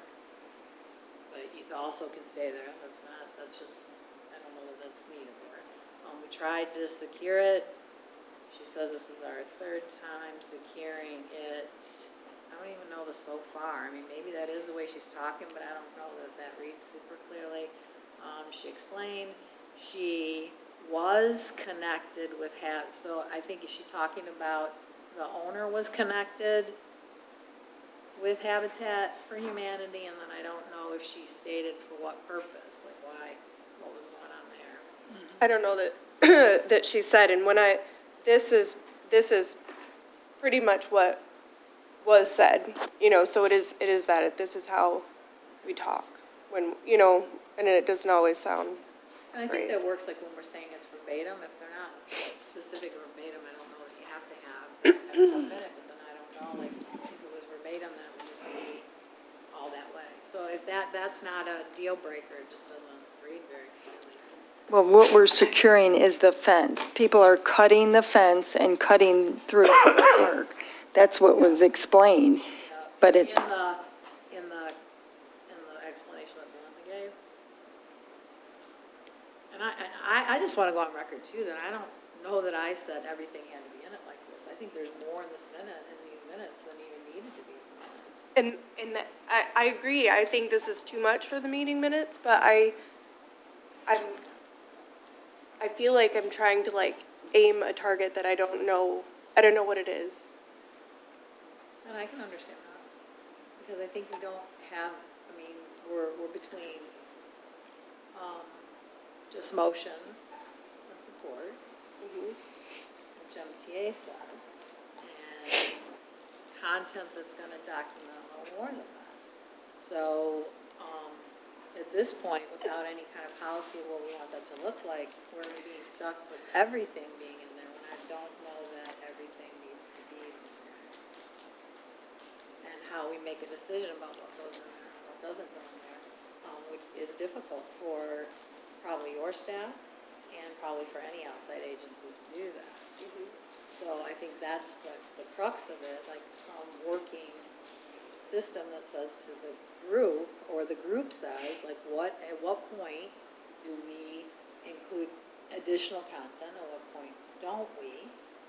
And because this is a lot, I don't know that all this is needed. If somebody really cares about it, I do think our audio should have points where people can directly go to it. But so did we agree that, about they were connecting the owner with Habitat? Is that what we think the intent of that line was? I think it was.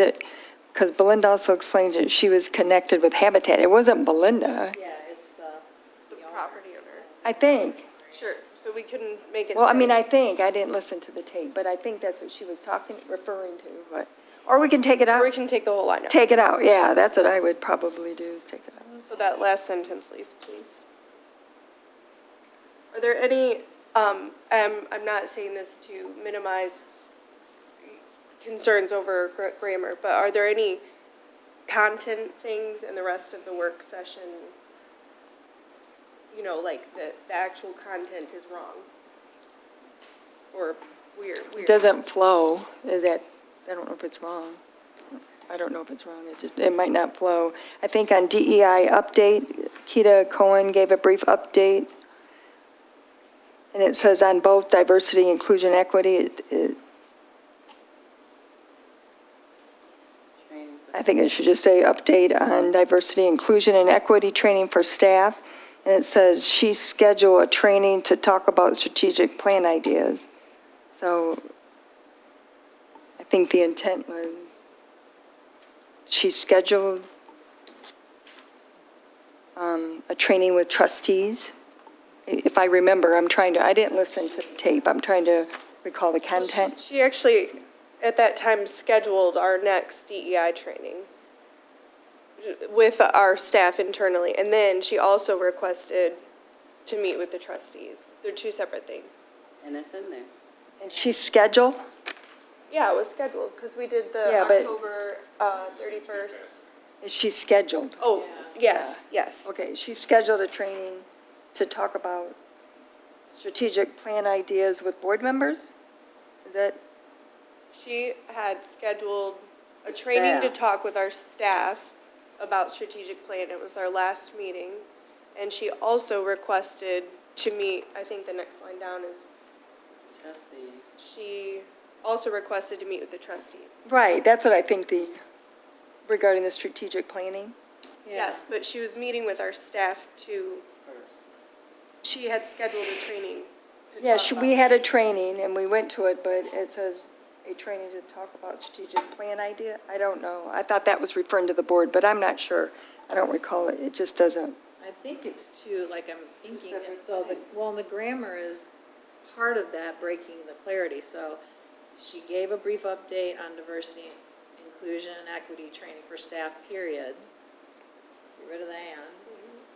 She scheduled a training to talk about strategic plan ideas. Now, if that was with the board, I'm not sure, that might be who that was. It was with the staff, Okay, with which the is staff. why it was the and, the and was there. And then she requested, It included strategic plan. She was scheduling a training with our staff. And she also requested to meet with the trustees. meet with the trustees if possible during the next couple of weeks. And then you're gonna have to decide, because it has the 4th of November, so I guess to follow that, it would be between, the 23rd of October.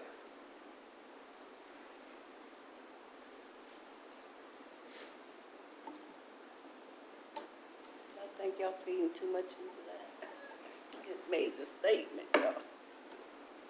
But again, it begs the question of like how much we want to, like if Yeah, we but the don't. statement is there, what her intent was.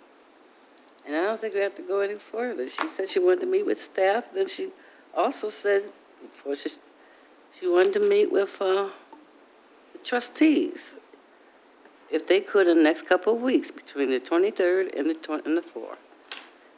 I don't think we have to explain her details. But it has to be October 23rd. 'cause Yeah, you're that's true. identifying the month of, Yes, because that's it's true. not the 4th and the 23rd of November. Now, that's the correction. Clarity of I it. don't think we have to go straight up in details. She's saying what she wants to meet with us about. So, yeah, I guess that was in November.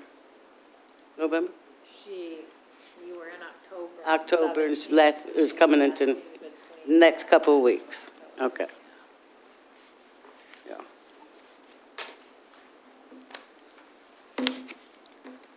So basically, it just has to say between the 23rd of October, sometime in October.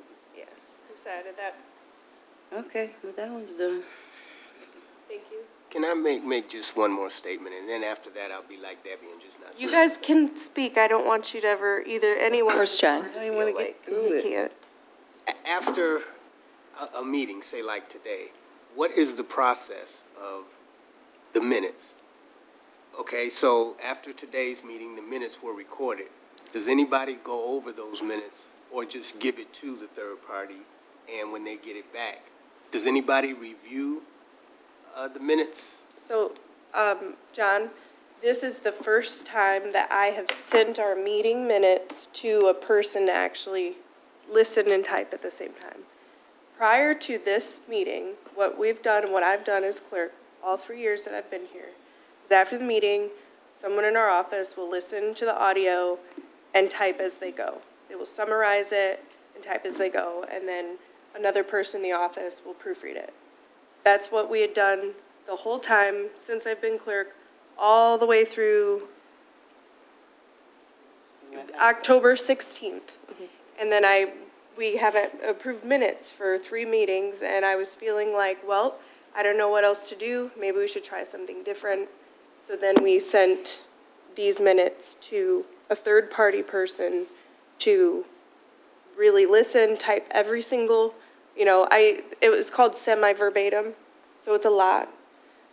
So that's different. Prior to this set of minutes, it's always been the same. We listen to the tape and we type. We listen to the tape and we type. But that also means that you're getting someone in the office and their subjective,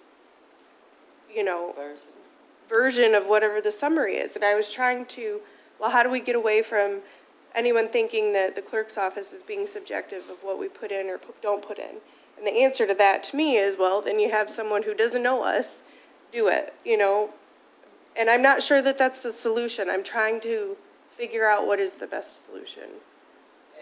I think once we started looking at August the 15th minutes, because before the minutes were okay. They were good. But then when this happened, it just almost makes you want to go back and make sure of the other minutes that the same problem didn't exist. And that's, and from August the 15th, we've been looking at the minutes, and they haven't really been right since.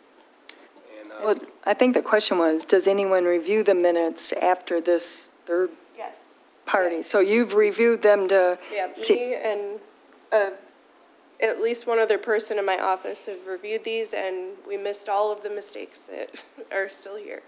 It's a lot of minutes to go through. Like, I know it sounds ridiculous, but it is. And I accept that that's my job. But when you put in hours of conversation that happened in a meeting where I'm talking like this, where, the words I'm saying don't make a perfect English sentence, right? And so that's really hard to then translate, have someone type semi-verbatim to get here. What we did prior to these minutes, including the August 15th meeting, was the same as that it always was since I've been clerk.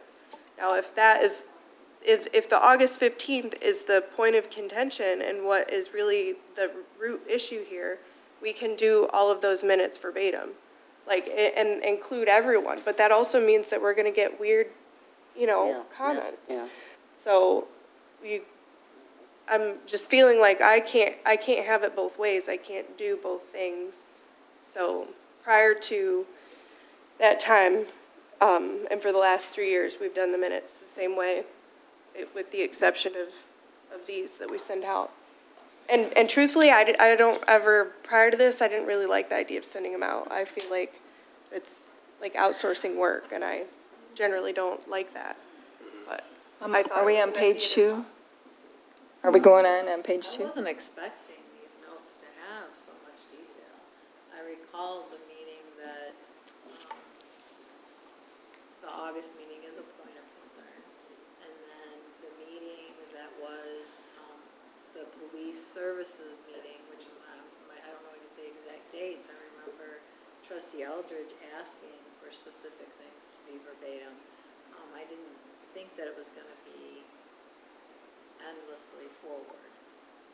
And I know that meeting, I don't remember the date either, but we did do those parts that Treasurer Eldridge requested verbatim. And then, there was still concerns of it not being verbatim. And so I don't know how to fix these things. If we're doing it verbatim, we're telling the board, this is verbatim, this is what was on the tape, this is what we did. I don't know how to justify fixing anything other than doing this. clarify with trustee Eldridge, I didn't even think it was the whole minutes. I thought It was wasn't. just a section of about the. Just a section on Yeah. Police services. But then I don't know what people are thinking about, like, do people want them? I don't know how we're gonna go forward from this place either, because, What I did is, Clerk Rowe would ask that we review them in the meeting and make the changes in the meeting so that she can bring them to the next work session, the next board meeting for formal approval, but we have to go through the changes, is what I understood that you requested under the OMA. Well, I would like to make the edits here today with all of you. Like, moving forward, if this is what we want to do, if there's content, like, I can work on the past tense, the grammar, but if there are content issues. Well, there's sentences that don't make sense, yeah. So if we're going to correct them, we'll go through them. Like We it. will, but it's also like, if that's what was said, that's what we're putting in the minutes. So I'm not an author. We're not always. Well, I never said you were an author, but to summarize it, like when it says Jason went through the resolution, well, who is Jason? Like, no one in reading the minute, we know who Jason is. But, I mean, just to have our planning director, Jason Akialan. But that's a good, when I read that, I wouldn't think that. I need you to say that. Yeah, because. Keita would be the same thing. Right. And. That's all you do is use her last name and title. Right. Yeah. It's simple. She had the name. Yeah. But I was just, and then it says, and Jason didn't say this. Jason went through the resolution. Now, Jason didn't say that. Right, I think that shows they're not verbatim, right? So there is a summarized. Jason reviewed the first reading for the ordinance amendments and the adaptive reuse ordinance. Simple. So it wasn't Jason, because he doesn't read a resolution anyway. And I had. You know, that's a simple. I had things moved around there too. Jason Come on. went through the resolution for the first reading. Jason reviewed the resolution of ordinance amendments and adaptive reuse. Ordinance, I guess. So I don't know why that was. went through and reviewed are the Yeah. same thing. Like if I said went through, reviewed is, this is the same thing. It's the same content to me. Yeah, and I had the first reading in front of that, like Jason went through the first reading. But like, do you see what I'm saying here? Like, this is what He did do I'm it. trying Right. to make everyone happy here, and it's Right. not, you can't. Like, if we all took that paragraph and wrote it ourselves, we would all have 7 different answers of what it should say. Well, he The reviewed. content would still be the same. Well, my only point is that Jason did not say, I went through the resolution for first reading, and I do think he referred to them as a batch. I do think he said that. I think I recall that, but in reality, he was reviewing he was reviewing the ordinance amendments and the new adaptive reuse ordinance is what he was doing. I mean, that was, So you want, instead of went through, we'll say reviewed. well, I mean, and it's just different ways of how you say things. In the past, and literally every meeting minutes, we have emailed them to the clerks in the past, and you made the changes. But after hearing what you said about the OMA and that we have to make the corrections at the meeting and compare them to the ones that, I listened to what you said. So now I was just trying to. Yeah, and I don't know, maybe if Attorney Winters has a input on if that's okay or not, I don't know. Well, the dash isn't gonna work, so it'd have to be including adaptive reuse ordinances, because it wouldn't just be a dash like that. So even if we're gonna accept the went through, or see how it says for a first reading, for a batch of ordinance amendments, and then it's just got a dash, because I think there were 3 things that he had there. So including, if we're not gonna put all 3, I would just say including A batch of adaptive. ordinance. So for a first reading, for a batch of ordinance amendments, and then see the dash there? And take out the dash over. Or just I think it is important that there were adaptive reuse, because I was. Well, that was the whole thrust of it, yeah. So there were other ones, but maybe it would be including, or just say, I don't know how you highlight it, but that's what it was. And I like that it says this ordinance helps deal with the reuse of school buildings and other institutional buildings, but it also had to do with large commercial buildings that were vacant, like that are Walmart and, That would be included in other institutional buildings, right? I mean, this is what I mean, like, the content is there. oh, is it other institutional, is that what it is? Okay, I thought it was commercial, okay. That's fine. I don't understand planning jargon sometimes. Trustee Newman asked a clarifying question about zoning. What was the question?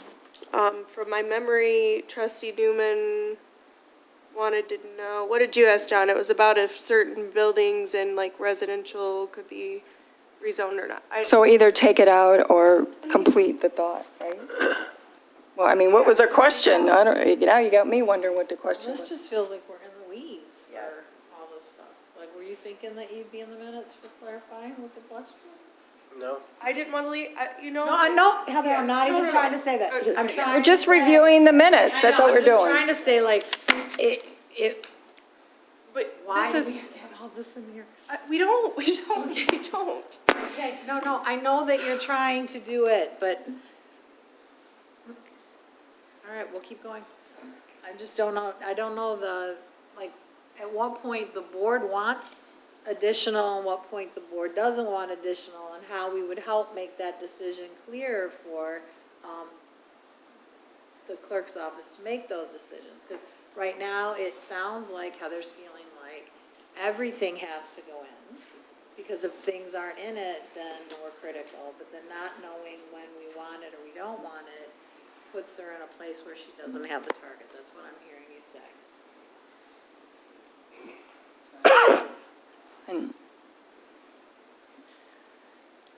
And number 2, Michael Saranen reads the letter from the Huron River Watershed. He doesn't stand up there and read it. I don't think he did. Madam Chair, can I withdraw my motion? I'm not funny. And I'm being very, I'll support I'm being very serious, because let me just say, everybody's tired. People have personal things going in their home, too. Nothing bad, but you know. But let me just say this, that, I think we got to get to the point where we take adequate time to go through. There's no way in heck we're going to get through maybe even the second line to at 11:45. 11:45. I mean, the first package of the minutes. We got 2 more pages. And we're going round and round and round. This is my thought. So I really think we should set that date and go through all these minutes and don't have nothing on the agenda. You can't make sense of something you're tired. We were supposed to do that. I'm just saying. On the I'm first, just saying. and then I don't know see what how. happened. We had an 'cause I'm 11-minute not- meeting. You know, I'm willing to do my job, but it's getting ridiculous. kind of ridiculous tonight. Yeah. Because so many people spoke tonight. And we had a long agenda. And I'm not saying you want to do another meeting, fine. We can make a day right now. We have to get to where we take one day and get this clear. We can make a day right now. Everybody's tired, and to tell the truth, you know, for you guys to get up and come to work the next morning, I feel for you. I feel for you. I feel for those people that sit here all day and all night that was on the agenda. And I think also, and I'm going to say what I want to say, I think the agenda should be moved a little bit to accommodate our guests so they can get their butt up and get up in the morning. Like, if you don't work for the township, if you're here to present something, we should move that agenda along and come back to the agenda for business so that they would get out of here on time and prepare for their day tomorrow. I think we got to get there. I really do. But that's me, but I'm going We to only have 2 withdraw more my pages. motion if I could. We only have 2 more pages on the work session. No, I don't care. It's not getting us nowhere, Brenda. We've been on one page for 3 hours. Unless we can get to the point and get to those 2 points and get this one thing of, what's the date, the 17th? That's it. And the first, like in total, we're like, and the first is even shorter. Yeah, I'm saying. Would it be helpful to meet with a board member or a couple board members before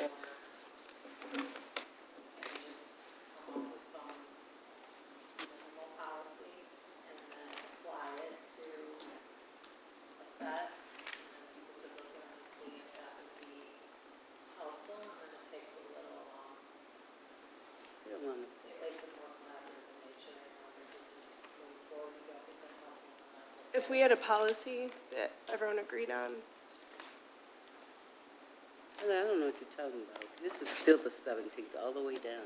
What are you talking about? this is, I would like to say on number 3, I think you have 3 and another item together, so that just needs to be separated out. Lisa, do you see where it says renovation of Green Oaks Golf Course bathrooms and 2 requests authorization? You see it's, Unless I get some clarification, I'm serious as a heart attack. I'm serious as a heart attack. I made a what? If you're withdrawing your motion, then we're not supposed to be discussing it. I'm saying, well, let me get some clarity because the Madam Chair keep going. Are you telling me, Brenda, that all you want to do is clear this up right here? Just look. well, I was trying to get through one. Well, I'm saying, but it goes on, 17th goes on for, we're on page 3, right? It goes on all the way back here. Yeah, I was just trying to get one. Okay, we got 8 more pages to go to. More than that, Brenda, look at that. We got 20-something pages maybe to go. We got to go all the way back this far. This is ridiculous. oh, I love you, Gloria. I'm sorry, I had to be truthful. No, We're not going to get there. We're not going to get there till 1 or 2 o'clock in the morning. That's totally insane. I withdraw my motion. I don't know, y'all honor it, whatever. Can I make a point? I'm You gotta just trying to do understand something. what happens with Robert Rules of Order. Does that mean if we have our discussion ceases unless someone else? I'm just Yeah. asking that question. Because that's what the withdrawing the motion means, we don't have any support to move forward. I don't remember who supported it. It was me. Well, if you need somebody to second the motion, I will. For what? Withdrawing? The supporter. Well, I mean, what, it doesn't, sure, I'll withdraw it. I just don't see it. Heather 'Cause I was trying to get supported through it. withdrawing, There's is that no what way you you can call get through it. No way. I really think we could have got one done. Yeah, I withdraw my motion, and I would make a motion to approve the statements and checks.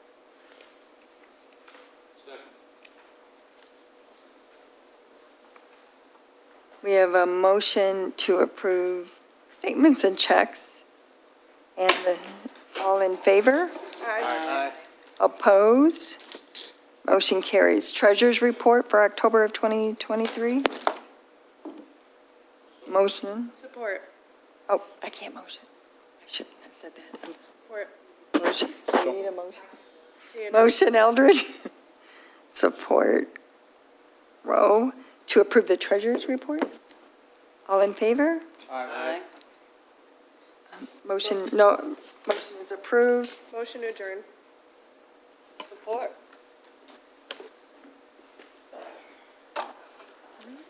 We have a motion support to adjourn. All in favor?